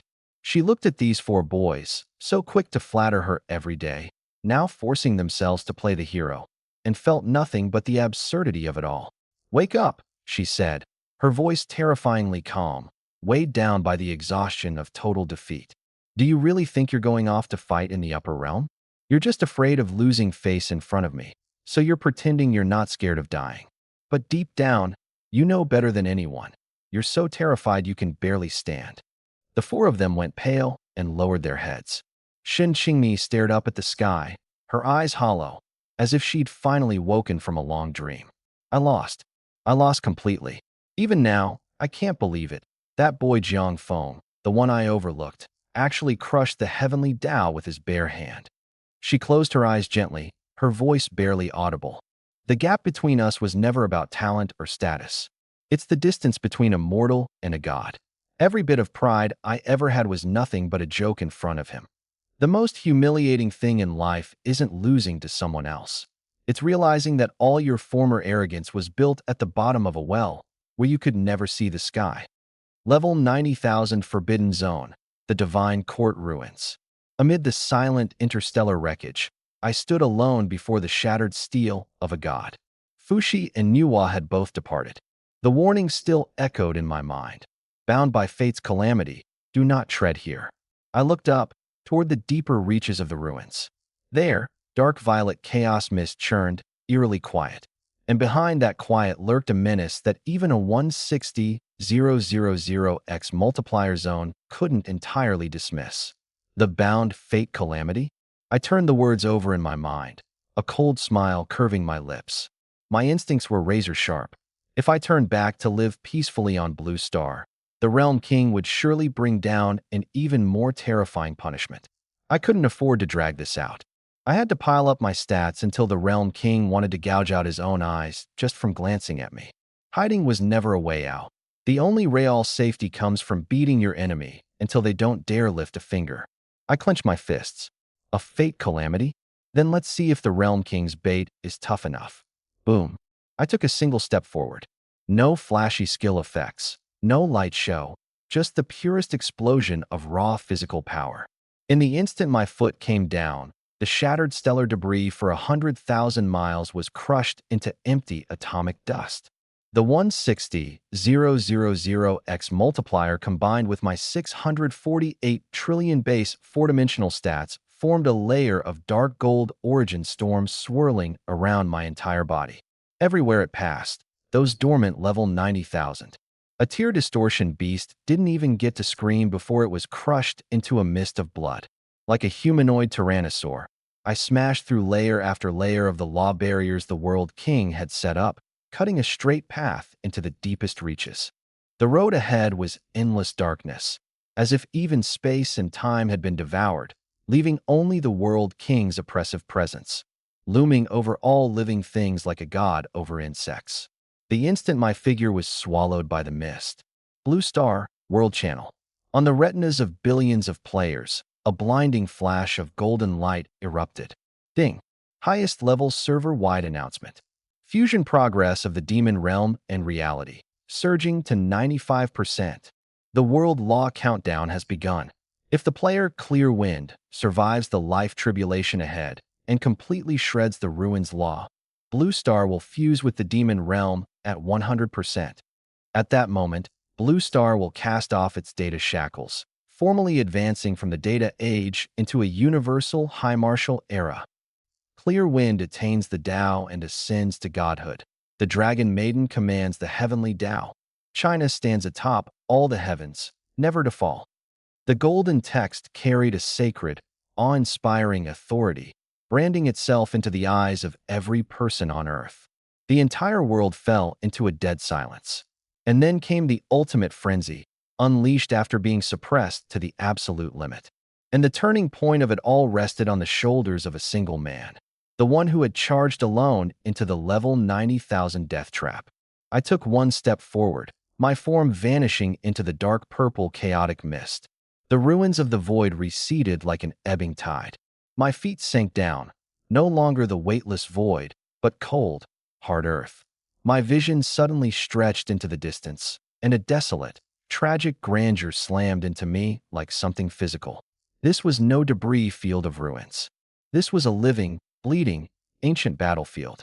The sky was steeped in thick blood, the earth split open, lava running wild. I stood atop a sheer cliff, looking down.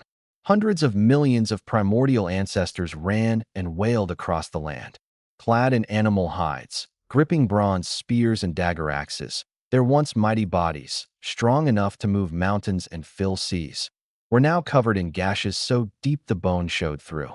High in the heavens, a colossal comet was grinding everything to dust as it slowly bore down. A colorless holy light carried a bone-chilling, higher-dimensional order, brutally severing the spiritual energy of this world. Not far from the cliff, a wild-haired old man knelt before a ruined altar, the tortoise shell in his hands crumbling to powder. Fushi, progenitor of human civilization. His eyes wept blood as he pointed at that comet and roared, every word a mixture of blood and tears. This is no natural disaster. This is the spearhead of the upper realm. This holy light is the executioner's blade hurled down from the heavens above.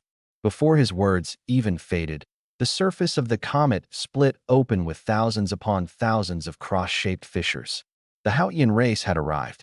No declaration of war. No mercy. Tens of millions of silver-armored beings stepped out from the cracks, cold face guards, higher-dimensional war halberds, crashing into the ancestors' ranks like ruthless exterminators. A one-sided, dimension-crushing slaughter had begun. A flash of silver. Hundreds, thousands of primordial powerhouses didn't even have time to summon their treasures before their heads went flying skyward. Scalding blood surged upward like a reverse waterfall, staining the clouds a blinding purple-black. A war god wielding a massive axe roared as he broke the sound barrier, cleaving a silver warship in two. Just 1 second later, a law-forged spear hurled from on high pierced through his chest, pinning him to the face of a mountain that towered thousands of feet. The mountain crumbled. The war god fell. On the ground below, the old, the weak, the women and children were trampled without mercy. The Haoyan clan's battle formation was a meat grinder. Every inch it advanced left behind a field of severed limbs. Absolute suppression of realm. In half an hour, the flourishing high martial civilization of Blue Star teetered on the brink of extinction. Despair spread like a plague, until, high in the heavens, a five-colored divine light suddenly blazed forth. Nuwa appeared in midair, human head, serpent body. She gazed down at the carnage below, her eyes filled with the deepest compassion and unshakable resolve. She did not flee. She forcibly drew upon the last remaining core essence of Blue Star, the five-colored divine stone smelting violently in her palm, all to preserve one final ember of hope for this world. Her divine body as the furnace, she gave her life for what was right. Her body disintegrated piece by piece, transforming into a vast, sky-mending force that forcibly sealed the massive breach in the firmament through which the enemy had been madly pouring in. Then, she scattered the last of her divine soul on the most desolate, nameless mountain range of the lower realm, what later generations would call the ultimate peak of Kunlun. She carved a path to heaven out of her own flesh and blood. Bearing boundless rage and resentment, she stepped alone into the upper realm. Using herself as bait, she dragged the greater part of the upper realm's fury away from Blue Star. Before she left, the fragments of her divine soul became 10 divine beings, standing guard across the path. She pinched clay to create humanity and carved a weighty name for the newborns rising from the ruins. Huaxia. She poured out everything she had, all to wait for the day this bloodline, the one that carried the will of the primordial age, could, within this cage of dimensional suppression, overturn the entire board. The scene cut off abruptly, the images shattering like bubbles. I still stood in the depths of the dark, ruined divine court, exhaling a long breath of turbid air. The boiling murderous rage in my chest subsided somewhat, replaced by a profound gravity. Myths were never bedtime stories to soothe children. They were histories of blood and tears, filled in by the lives of our forebears. Because some were willing to die for descendants they would never meet, those who came after had a place to stand. Even as cold and hardened as I was, something stirred deep in my heart. I reined in my emotions and pressed onward. I hadn't gone far when the mist dispersed. Ahead, on a gray plain, a figure stood with its back to me. From that stance alone, the pressure radiating from its body caused space itself to keep collapsing and annihilating. I knew this aura all too well. 648 exa base four-dimensional stats, plus a 160,000-fold absolute multiplier. Identical, not a single strand of data off, down to the last hair. The figure slowly turned around. In an instant, two terrifying forces of the same origin slammed together. The earth split open like it had been carved by a blade, revealing a bottomless abyss. From within it, phantom river waters surged forth, forming two mighty rivers that raged endlessly between us, churning up waves 10,000 feet high. The Yellow River and the Yangtze. That face lifted. The features, the expression, even the cold cruelty buried deep in the bones, all identical to my own. He spoke above the roaring waters. Behold the ancestral waters that gave birth to China. If you can kill me today, you'll earn the right to face the Realm King. If you can't, you're not even fit to be a shooting star. Even his voice was exactly the same. I didn't waste breath on some line like, "Who the hell do you think you are?" After being baptized by 8,000 flying swords, I knew exactly what this trick was. The heart demon illusion. Any conventional mind-based illusion would be instantly crushed by my 160,000x multiplier zone. But the heart demon was the one exception, because it was a perfect 100% mirror of my own stat sheet. He didn't press me with more words. The moment his last syllable faded, he moved. No charge up, no wind up. One step carried him through the curtain of the river, his fist wrapped in a dark gold source storm, driving straight at my face. I didn't dodge, didn't evade. I raised my hand and met it head on. Boom. Both fists ground together, locked.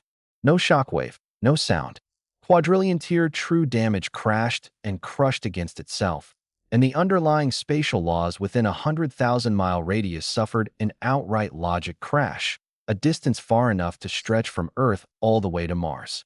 The void shattered into dense clusters of pixel fragments, and the realm barrier overhead tore open with cracks like a spiderweb. This fight had broken the entire combat system from the very first second. I whipped out the staff of cosmic annihilation, a flash of rainbow light in his hand, and he drew out an identical seven-colored staff. Myriad dragon incarnation. My body swelled, transforming into a dark gold titan dragon 100,000 feet long, 10 Everests stacked on top of each other, a single sweep of my body spanning an entire province. He transformed in sync. Two ancient ancestral dragons blotting out the sky, tearing at each other savagely across the ruins of the star domain. Dragon claws ripped through dimensions, dragon breath poured against dragon breath. I struck with a divine dragon tail sweep, smashing half his body to pieces, dealing tens of quadrillions in true damage. The next second, green light flickered wildly above his head. He rose again on a drop of blood, health bar refilled. Fully restored, he retaliated with a burst of ancestral dragon breath, searing straight through my dragon form. My own no blind spot recovery triggered in sync, flesh knitting back together in an instant. I shifted back into human form and kept trading blows. I commanded the substance of space itself to become 100 million blades, grinding him into a bloody pulp. Even in that pulp state, he ignored physical reassembly, pressing in point blank to unleash the causality annihilation of a 100-star chaos treasure. I tanked it head-on, and the instant my health bar hit zero, the invincibility mechanic kicked in, force-locking my HP and firing back. The two of us auto-attacked each other like madmen in the void. Every single second, a tsunami of damage, tens of thousands of jing, unleashed, pouring down, grinding everything to dust. Hard enough to crash reality's core logic. Hard enough to drain the very energy from space itself. Neither of us could kill the other. Same locked HP, same damage immunity, same infinite mana pool. Every ultimate we threw canceled the other out, guaranteed. This wasn't a fight. It was two stat monsters with unkillable invincibility bugs, endlessly farming each other. Hours later, the ruins had been beaten into an absolute, silent vacuum. I stopped, staff drawn back, hovering in the void. I coldly watched him do the same, weapon lowered, breathing lightly. Trading numbers with him. I could keep this up for 10,000 years and get nowhere. I stared into his eyes, my gaze calm and clear, seeing straight through the illusion. I never wanted to ascend, I said quietly, my voice reverberating through the vacuum. It was this world that forced me to draw my sword. And in that half-second window, that gap in my defenses while I spoke, the demon across from me suddenly wore an expression of pure, twisted wrongness. Black light flared in the depths of his eyes. A spiritual law, utterly foreign, drenched in the darkest malice, forced its way violently into my brow. The scene before me blurred instantly. The void scattered. The long river of time ran dry. Weightlessness dragged me down, plummeting fast. Crash. Blinding, blunt pain. The crisp snap of breaking bone. Every trace of my power vanished. My 648 trillion four-dimensional stats, my 160,000-fold multipliers, all of it, formatted to nothing. I'd become an ordinary human, too weak to bind a chicken. My consciousness struggled to gather itself. Before me, a stretch of asphalt drowned in cold rain. Blood, great sticky, warm pools of it spreading across the pavement, a puddle reflecting the alternating red and blue of police lights. The shriek of sirens, the acrid stench of burning rubber, the panicked screams of a crowd, all of it drilling into my ears. My past life, the scene of the crash that took my life. I lay in the pool of blood like a torn rag doll, my insides feeling crushed over and over. My vision unfocused, bloody foam bubbled from my lips. First aid kit. Now, get back. A soaked female officer came sprinting through the blood, dropping to one knee in the muddy water, both hands pressing hard against the artery in my neck, her voice cracking with urgency. Don't fall asleep. You hear me? Open your eyes, look at me. The ambulance is almost here. Rain dripped from the brim of her cap onto my face. I tried to open my mouth, but my lungs couldn't force out a single sound. Over her shoulder, at the corner of the street, a young mother clamped her hands over a little girl's eyes, her face frozen in terror. Cold. A brutal chill seeped from my toes into the marrow of my bones. My life was bleeding away fast. The most primal fear of death washed over me completely, drowning me. My sight shrank to a single black point. My hearing peeled away. Consciousness fractured, and I fell into a bottomless abyss. In that dead silence, there was no system, no magic, no one at all. Only, there was death itself, the great void of falsehood, striking straight at the law of fear. My soul was sinking into black water. Fear became thorn vines, coiling tight around my throat. My dying subconscious tempted me relentlessly. Just give up. Close your eyes, drift off to sleep, and the pain will stop. No. In the absolute darkness, I forced myself to bite down on the last shred of clarity I had left. I'd already died once. If I couldn't make it back, who would carry that family on their shoulders? I bit clean through the tip of my tongue. Phantom agony ripped through my nerves. Even trapped in the land of the dead, I'd stand up and tear a hole through the heavens. Then, all at once, the heavy black curtain was ripped open by a blinding streak of warm sunlight. The crisp scrape of a spatula against an iron wok reached my ears, along with the familiar roar of an old, worn-out range hood. "Phone you up yet?" A voice, slightly hoarse but so gentle it made my heart tremble. Lu Tsuelon, the mother who gave me every ounce of her favor in this life. My eyes snapped open. Before me was that cramped but spotless old bedroom. Sunlight slanted through the gap in the worn curtains, falling across my desk.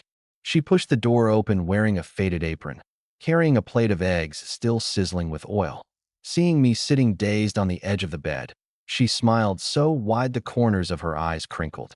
"What are you sitting there like a fool for? You did great on your graduation exams, so your mom's making an exception and skipping overtime today. I'm taking you out to eat." I stared steadily at that weathered face. The floodgates of memory burst open. In my past life, I was a weed that grew up in a cold, loveless orphanage. I couldn't forget being pinned down in the mud and kicked by the older kids over half a moldy piece of bread. I couldn't forget swallowing my own blood while they screamed at me, "Unwanted bastard."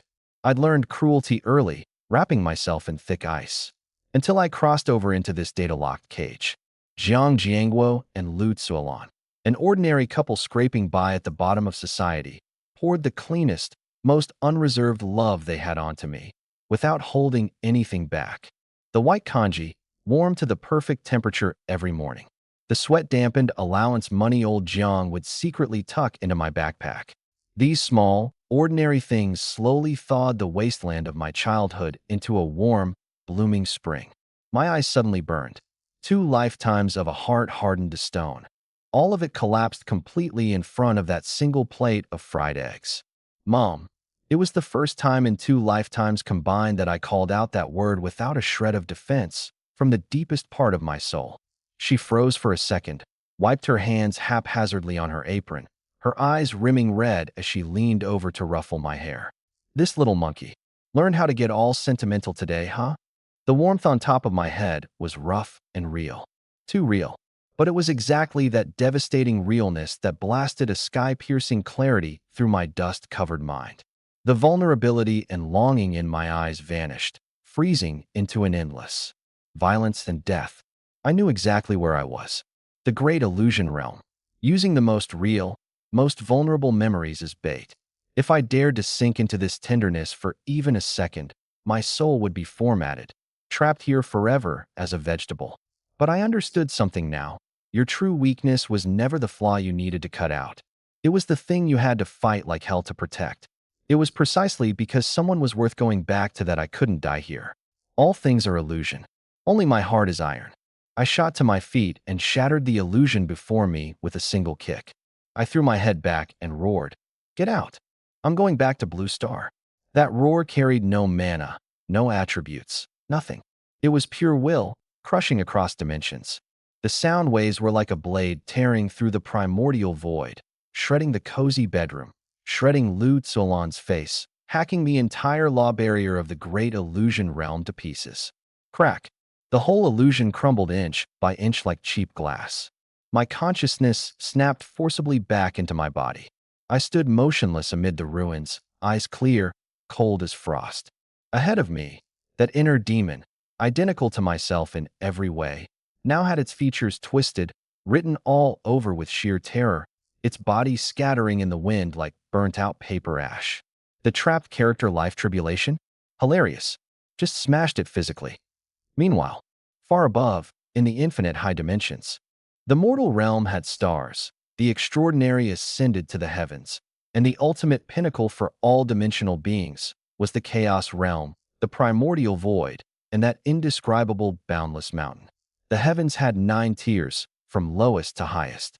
Mortal realm, planets, star regions, star seas. Extraordinary, great realms, heaven realms, origin realms. Ultimate, chaos realm, primordial void, boundless mountain. The higher the tier, the vaster the world, the stronger the power. Each tier could contain countless worlds beneath it. At this moment, in the boundless chaos even deeper than the origin realm, a realm king floated cross-legged.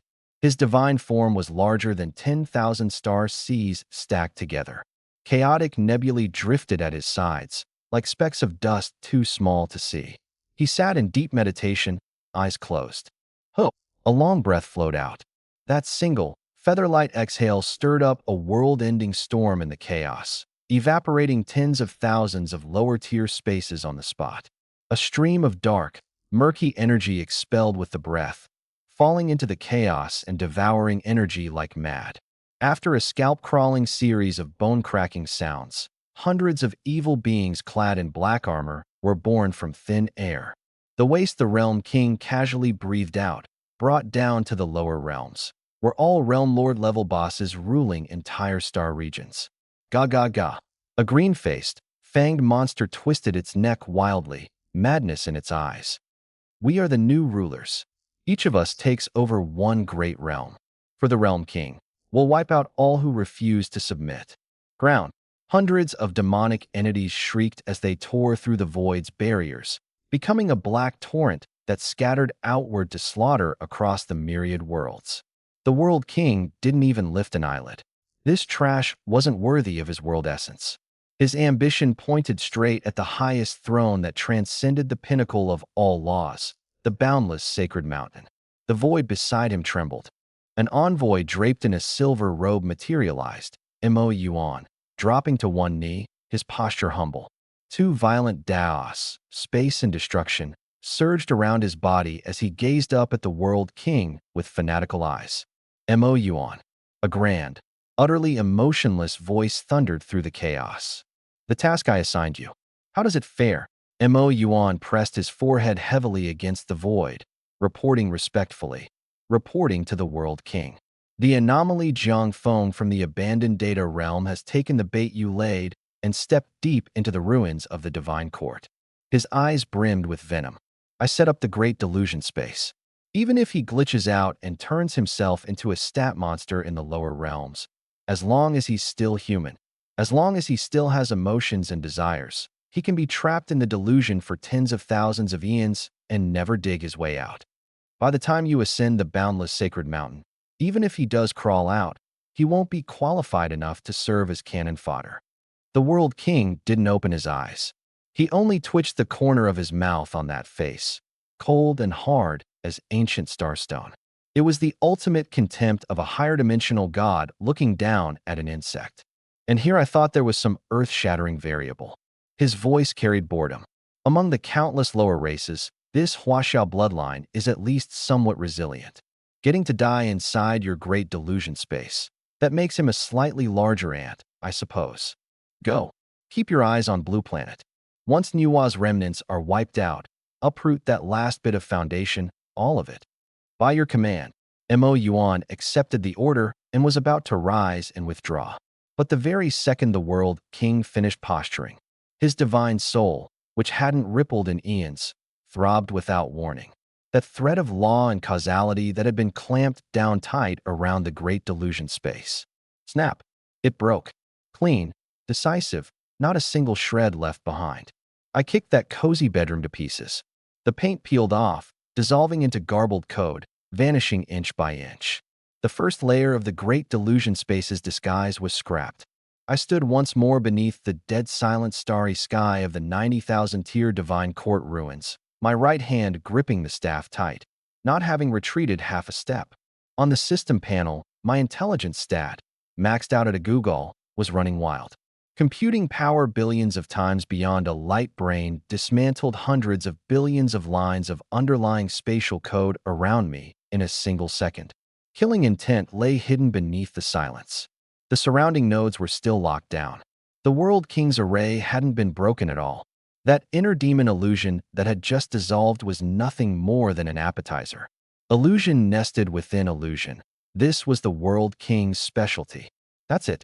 A trace of mockery surfaced in my eyes. The air at the back of my head. Suddenly, a ripple that defied all logic rippled through the air. An invisible blade forged from pure psychic energy struck at my vitals like a venomous serpent. Its speed shattered physical limits. Even time itself was torn apart. This was the purest form of high-dimensional soul strike, bypassing health bars entirely to erase consciousness at its very source with a single blow. I didn't dodge.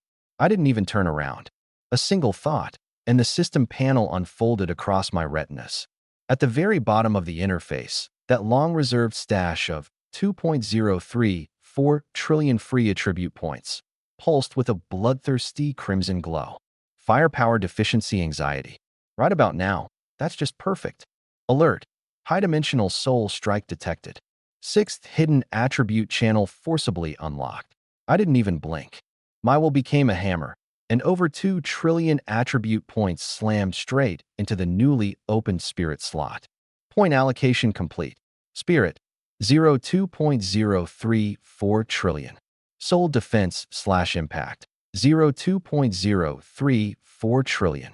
The instant those numbers locked in, my one-of-a-kind, 160,000x absolute multiplier zone seized upon this new attribute like a starving wolf catching the scent of blood.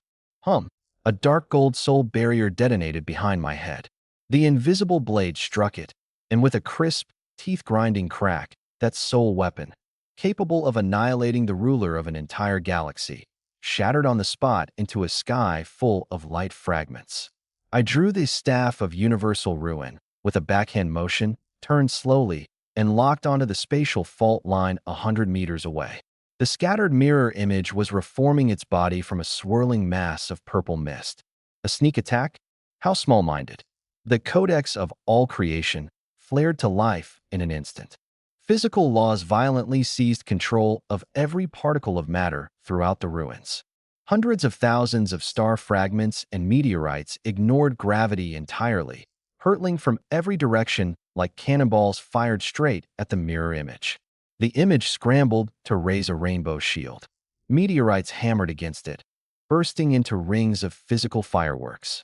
And in that half-second while it was distracted, a dark gold fissure split open at my brow.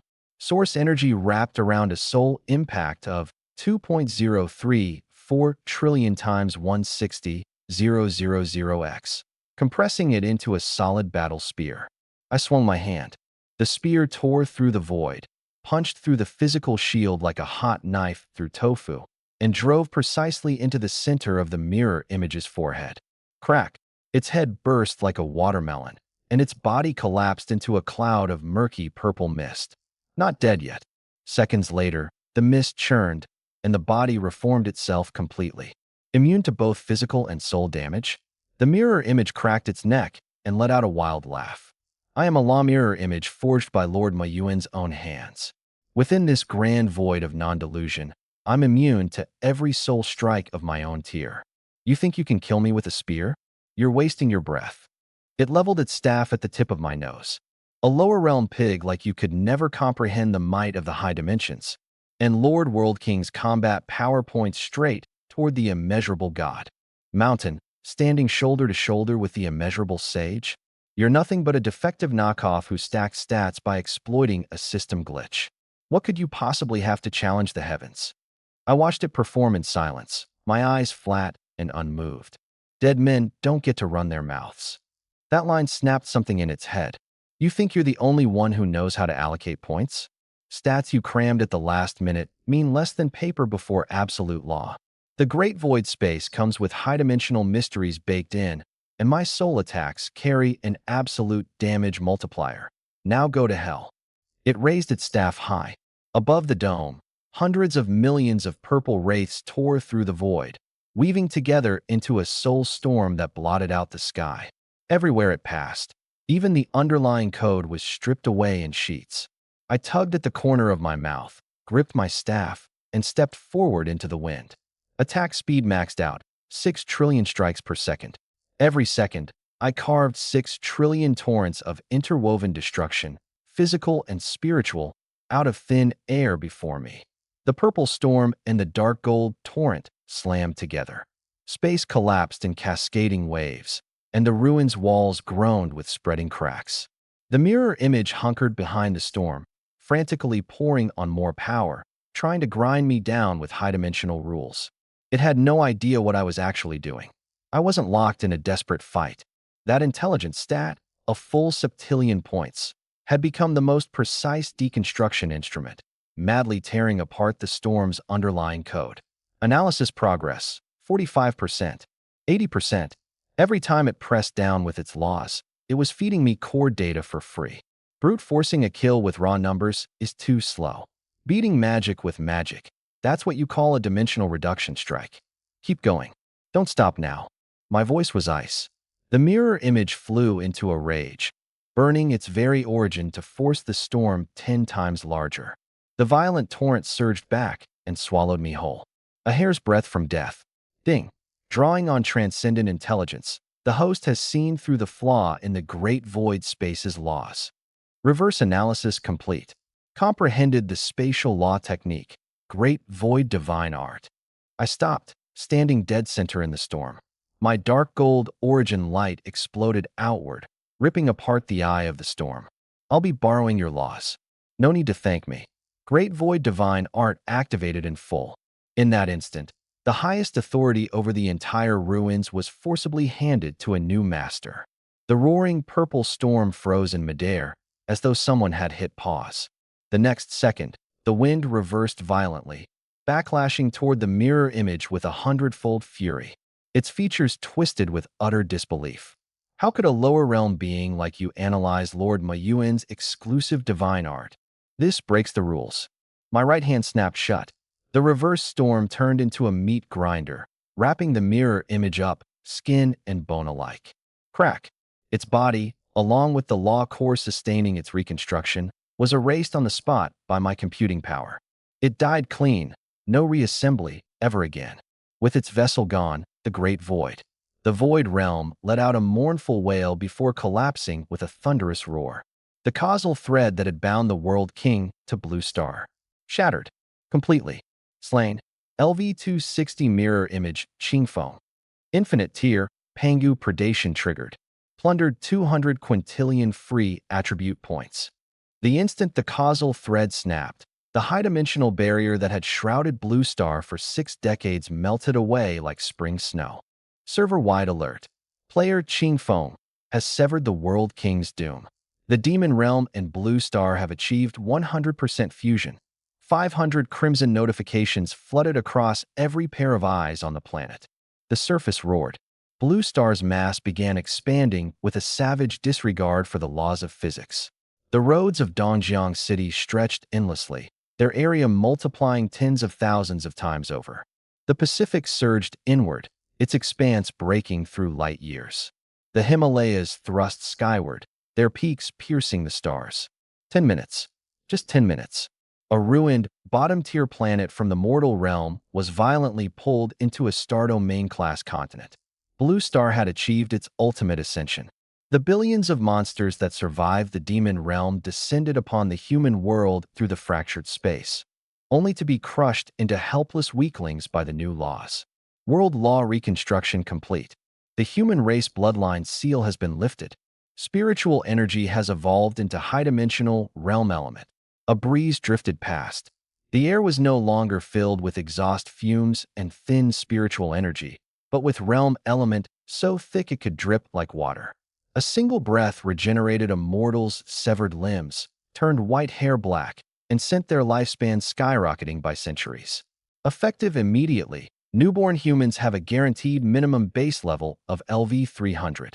All existing players receive a mandatory 3,000% boost to all attributes.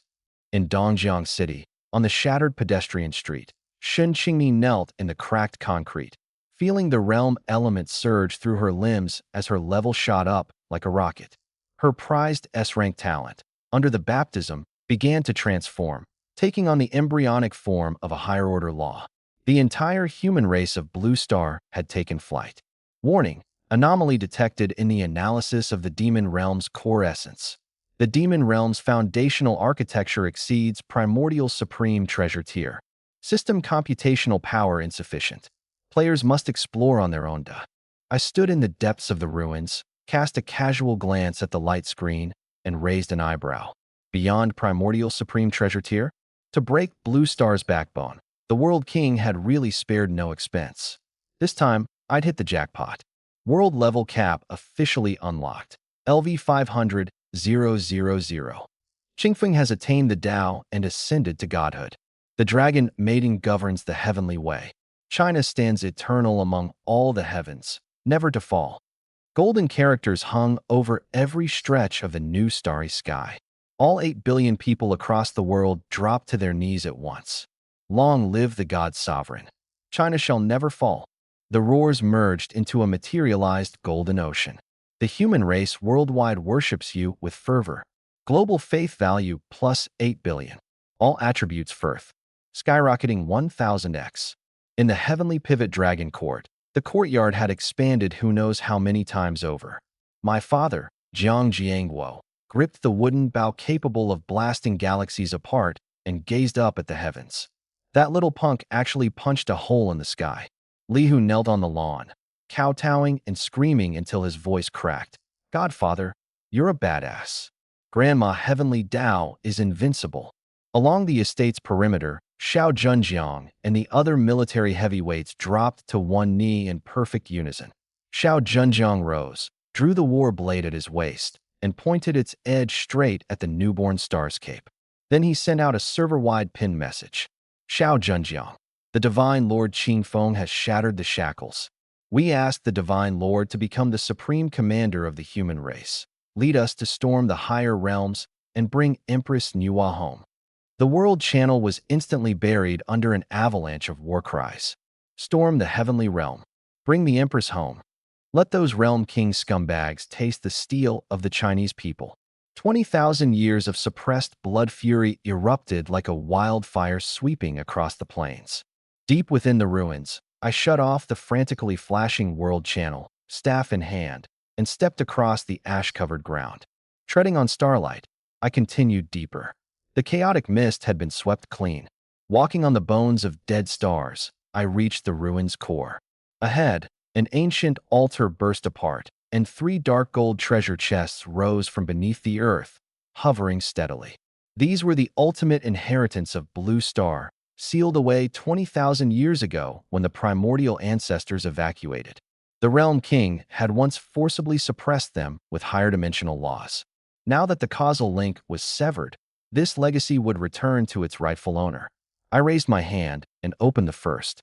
A mass of law essence, black as ink, lay quietly at the bottom. 9 Nether Prison Law, Spatial Gravity System. Within its range, gravity climbs to its absolute limit, power scaling with attributes. Enemies are crushed into cosmic dust on the spot, body and soul annihilated. A divine skill for wiping out common fodder. Practical enough. I clenched my fist, and the pitch-black law tyrannically fused into every fiber of my being. The second chest.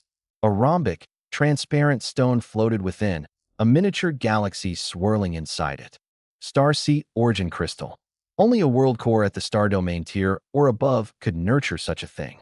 This one's purity already bordered on the star sea limit. All origins returned to 1. I activated my divine skill. The origin storm transformed into the gaping maw of a colossal beast, devouring and refining it. Absorbed supreme grade origin crystal. Exclusive multiplier zone surges by 500,000x instantly. I glanced at my panel. My absolute multiplier, once at 160,000x, shot straight up to 660,000x, a number that would probably crash even the system's core mainframe. I opened the third. A fruit, swirling with the purple energy of primordial chaos, met my eyes, its fragrance sweet and clear. Primordial creation star fruit. Ripens once a day, 10 per harvest. Eat one, and all attributes surge unconditionally by 100 billion. Maximum 3 per person. I was already a min-max stat monster. Bringing this fruit back home, being the treasured little darling my parents and Lee who spoil rotten. That's the ultimate growth resource. Since it's a plant, let's see it grow. I casually tossed the star fruit into the dirt beneath my feet. Barely 2 seconds passed. Crack. The shell split open, roots drilling straight through 10,000 miles of stellar debris. A towering divine tree shot up from the ground, 10 radiant, iridescent fruits hanging heavy from its branches. Instant planting, instant harvest. Now that's thinking big. I stripped every last one and stuffed them into my pack. My family's food supply secured. Once I finished counting, I pulled up my personal panel. A full 200 quadrillion free attribute points, sitting bright and untouched in the unallocated column.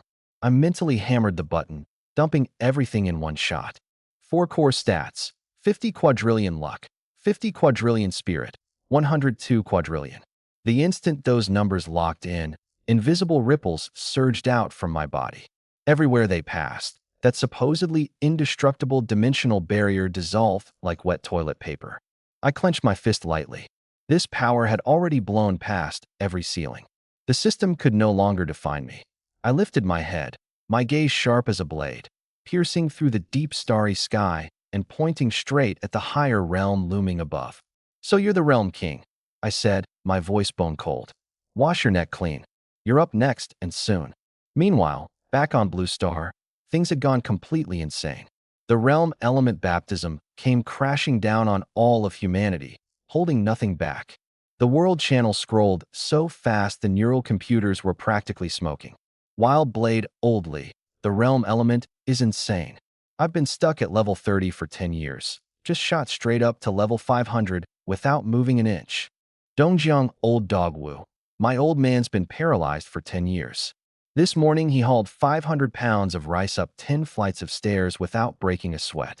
Iron-blooded war soul, an envoy from the Beacon Nation, is kneeling outside our apartment complex, crying and begging for a single Chinese residence permit. Online was in a frenzy, but the changes in the real world shattered every law of physics anyone knew. Outside a suburban air raid shelter, a level 70 twin-headed abyss hound, one that had somehow survived, lunged at a 7-year-old girl playing in the mud by the roadside. The girl in the floral dress didn't even look up.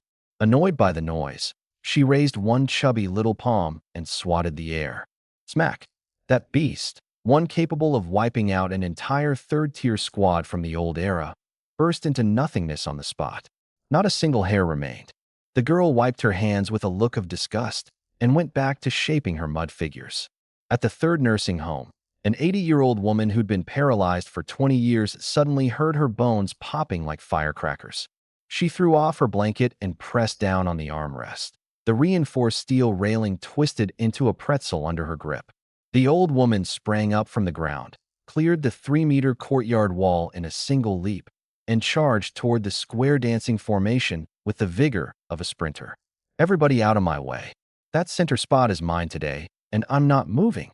In the delivery room of the downtown hospital, a cry rang out.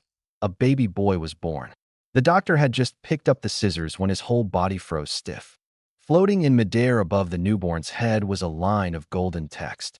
LV 300. Just born. Not a single drop of milk yet, and already starting at level 300. That kind of innate combat power? Just yesterday, it would have been enough to dominate an entire war zone as a legion-tier overlord. Born in Rome, so to speak. This is what universal ascension looks like. This is the absolute foundation of the Huaxiao race. Meanwhile, in the distant depths of the abyssal star sea, a demonic body 10,000 feet tall fled through an asteroid belt like a whipped dog. Baal, demon emperor of the abyss.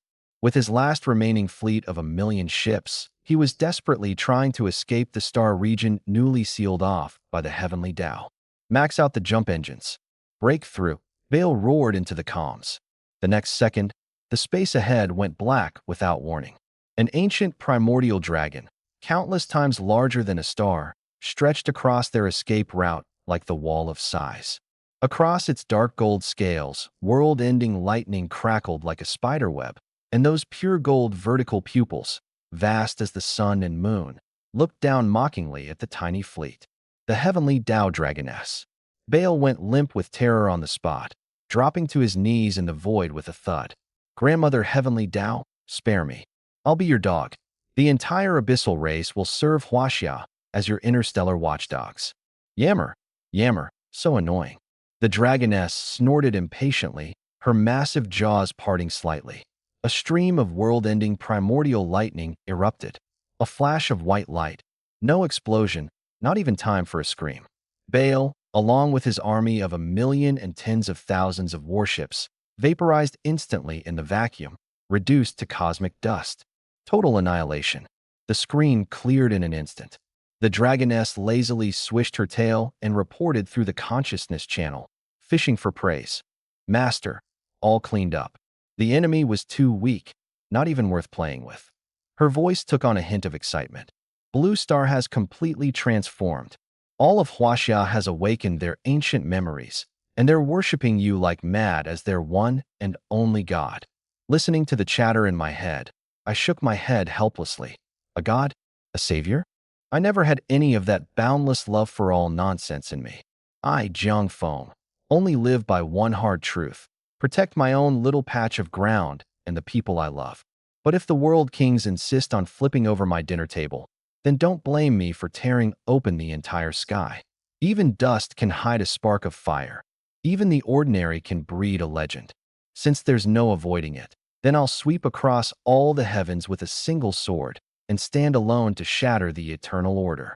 I lifted the staff of universal ruin and stepped through the shattered dimensional gate of the ruins. The teleportation light faded. I hovered above a star region spanning thousands of miles, looking down. Beneath my feet was no longer that tiny azure planet, but a star region-tier supercontinent stretching across the endless void, so vast the eye could never reach its edge. Mountains and rivers surged like wild dragons. The dimensional essence flowed like seas and oceans. Across the boundless land, countless children of Huaxia looked up in unison, their eyes fervent, their tsunami of worship tearing through the clouds and reaching all the way to the galaxy. Continues. Along the sprawling borderlands, envoys from 1,000 nations knelt prostrate on the ground, trembling like sifted grain, not even daring to lift their eyes and look directly. I stood against the light, my sleeves snapping and roaring in the astral wind. One man alone drove back all the heavens, a nation united to forge its gods. I stood above the endless starry sky, hands clasped behind my back. The blue planet beneath my feet had long since expanded into a vast stretch of star territory. Viscous world essence churned through the air, and the mountain shaking, ocean-roaring cries of worship from the people of China surged straight into the heavens. Golden text burst across my retina. Ding! The demon realm and reality have merged 100%, triggering a unique event, sundering the heavens, forging the gods. New plane taking shape, the heavenly Tao reconstructing. Vacancies open, 365 astral lords of the heavenly cycle, 108 seats of heavenly might and earthly fiends, 10 supreme, divine thrones. Please, spokesman of the heavenly Tao, Qing Feng, kowtow to the heaven and earth above and petition for the divine investiture roster. Kowtow to heaven and earth. Wag my tail and beg the world king for scraps. Just to fetch some employee onboarding form for a wage slave? Too small-minded. I raised my right hand, palm turned up. My heavenly Tao. I call the shots. 661 sextillion units of spiritual power roared to life. The colossal world essence brutally tore through the system's programming and seized control by force. Primordial purple energy, the origin source of star corpses, the will and faith of the entire world. I gripped it all in one hand and kneaded it into a frenzy. The purple-gold ball of light compressed into a scroll of golden radiance stretching 10,000 feet, unrolling across the starry sky. No reverence for heaven and earth. No bowing to the world king. I'll forge my own damn divine investiture roster with my bare hands. The system frantically spat out red alarms. A second later, crushed beneath my dimensional overwhelming, it crashed completely and obediently surrendered its highest authority. Ding. You have refined your own exclusive divine investiture roster. Divine throne acquired. Sovereign of all heavens, Lord of 10,000 stars, divine venerable Qing Feng. The instant the roster was complete, 20,000 years of accumulated world origin and power of faith poured into my body like a river bursting through a broken dam. My bones cracked and thundered. The world essence violently remolded every limb and organ. Acquired super high-dimensional law trait, primordial Tao bones. Multiplier boost, 4,000,000x. I glanced at the panel. A base four-dimensional stat of 50 quadrillion, now bolted onto an absolute multiplier of 4.66 million, a terrifying pressure. That figure had long since shattered the limits of both the mortal realm and the heavenly realm. I casually lifted a hand.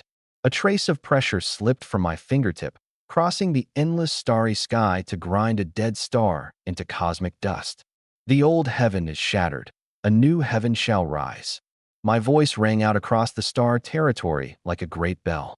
Today, in the name of the sovereign of China, I invest myself and decree my own order, and I ordain all living things. Countless people of China held their breath, eyes locked on that divine silhouette in the heavens.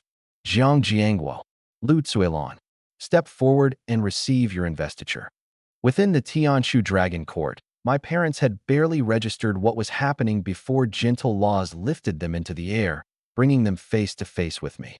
Before the two of them, the cold, unmelting severity that had lingered in my eyes for 10,000 years faded away entirely. I hereby invest Jiang Jiangguo as the East Flower, Divine Sovereign, 10,000 Virtue, Celestial Venerable. I hereby confer upon Lu Zuilan the title of Western Spirit Holy Mother, Longevity Primordial Sovereign. May she receive the worship of all heavens and be granted a primordial divine rank. Two streams of purple energy shot across the starry sky and poured down.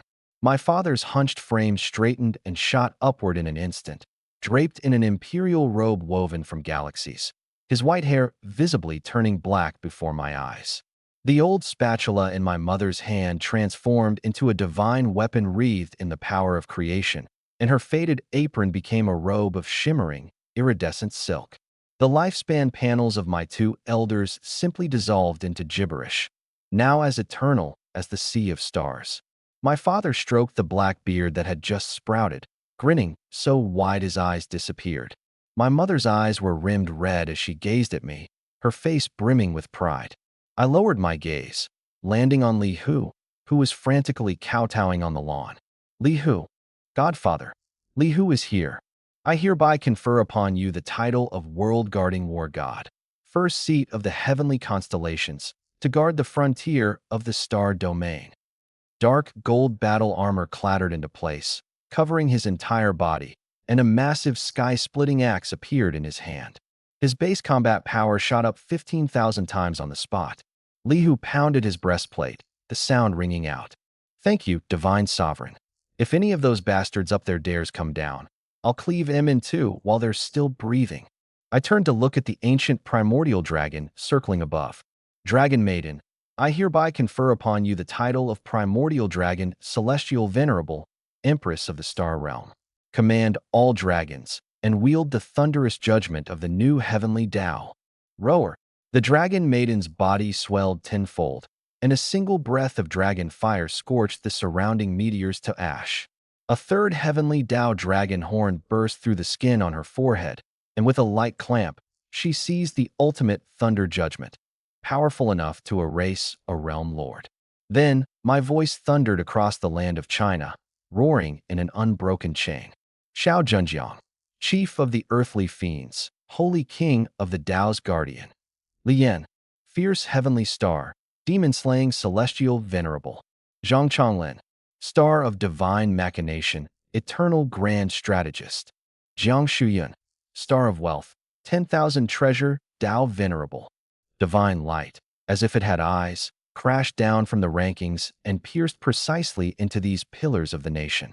Xiao Zhenjiang's hidden ailments and old wounds were smoothed away in an instant, and he stepped straight into heaven-tier combat power.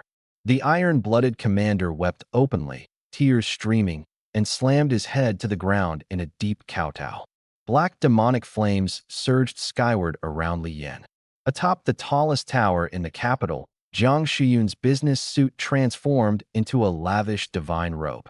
Gripping the authority over all wealth in the star domain, she bowed deeply toward the stars. 36 heavenly constellations, 72 earthly fiends, 365 cyclic heaven star lords. Following the bloodlines of legion commanders, city lords, and the fallen heroes of every era, I bestowed them all in one breath, clean and complete. And the rewards weren't over yet. A golden rain poured down across the entire star domain. Every citizen of China touched by it had the shackles on their bloodline shatter completely. Their base combat power surged 100-fold, and 500 years were added to their lifespans out of thin air. On the pedestrian street of Dongjiang City, the golden rain landed on Shun Qingni's shoulders. Her, Frost Empress, inheritance instantly ascended to the frost element's origin, and the temperature around her plunged to absolute zero. Yet she felt not a shred of joy. She lay pressed against the ground, in the most abject micro-posture, gazing up at the summit of the starry sky. Behind him, his 4 lackeys were frantically savoring the surge of power exploding through their bodies. Qingni, I hit level 400. One kick can bring down a whole building. Keep grinding those levels. Sooner or later we'll catch up to the godlord Qingfeng. Then he'll finally give you a second look. Shun Qingmi slowly turned her head, her eyes cold as if staring at a few corpses. Catch up to his heel? She let out a short, icy laugh, pointing at the sky-covering golden scroll that blotted out the heavens. Take a good look at that divine investiture roster overhead. He's no longer some awakened one. He's a creator god who writes the new rules. The 4 men's ecstasy froze on their faces in an instant. A single sliver of fortune slipping through his fingers is enough to extend our lives by 1,000 years. What do you have to catch him with? Your lives. She pressed her forehead back against the cold cement floor. Face reality. In this lifetime, we don't even have the right to gaze at his retreating back. The 4 swallowed hard, finally terrified out of their wits by that bottomless chasm, and obediently kowtowed to the ground. At the same moment, beyond the edge of Blue Star's territory, Wilson, commander of the Beacon Nation, knelt bolt upright in the muddy buffer zone alongside the top brass of the Western Alliance. Above their heads, not a single drop of golden rain fell. The boundary essence beneath their feet had been drained dry, reduced to utterly withered wasteland. Just moments ago, Wilson had watched with his own eyes as a Chinese old man selling roasted sweet potatoes across the way sneezed, and with a thunderous boom, a stone mountain hundreds of meters away was shaken into rubble. The entire nation of China had been invested with godhood, every last citizen ascending a dimension. Meanwhile, these outsiders had been kicked clean out of the game by the new heavenly Tao. Their combat power was locked, their stat panels shut off. Forget the transcendent legions. Now they couldn't even beat a 1-year-old baby, their bodies so fragile they'd shatter at a poke. It's all over. A 5-star general collapsed into the muddy water, wailing. Without the boundary essence baptism, we're not even worthy of being cannon fodder. Wilson dug his hands deep into the mud, oblivious to his fingernails snapping and bleeding. He was sick with regret. If only he'd swallowed his pride sooner and sucked up to Jiang Feng, even just to land some lowly odd-job position on the fringes. But now, there was no way out except to wait for death. Inside the defensive line, a group of middle schoolers with backpacks happened to be passing by. Through the iron mesh, they looked at the Western bigwigs outside, those who once turned their noses up at the world, now bawling with snot bubbling from their noses, and couldn't even be bothered to throw a taunt. Hurry up, hurry up. They're rerunning the investiture ceremony tonight. If we're late, we won't get the prime center spot at the plaza big screen. Tisk, those people out there are really pathetic. Looks like they lose HP just from breathing. Not a shred of sympathy. only complete indifference. 20,000 years of bloodline oppression, 60 years of data-driven humiliation, all ground into the dust of history the very moment I took hold of the divine investiture roster. Single-handedly battling 3,000 emperors, sweeping aside 13 continents with both palms. Hua. I'll translate this into natural American English. Chapter translation. Xia didn't just find his footing. He set foot upon the very summit of all realms. The grand ceremony had ended, and the cosmic anomalies in the starry sky faded away. I pressed the deification list into the spot between my brows, but instead of returning to the dragon court right away, I simply hovered there in silence. My vast spiritual force spread out like an invisible net, unfurling across countless star domains in an instant. I could hear a pin drop dozens of dimensions away with perfect clarity. Suddenly, my brow twitched, and a cold glint flashed in my eyes. Suspended amid the endless stars, I raised an eyebrow. My spiritual net, more precise than any instrument by a factor of billions, had caught a faint, abnormal ripple in space. At the edge of Blue Star's newly expanded star domain, a dead-silent asteroid belt suddenly began to seethe. Space rippled like water, and a massive, pitch-black fleet tore through the dimensional barrier and burst into view. 800,000 alien creatures, clad in deep blue scale armor, each with 4 arms, crowded shoulder to shoulder across the mothership's decks. Every last pair of eyes was locked onto Blue Star like a pack of starving wolves. The Star Devourers. Chieftain, the dimensional essence concentration on that planet is off the charts. It's a fat piece of meat, dripping with oil, one lieutenant said, excitedly rubbing all 4 of his hands together. Chieftain Luobai smacked him across the forehead and lowered his voice. 20,000 years ago, the Realm King personally slammed the primordial treasure, Demon Domain, into that planet. You think that was charity? That was fertilizer for a fruit tree. Blue Star is the seed of the fruit the Realm King needs to ascend along the Great Tao. Once it devours the Demon Domain and grows to its limit, the Realm King will descend to harvest it himself. Standing beneath the heavens, I nearly laughed out loud. Seed of the fruit. Everything was exactly as the fading shadow of Nuwa had said. The Realm King was playing a grand game of chess, using my childhood home, the place where I was born and raised, as his private nourishment. Using my china as a bloody fruit platter? I'm flipping this whole damn dinner table over. I'd only just arrived, and I happened to be short a few live captives to interrogate about the coordinates of the upper realm. So I didn't rush to crush these bugs. With a flicker, I tore through the void and appeared in the Tianshu Dragon Court. In the courtyard, Jiang Jiangguo and Lu Tzulan wore flowing divine robes, curiously exploring the power now coursing through their bodies. I pulled out a handful of fruit swirling with primordial purple energy and handed it over. Dad, Mom, these are primordial creation star fruits. Find a spatial treasure and plant them first. You can harvest a new batch every single day. Lu Tzulan took one and wiped it on her sleeve. Plant nothing. Let your mom taste test whether it's sweet first. She took a bite. Jiang Jiangguo grabbed one too and stuffed it into his mouth. Boom. 2 solid pillars of purple gold energy erupted from the top of their heads, piercing straight through the clouds and into the sea of stars. Every one of their attributes shot up by 100 billion on the spot. Jiang Jiangguo took a sharp breath, and his nose tickled. HCHO. A violent hurricane, wrapped in world-ending waves of raw law and order, blasted out of his mouth. Hundreds of miles away, a towering mountain of stone was wiped flat in an instant, without so much as a sound. The ground was gouged open, a chasm plunging straight toward the planet's core, its edges melting into churning magma. Jiang Jiangguo rubbed his nose, dumbstruck. Holy crap, did I just become Superman? At that very moment, red alarms shrieked madly aboard the Star Devourer mothership. Luobai stared at the off-the-charts energy readings, every one of his deep blue scales bristling upright, his legs buckling as he crashed to his knees, splintering the deck. You said this was just a newly formed seed. This is no seed. This is the goddamn daddy. Full speed jump, run. Run? I sent a mental message. Who's he? Far away at the frontier of the star region, freshly seated at the head of the Tian gang, Li Hu's eyes lit up instantly. Foster father. Who's he's here? He hefted his heaven-splitting great axe onto his shoulder and locked onto the deep void. He'd just claimed his divine seat and had nowhere to burn off all this power. Before I could even get out the words, "Leave one alive," he'd already stepped onto the starry Great Wall, channeling combat power tens of thousands of times over into the axe's edge. "You mangy dogs, you dare come begging in my China's territory." One swing, the heavens split.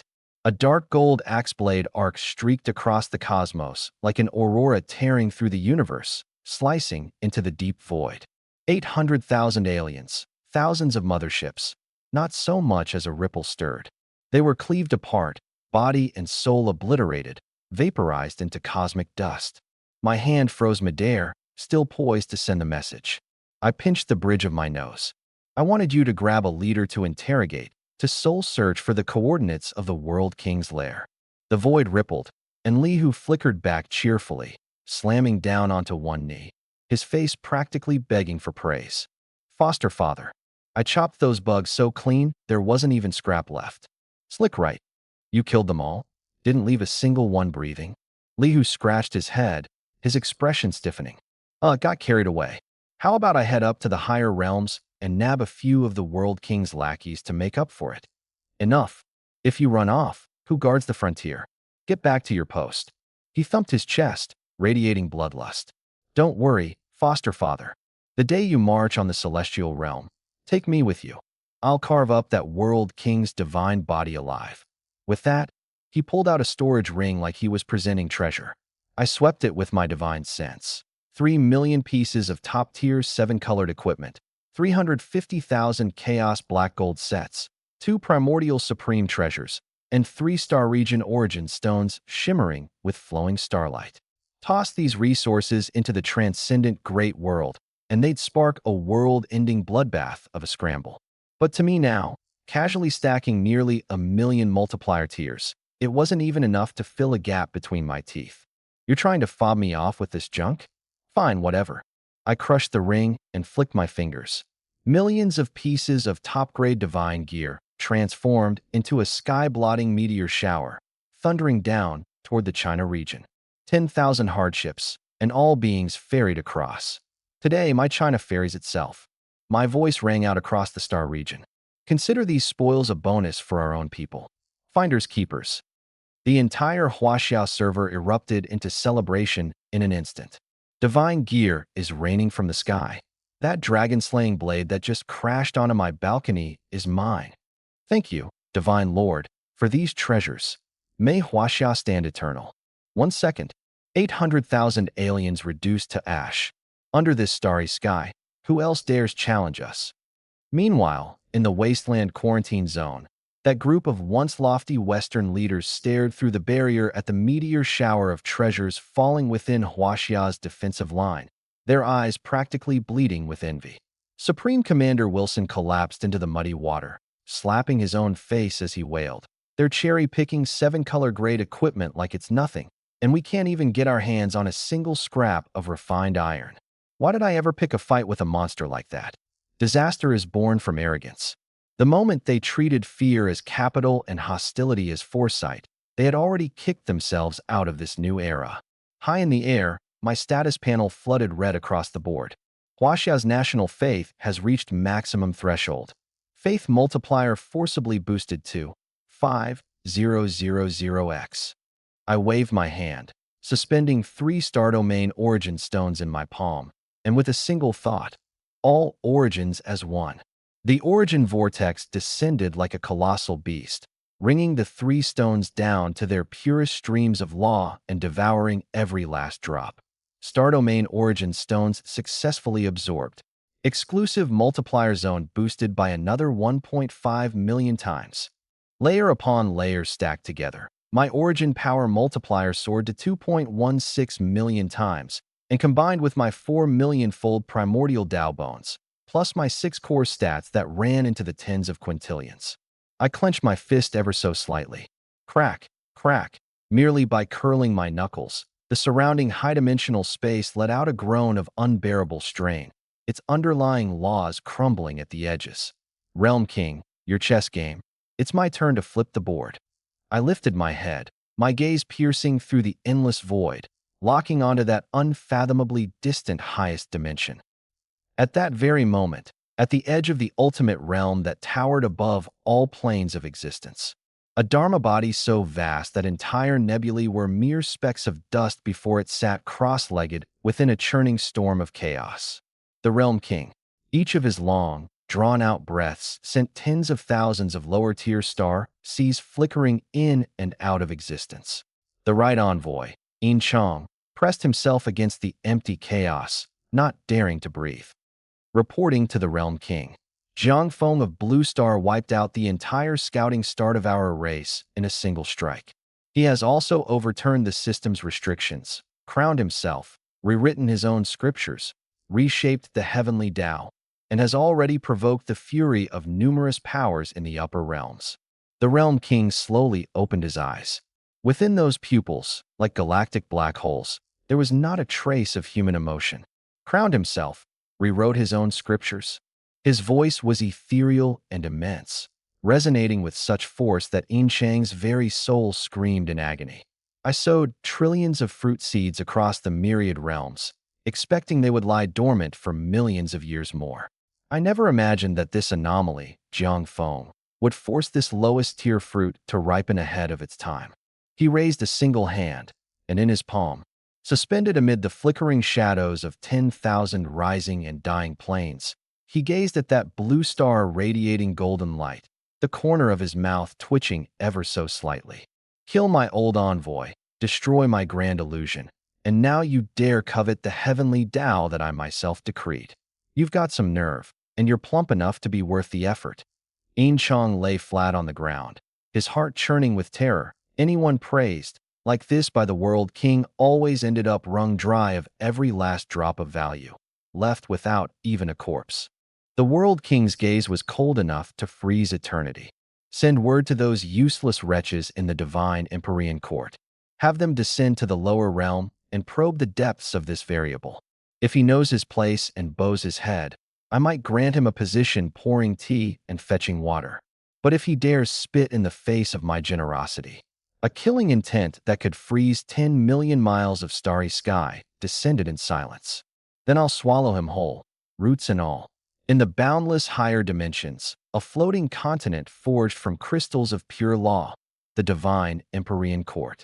Their commander, Lei Jun, clad in violet lightning armor, sat upon his throne, gripping the World King's decree that had just dissolved in his hand.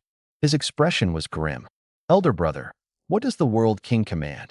Below him, several six-winged Deva lieutenants bowed in unison. Lei Jun crushed the remnants of the decree. The World King wants us to go to the lowest tier of the mortal realm and put the screws to some newly promoted backwater plane, Blue Star. He says a variable has appeared there. We're to size him up, and while we're at it, bring him to heel like a dog. The hall erupted in laughter. A lowly seed fruit realm, hardly worth the divine Empyrean court's time? Lei Jun didn't laugh.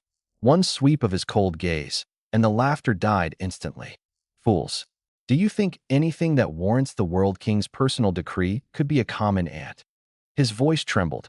The World King, Song Yuan, when he stormed the heavenly court all those years ago, he didn't even lift a hand. With a single glance, he crushed all 8 of our ancient heaven emperors. Anyone capable of that kind of absolute domination has long since crossed the great divide into the void realm, perhaps even the heaven venerate realm. Otherwise, how could he treat the boundless plains as his own personal orchard? You could have heard a pin drop in the hall. Lei Jun rose abruptly, snatching up his thunder halberd. Botch this errand, and its annihilation of body and soul. Muster the 100,000 divine Empyrean Imperial Guard. Tear open the boundary wall. Let's go see just how brave this variable really is. At that same moment, on Blue Star, atop the peak of Kunlun, fierce winds raged, snow swirling across the sky. An ancient bronze gate stood in silence, and beyond it lay an interstellar passage of fathomless depth. The path to heaven began right here. I pulled up the mission panel. 6 Transformation Ultimate Mission, Path to Mending Heaven. Objective: cross the boundary wall, travel to the greater world above, and repair the high-dimensional breach torn open long ago by the demon domain. Blue Star was stable now, and my parents had gained the strength to protect themselves. My original wish, to guard everything I loved, had been fulfilled. But my journey was only just beginning. The World King hid in the highest dimension, playing his game of chess. I had no desire to face him. Meeting force with force, I'll keep grinding levels and stacking my panels, steamrolling straight through with numbers so brutal they defy all reason. Dealing with him? Just a matter of flipping the table on my way out. Behind me stood the newly enshrined gods of China. They clamored to charge into battle at my side as the vanguard, but I shut them down flat. Blue Star had just ascended, and our top fighters had to stay home and guard the door. Zhang Chonglin stroked his beard and let out a long sigh. All feasts must come to an end. With you gone, divine sovereign, you're sure to turn their world upside down. Jiang Shuyan stood quietly in the driving snow, pushing up her gold-rimmed glasses without wasting a single word. Guard the home, manage the finances, protect the two elders. Those were the iron rules of this head steward. Li Yin blazed with black demon fire, pounding his dark gold breastplate until it thundered. Anyone who dares act up on Blue Star, I'll make sure they don't die with their body intact. Then came Li Hu. The rough-edged guy had been playing tough just moments ago, but the second he walked up to me, his eyes went red. Foster father, I used to be just a street bum, mooching off you for food and drinks. Now I'm the first seat of the heavenly constellation, and it's all thanks to you giving me a leg up. And you're heading up there to wade into the mess of the upper realm all by yourself. He slammed his massive axe into the ice with a clang. You just say the word once you get there. Any trouble, and I'll lead all of Blue Star charging up to back you up. I let out a rare smile and pointed at the ancestral dragon circling overhead. What are you worrying about? The Dragon Maiden and I have a soul contract. We can connect in a second, even across dimensions. If anything comes up, I'll call you up as free muscle. Li Hu sniffed and cupped his fists in a formal, old-fashioned bow. Foster father, take care. Enough. Quit acting like you're in a period drama. I cursed him with a grin, easing the heavy weight of parting. A flash of gold, and the massive ancestral dragon transformed into human form. The Dragon Maiden had grown a bit, radiating the majesty of the heavenly Tao all around her. But in that moment, she couldn't hold it together and buried her face in my chest. You have to pay attention to me every single day. You're not allowed to think I'm annoying. A dignified heavenly Tao of an entire realm. The master who commanded the ultimate lightning judgment. And in front of me, still just a clingy little kitten. I ruffled her hair. Stop crying, and keep an eye on the family's rice bowl.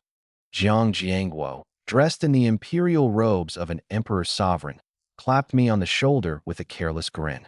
You little punk, go make it big in the upper realm and don't embarrass the Jiang family. If you find anything good, remember to bring some local goods back home. Lu Tsuelon didn't nag. She just stepped forward, hugged me tight, and her eyes went red.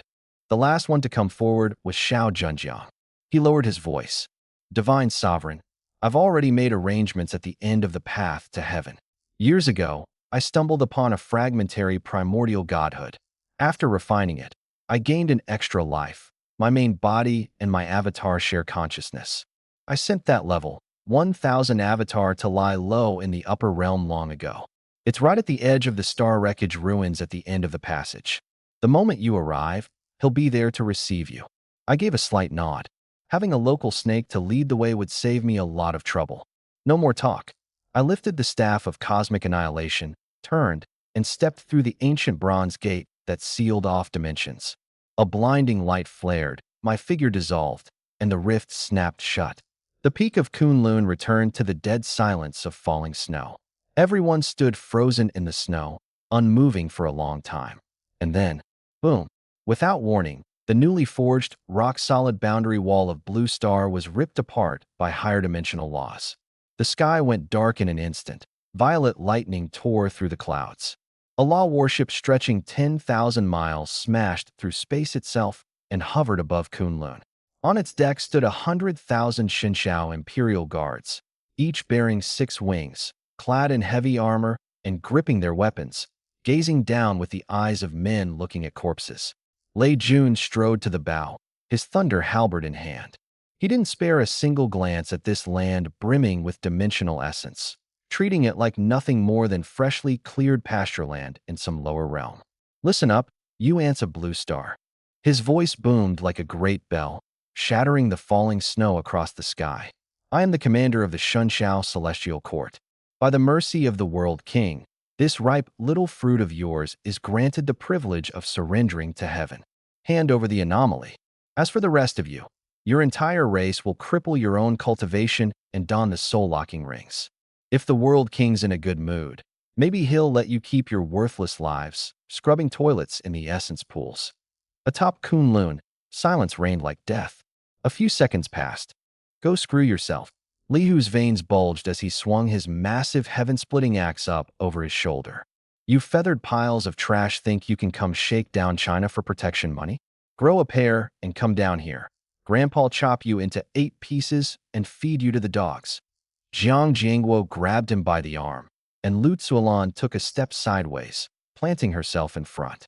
The two old ones wore faces still as water, burning with fury, yet steady as mountains. Xiao Zhenjiang slowly stepped forward, drew his warblade, and pointed it straight at the clouds. The terrifying aura of the Sage King, guardian of the way, erupted with a thunderous roar. Beside him, the Dragon Maiden shed every trace of her fragile disguise. Reflected in her eyes was a pure, world-ending judgment of thunder, the killing intent of heaven itself locking instantly onto the 100,000 guards above. We of China kneel to no heaven and bow to no earth.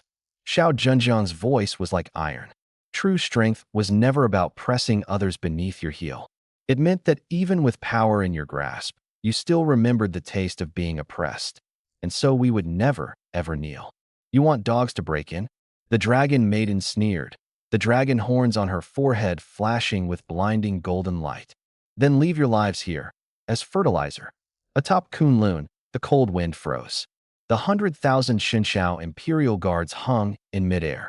6 wings beat as one, whipping up a storm in the void. Lei Jun stood at the bow of the 10,000-mile law warship, sneering down at Xiao Zhenjiang with his drawn blade, and at the Dragon Maiden with her dragon horns. Ants of the lower realm, you don't know death when it's staring you in the face. He leveled his halberd at the land of China. All forces, hear my command. Raise the cities and establish our might. Leave a few alive, soul-locked, to bring back to heaven. The 100,000 guards let out a low battle cry in unison. The sound waves cracked the clouds apart, transforming into 100,000 streaks of light that dove toward China. The summer defense line. Xiao Zhenjiang didn't waste a single word. The Path Guardian Sacred King's divine throne roared within his body, and his heavenly realm combat power was instantly unsealed. Gripping his blade with both hands, he slashed fiercely at the sky. Not a hint of flourish. The heavens split open on the spot. A black spatial rift stretching tens of thousands of miles tore across the firmament. The thousands of Imperial Guards charging at the front didn't even have time to scream before the rift sliced them clean apart, bursting into a sky-filling mist of blood. The warship's shields flickered wildly for half a second, then shattered with a deafening crash. Lei Jun staggered back half a step, glaring at Xiao Zhenjiang, the contempt in his eyes freezing over in an instant. This was absolutely not the combat power a freshly matured fruit seed should possess. This was peak Realm Lord level. Old Xiao, don't hog it all for yourself. Li Hu got antsy, breaking free from Jiang Jiangguo. Dragging his massive sky-splitting axe, he stomped through the ice layer and shot forward like a dark gold cannonball, crashing straight into the Imperial Guard formation. Dozens of Xinshao spears thrust at his chest all at once. Clink-clang, the spear tips snapped on the spot, without leaving so much as a white scratch on his dark gold armor. Li Hu grinned, baring his teeth. This trash for a shield? Not even good enough to scrub your grandpa's back. He swung the giant axe in a full arc, one horizontal sweep. The void ripped open, and thousands of Imperial Guards were cut clean in half, like harvested leeks. The axe's momentum didn't fade. It carved a hole thousands of feet wide into the warship's armor. I was just fretting about where to break in my new patch divine gear. Perfect timing, boys. Lei Jun's face turned black as a pot's bottom. In the span of a few breaths, 20% of his 100,000 Imperial Guards were gone. A few sharp-witted lieutenants realized Kunlun was all hard bones. They decisively split their forces into multiple columns, transforming into ghostly light and diving toward East River City and other civilian districts. Avoid the main gods. Grab the civilians. I refuse to believe mortals are this tough too. East River City, Pedestrian Street. A lieutenant led over 100 remaining troops in a dive, locking onto an old auntie carrying a grocery basket across the road. Lowborn scum kneel, his 5 fingers curled into claws, striking at the auntie's throat with a soul-tearing pressure. The auntie had just finished her shopping and was hurrying home to catch the rerun of the deification ceremony.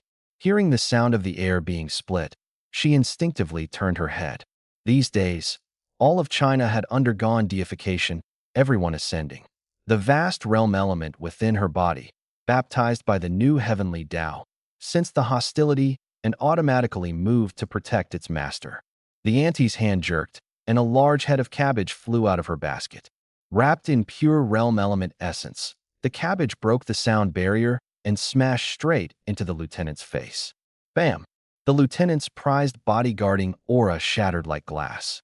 His features caved in, his neck snapped, and he crashed, armor and all, into the asphalt, wedged in so deep he couldn't be pried out. Behind him, over 100 Imperial guards slammed to a halt in unison, dumbstruck. At the intersection, a few middle schoolers with backpacks came walking over. Spotting the 6-winged Imperial guards hovering in midair, their eyes lit up. Check it out. Wild monsters are dropping from the sky. No cutting in line. I just ascended 600 levels. Let me test my hands first. The middle schoolers leapt dozens of meters into the air, each throwing out the most basic straight. A punch, the fist's wind carrying the roar of new realm element energy. Hundreds of Imperial guards were instantly blasted into a bloody mist, dropping to the ground like dumplings into boiling water. At that same moment, on the edge of Blue Star, outside the protective dome, the Western leaders standing in the ruined mud saw it all with perfect clarity. Wilson's knees buckled and he collapsed into the muddy water, trembling and muttering, "It's over. Even some old lady out buying groceries can one-shot a divine army. In this world, we're not even worthy of shining their shoes." The surviving Western Awakeners fell into dead silence, drained of even the strength to feel envious. Above Kunlun, Lei Jun stared at the battle reports coming in from every direction, his scalp crawling.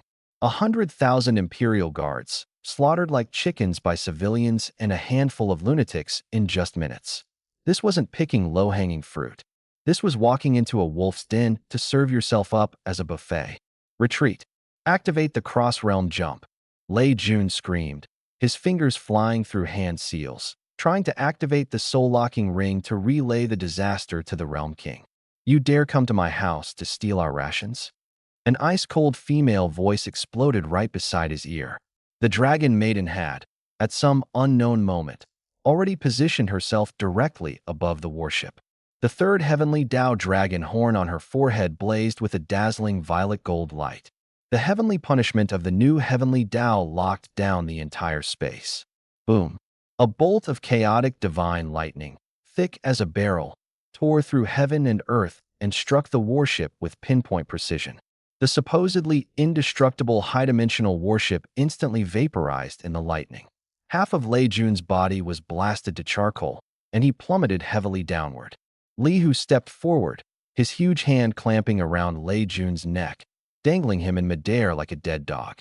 "Running? Did you ask your grandpa who's asked for permission?" Li Hu sneered, then turned his head and shouted, "Hey Xiao, this guy's a big shot. I left him breathing. Go search his soul." Xiao Zhenjiang strode forward and pressed one hand down on the crown of Lei Jun's head, his mighty spiritual power mercilessly stabbing into his sea of consciousness. Lei Jun let out a scream like a pig being slaughtered. His identity as a Shenshao commander had become a complete joke before the gods of Huaxia. Meanwhile, in the boundless high dimensions, the upper realm's starry sky, in a graveyard of star wreckage known as the Sky-Severing Abyss, an ancient bronze gate slowly manifested against the back of a massive meteorite. The doors pushed open, and I stepped out.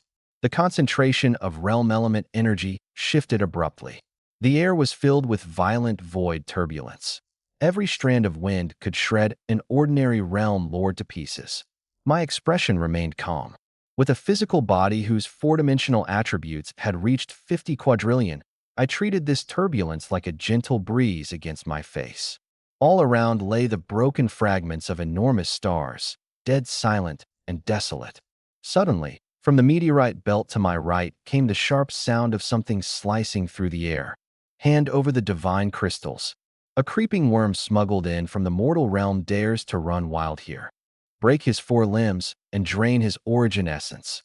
3 streaks of light shuttled through the air at incredible speed. At the very front was a tough-looking man drenched in blood, his battle armor in tatters. None other than the level 1000 divine rank avatar that old Xiao had left in the upper realm. At this moment, his left arm had been severed clean at the root. Cracked, his chest bore a wound that punched clean through, front to back, and his aura had withered to the breaking point. Chasing close behind were 3 guards clad in silver starlight armor, stellar rank, hunting him for sport. Now and then they'd toss out a blade of energy, savoring the thrill of cat and mouse. Old Zhao's clone gritted his teeth, resolve flashing in his eyes. Want my divine crystal? Dream on. He jerked to a stop and spun around. The shattered divine core inside him contracted violently, radiating a destructive crimson glow. He was going to self-destruct and take these 3 bastards down with him. Old Xiao, setting off fireworks the second we meet? That's hardly appropriate. My calm voice echoed through the ruins. Old Zhao's clone shuddered hard, whipping around toward the sound with disbelief written all over his face. 100 meters off, I strolled closer, one hand tucked in my pocket, in no hurry at all. The 3 stellar rank guards stopped too, sweeping cold gazes toward me. Where'd this suicidal little nothing crawl out from? This is heaven's business. Get lost. The middle guard didn't finish. I didn't even bother drawing my staff. I just raised a hand and flicked my index finger. 9 nether prison law, spatial gravity system. Origin source rank, divine technique. Myriad origins return to 1. Crack. The space around the 3 guards collapsed inward in a frenzy, crushing down. Invisible gravity slammed onto them like a billion mountains. They didn't even have time to scream before their armor, artifacts, and divine souls were compressed and refined in an instant. Not so much as a speck left behind. 3 breaths later, all that remained were 3 source light orbs the size of longans, drifting lazily toward me. Ding. Pengu plunder kill triggered. Slain stellar rank, guards times 3. Forcibly plundered 240 quintillion free attribute points. On my source multiplier panel, over 16 million times over, the numbers ticked up ever so slightly. Don't underestimate that little tick. Up in the upper realm, countless powerhouses would crack each other's skulls open for it. I clapped my hands and looked at old Zhao's clone, now frozen stiff as a statue. The corner of my mouth curled up. Old Xiao, you've really been having it rough up here in the upper realm, huh? Old Zhao's clone was a churning sea inside. The God Sovereign was still invincible. To him, the powerhouses of the upper realm were no different from ants. Just then, a piercing shriek tore through the sky in the distance. An arrogant roar cut through the clouds, rattling space itself. Which ant dares to kill people of my Lingxiao heaven? Get out here and die. Whoosh, whoosh, whoosh. 10 streaks of light shattered through the void's chaotic currents and slammed down dozens of meters in front of me. As the glare faded, 10 powerhouses appeared, clad in the Star Marshal battle armor of Lingxiao heaven. At their head was a 4-winged, peak stellar rank commander. He glared at old Zhao's clone and sneered coldly. Running? Why not run now? You dared kill one of heaven's patrol. Today I'll drain your divine crystal and burn you like a lamp. Only after finishing did he catch sight of me. His brow furrowed. Where'd this lower realm hick come from, daring to stick his nose in heavens? Noisy. I didn't even lift an eyelid. I gave my thumb and index finger a light rub. Snap. A crisp finger snap. The words caught in his throat. The laws of gravity around the 4-winged guardian went haywire in an instant. A gravitational field over 10 million times normal crashed down like an invisible hydraulic press. Bam! Not even half a second of resistance. The 4-winged guardian, along with the 9 guards behind him and their high-dimensional battle armor, were crushed into a single compressed patty of blood and flesh. Villains die from talking too much. Physical enlightenment, delivered. 10 walnut-sized orbs of origin light spiraled toward me. Ding. Pengu plunder triggered. High-tier guards slain times 10. Force plundered 600 trillion free attribute points. Obtained. Chaos black gold equipment times 3. High-dimensional divine crystals times 10. I didn't even glance at the divine crystals, just tossed them into my inventory. The 3 pieces of chaos black gold equipment were forcibly smelted by all origins returned to 1, and my combat multiplier climbed another notch. 600 trillion attribute points, credited. Without hesitation, I dumped the entire pool. Constitution, strength, agility, and wisdom, split evenly. All 4 stats leveled up another tier, now past 5 quintillion.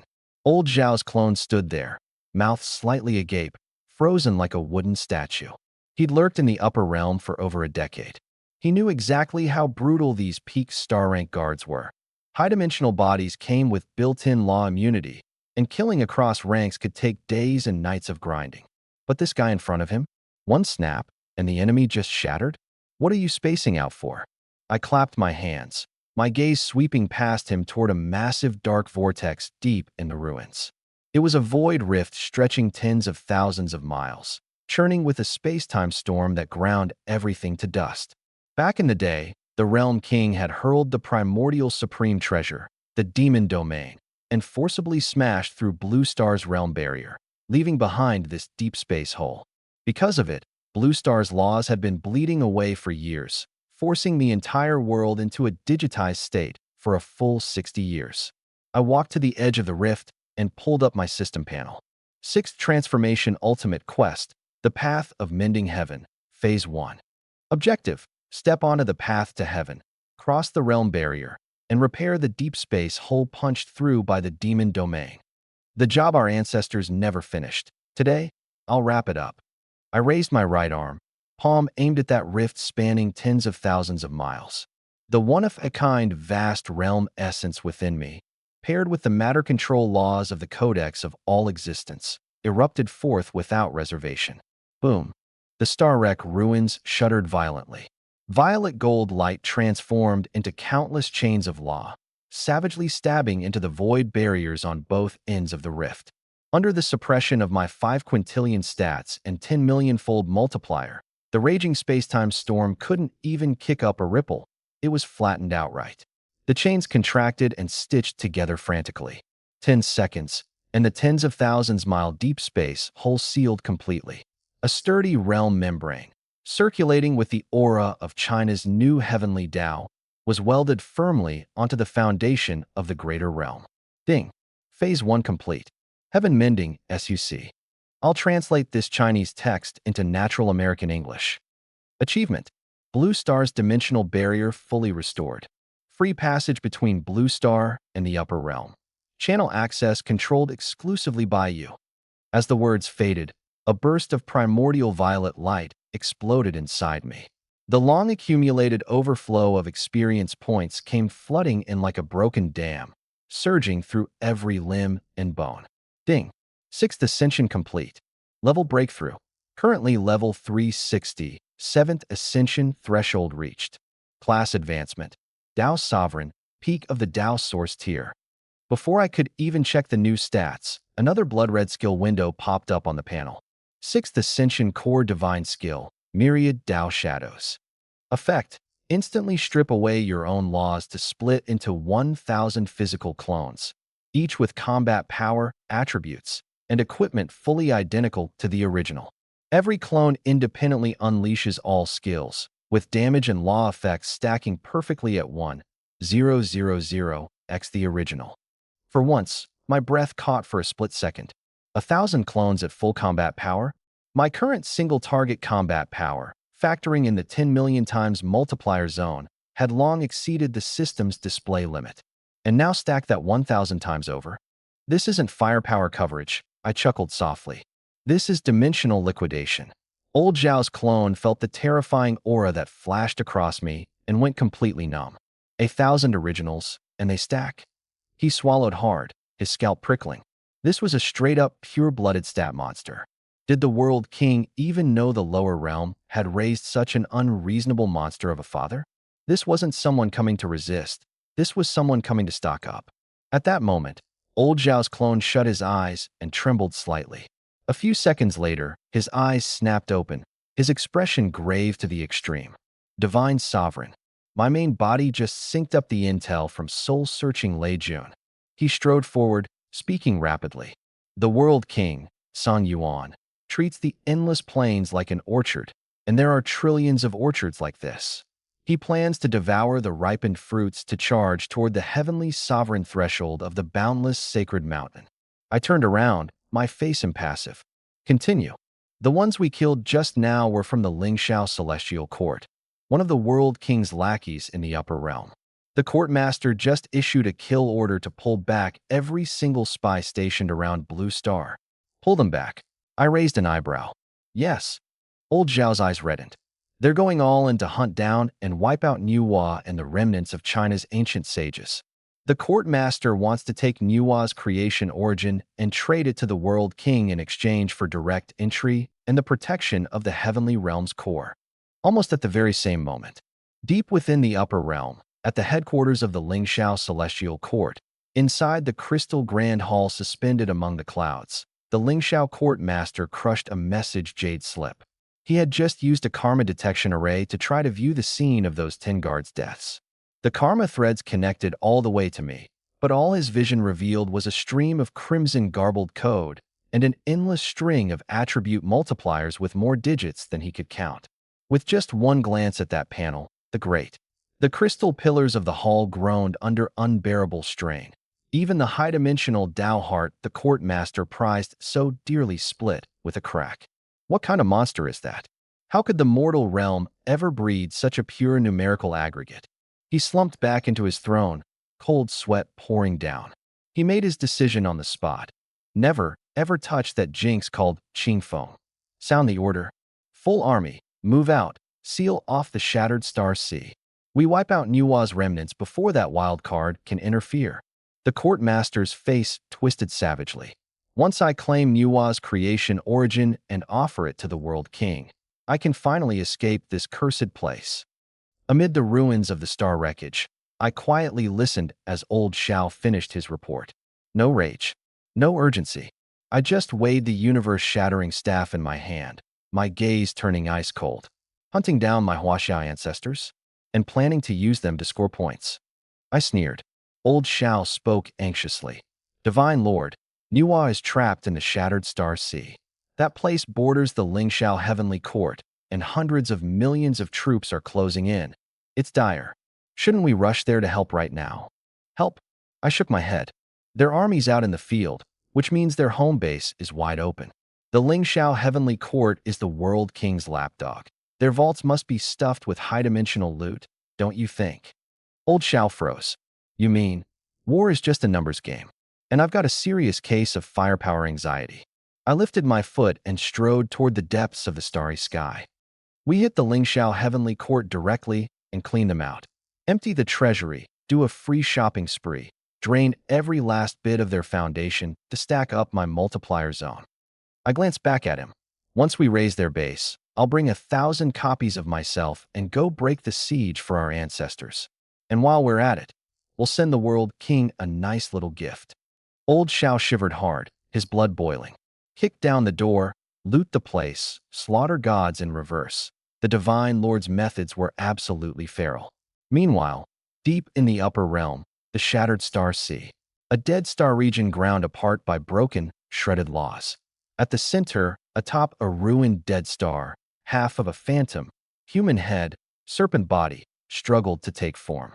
Across Nuwa's weathered face lay an exhaustion and resolve she couldn't hide. Below her, Ji Xuanzi, descendant of the Yellow Emperor, Jiang Kunlun, descendant of the Flame Emperor, and several hundred Huaxia forebears who had fought alongside them since ancient times. Every one of them was drenched in blood, their armor shattered, their auras sunk to the lowest ebb. Beyond the defensive line, the Lingxiao Heavenly Court's army blotted out the sky like a black tide, having completely surrounded the dead star. The warship's spiritual main cannons charged wildly, their light of destruction illuminating the entire star system. Forebears, our realm essence is spent. Jiang Kunlun knelt on one knee, leaning on his broken spear, dark gold divine blood surging from his mouth, his eyes still fierce. We have nowhere left to retreat. Forebears, our realm essence is spent. We have nowhere left to retreat. Deep in the shattered star sea, atop a ruined dead star, Jiang Kunlun leaned on his broken spear, dark gold. Divine blood ran dry across my body. He looked up at the Lingxiao Heavenly Court armada blotting out the sky. Countless psionic main cannons had finished charging, their annihilating white light casting the dead silent starfield in a ghastly pale glow. Behind him, Ji Xuanzi, descendant of the Yellow Emperor, closed his eyes. Hundreds of surviving Huaxia sages gripped their shattered blades, their inner origins raging into reverse. Even if body and soul were both destroyed, they would never leave the origin of creation to the upper realm's lackeys. Nua's half-human, half-serpent phantom struggled to manifest, her weathered face heavy with sorrow. It was me. I failed to protect Huaxia at this very moment of mutual destruction. And I stood at the far end of the endless high dimensions. The void twisted violently as I forcibly dragged old Xiao from the ruins of the Star Corpse to the sky above this high-dimensional continent. Divine Lord, that's the mountain gate of the Lingxiao Heavenly Court. Old Zhao's voice cracked as he pointed at the heaven-piercing divine mountain below, forged from millions of law crystal veins. The garrisoning Heavenly Court elders had already sensed the disturbance. A layer of dark gold barrier, like an enormous overturned bowl, instantly enveloped the entire mountain gate. Where'd these lower realm ants come from? Our Heavenly Court's heaven-severing grand array can trap even Tao origin experts to death. Since you've come to die, then become nourishment for the formation. One hand in my pocket, I couldn't even be bothered to draw the broken wooden staff on my back. Can trap Tao origin experts? Sounds tough. The next second, myriad transformation Tao shadows. Boom. No incantation. No spectacle. The entire sky above the Shenxiao continent was completely packed with 1,000 of me. 1,000 white-robed young men, identical in appearance, in aura, right down to that same mocking curl at the corner of the mouth. Each one radiated absolute combat power at the 5 capital base attribute level, in the 10 million times multiplier tier. This was no clone technique. This was dimensional crushing that didn't play by any rules. Old Xiao hovered at the edge, legs trembling uncontrollably, with only one thought left in his mind. This wasn't breaking a formation. This was a full map format wipe. Thanks to nature's bounty, all of you can go eat shit. 1,000 of me spoke in unison, like the whispers of gods across a sea of stars. 1,000 broken wooden staves rose at the same time. Not some heaven-shattering divine art, just a mage's most basic LV1 explosive flame. But layered under 1,000 physical bodies and a 10 million times multiplier tier, the instant the fireballs converged, the underlying laws of the Shenxiao continent simply collapsed. Boom! Blazing white light swallowed heaven and earth. The heaven-severing grand array, said to trap realm lords to death, didn't even ripple in the microsecond it touched the fireballs. It vaporized silently, like a soap bubble under the scorching sun. Along with those arrogant elders, the tens of thousands of defenders, and the heaven-piercing divine mountain stretching across billions of miles, all erased clean from both the physical and causal levels by sheer numbers. As long as the numbers are high enough, laws are just paper too. I waved my hand and dismissed all 999 of my clones. Pengu slaughter triggered, total domain harvest. Kills, peak stellar rank times 99, 000, realm lord rank elders times 8, primordial legion times 2, 360, 000. Forced plunder of free attribute points, 200 quintillion. Full allocation, all 4 dimensions synced, breakthrough to 55 quintillion. Power surged through me to the absolute limit. The corner of my mouth curled up. 55 quintillion across every attribute, paired with these multipliers. In this whole world, who's left to challenge me? I strolled into the empty ruins of the mountain gate, dragging along old Xiao, now frozen stiff as a wooden statue, and wandered down to the underground vault like I was taking a walk through my own backyard. A thread of chaotic, soul-shaking miasma coiled around the vault's entrance. Careful, divine lord. That's a source seal left by the Realm King. One touch, and your soul's gone. I didn't slow down. The codex of myriad phenomena spun wildly in my mind. 55 quintillion worth of intellect became a psychic scalpel, and in an instant it deconstructed this high-dimensional seal down to the most primitive grains of sand. The Realm King's lock? This doesn't even qualify as a security door. I kicked the vault door open. Mountains of chaos black gold gear, hundreds of thousands of high-dimensional divine crystals, pool after pool of starseed source essence thick as mercury. This was the entire fortune the Lingxiao Celestial Court had plundered from 10,000 worlds over millions of years of playing lapdog. On a crystal altar of white bone in the center of the vault sat half a scroll of ancient records. I pulled it over from across the room, gave it a single glance, and my eyes turned cold as black ice. This wasn't a cultivation manual. It was the Realm King's ledger, a black account book recording the orchard harvest. Scarlet Flame Star, force ripened over 9 million years, source drained dry, refined into wasteland medicinal dregs. Songling Realm, 10 billion souls refined, corpses forged into a cushion for the Realm King's throne. Line after densely packed line, thousands upon thousands of once thriving worlds, all reduced to stepping stones for the Realm King's ascent to the heavenly venerate realm. They mattered less than weeds. So this is what the true abyss looks like. It never roars. It simply keeps quiet books, writing the life and death of countless civilizations into row after row of cold numbers, using all living things as fertilizer. I closed my fingers, crushing the scroll to ash. This kind of blood-sucking old snake, hiding in the shadows. If I don't flip his whole table over, it'd be a disgrace to all these numbers I'm carrying. I spread both arms wide. Tao source divine art. 10,000 sources returned to one. The source vortex inside me exploded outward, forming a black hole that blotted out the sky. Its pull twisted space and time into a braid, swallowing the entire accumulated wealth of these past millions of years. Devoured Starsea source pools times 12. Devoured chaos black gold gear times 4, 800,000. Devoured high-tier divine crystals times 320,000. System prompts flooded the screen like a downpour, the red interface lagging and flickering. Every resource in the entire vault was visibly sucked into the black hole, evaporated, purified. And my already absurd multiply. The multiplier zone shot up like a bottle rocket. 25 million times, 50 million times, 80 million times. The terrifying pressure slammed old Xiao flat onto his knees. All he could do was watch as the purple gold light around me solidified, crushing even the higher dimensional space until it crumbled to dust. Warning: Origin Multiplier Zone has breached the system's maximum limit. Current exclusive multiplier zone locked at 120 million times. The last drop of Origin was drained dry. I flexed my wrist. Bones cracked, and the space around me shattered and rained down like broken glass. A 120 million times absolute multiplier zone. 550 quadrillion in freakish four-dimensional stats. Right now, I was a walking dimension shredder. Then something changed. At the deepest part of the vault, the white jade shrine enshrining the World King's edict exploded. A massive divine shadow, wreathed in chaotic murk, rose up from within, a strand of what the World King had left behind. Lowly and of the mortal realm, you dare destroy my formation and devour my foundation. You shall be executed. The word becomes law. Pressure hit old Xiao, so hard blood spurted from all 7 orifices. Execute this. I didn't even blink.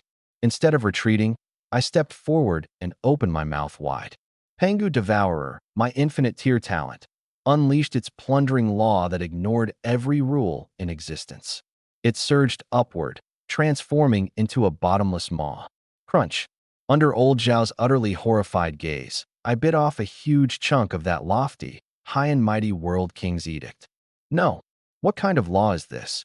The divine shadow shrieked, its voice cracking. I ignored it. 2 or 3 bites, chewed it up, swallowed it down, like polishing off a pack of dry instant noodles. Devoured World King's edict. high-dimensional energy body. Forcibly plundered 800 quadrillion free attribute points. I let out a satisfied burp and, with a single thought, spread the 800 quadrillion evenly across all 4 dimensions. All attributes broken through to 600 quadrillion. Snack's not bad, I guess. Just way too small a serving. I pulled out the primordial creation star fruit the dragon girl had shoved at me, tossed it in my mouth, and walked over to pat old Xiao, who was slumped on the ground. Get up. Shopping spree's over. Time to go bring our ancestors home. In the deepest reaches of the upper realm, the shattered star sea, the Death Star's defensive light barrier had completely crumbled. The Huaxiao sages were now fully exposed beneath the raining artillery fire. High in the heavens, the Lingxiao court master sat upon a throne of white bones, sneering as he raised his star sword. All he had to do was cut down Nua's creation origin and offer it to the world king, and he'd ascend to the peak in a single step. Huaxiao's dying candle. Let this seat snuff you out complete. The word obliterate never made it out. It jammed in his throat. The soul jade at his waist exploded into powder with a sharp crack.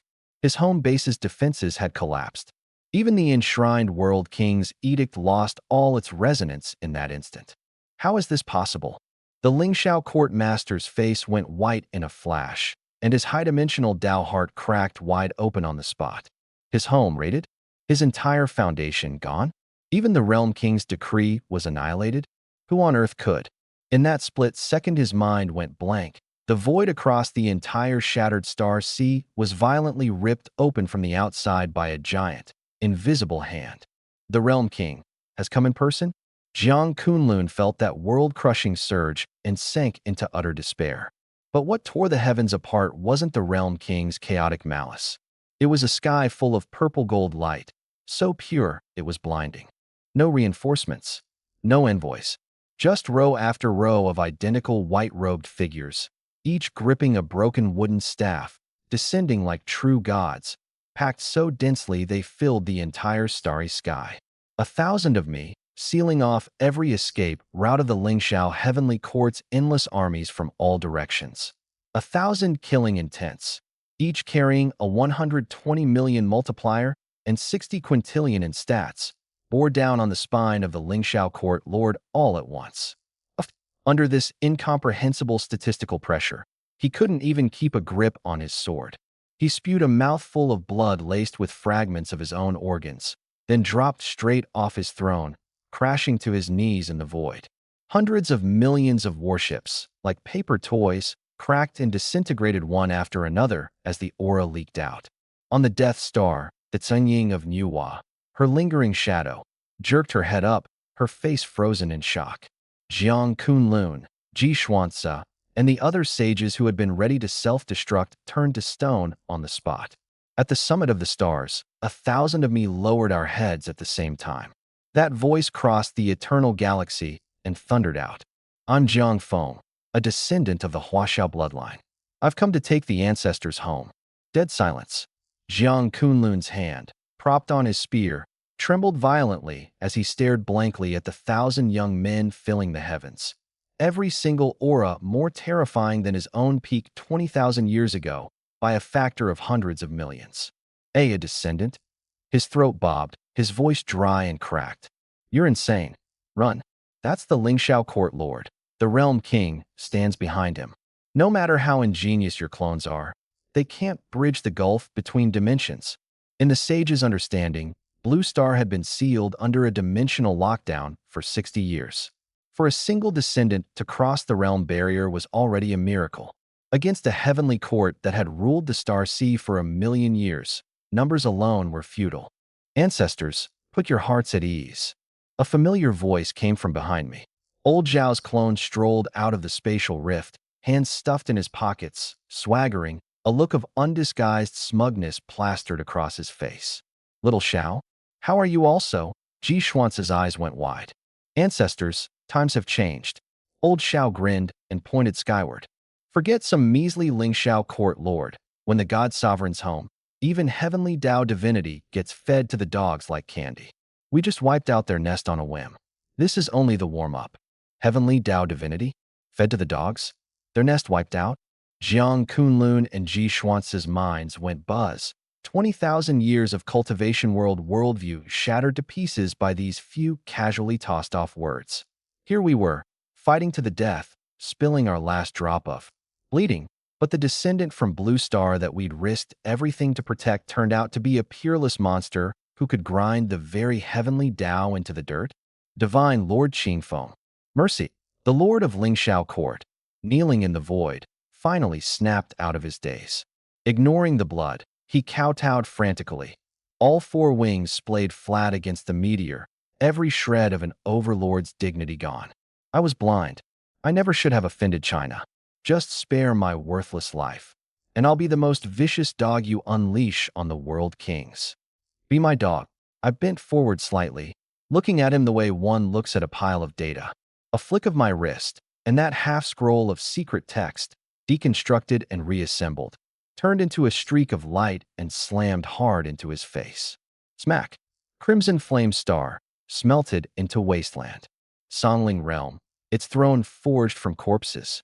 I spoke each word like the tolling of a death knell. This orchard ledger, you pack of running dogs added plenty of entries, using the living beings of 10,000 worlds as fertilizer. Now you know how to beg. He stared at the ledger, shaking like a leaf. Those were the World King's decrees. I was forced into it. My ancestors' lives are lives. Yours doesn't even count as an experience drop. I cut him off and slowly raised my right hand. Broaden your horizons a little. Go peacefully. 1,000 of me raised their arms at once. 1,000 snaps of the fingers, all cracking out in perfect unison, down to the same microsecond. Snap. No explosion. No flash of light. Under the stacking of a 120 million-fold multiplier and 60 quintillion in attributes, the matter control of the codex of all creation leaped straight to a dimension the system itself couldn't parse. The Lord of Lingxiao Court, along with the supposedly invincible army of hundreds of millions and the tens of thousands of warships behind him, dissolved into the universe's tiniest fundamental particles at that single crisp snap. Not even a whisper of a screaming soul remained. Like a giant eraser had wiped them clean off the canvas of the stars. Penga slaughter triggered, full domain harvest. Realm Lord Peak Overlord slain ×1, Primordial Legion ×120, 000,000. Free attribute points seized, 660 quintillion. I didn't so much as lift an eyelid, casually splitting the 660 quintillion evenly across all 6 stats. Total combat power, 680 quintillion luck, 115 quintillion spirit soul, 120 quintillion.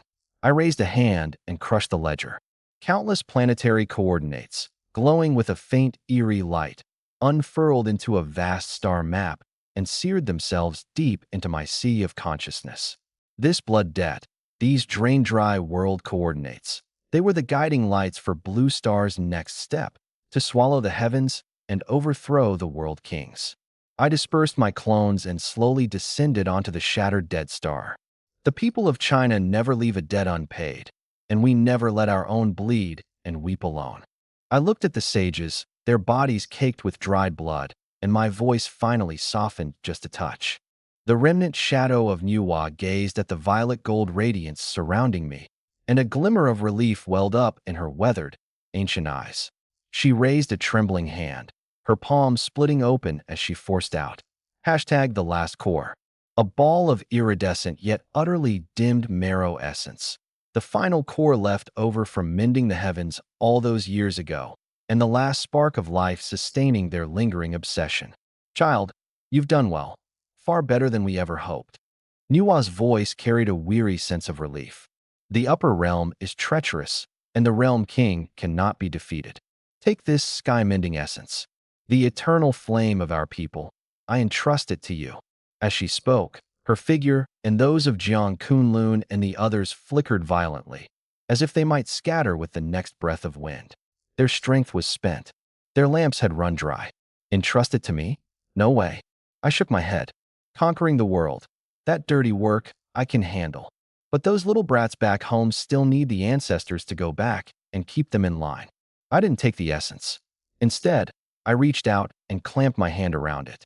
Tao Source Tier Divine Art. All origins return to one. Boom.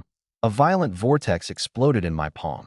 The withered sky-mending essence was instantly devoured, deconstructed, and refined with savage intensity. Host detected absorbing homologous ultimate creation. Tao sovereign, void tier, hidden mechanism activated. High-dimensional reversal divine, art comprehended. All heavens. Myriad transformations, sky-mending, Tao fruit. The instant the notification sounded, 1,000 Tao shadows, solid as flesh, erupted behind me. But this time, not for slaughter. 1,000 versions of me reached out in unison, channeling the perfectly refined creation essence, holding nothing back, straight into Nuwa and the hundreds of forebears. Single refinement, cutting away the dross, leaving only the purest ultimate power. Thousandfold stacking, 1,000 Tao shadows pouring output at once, the total surging 1,000 times over.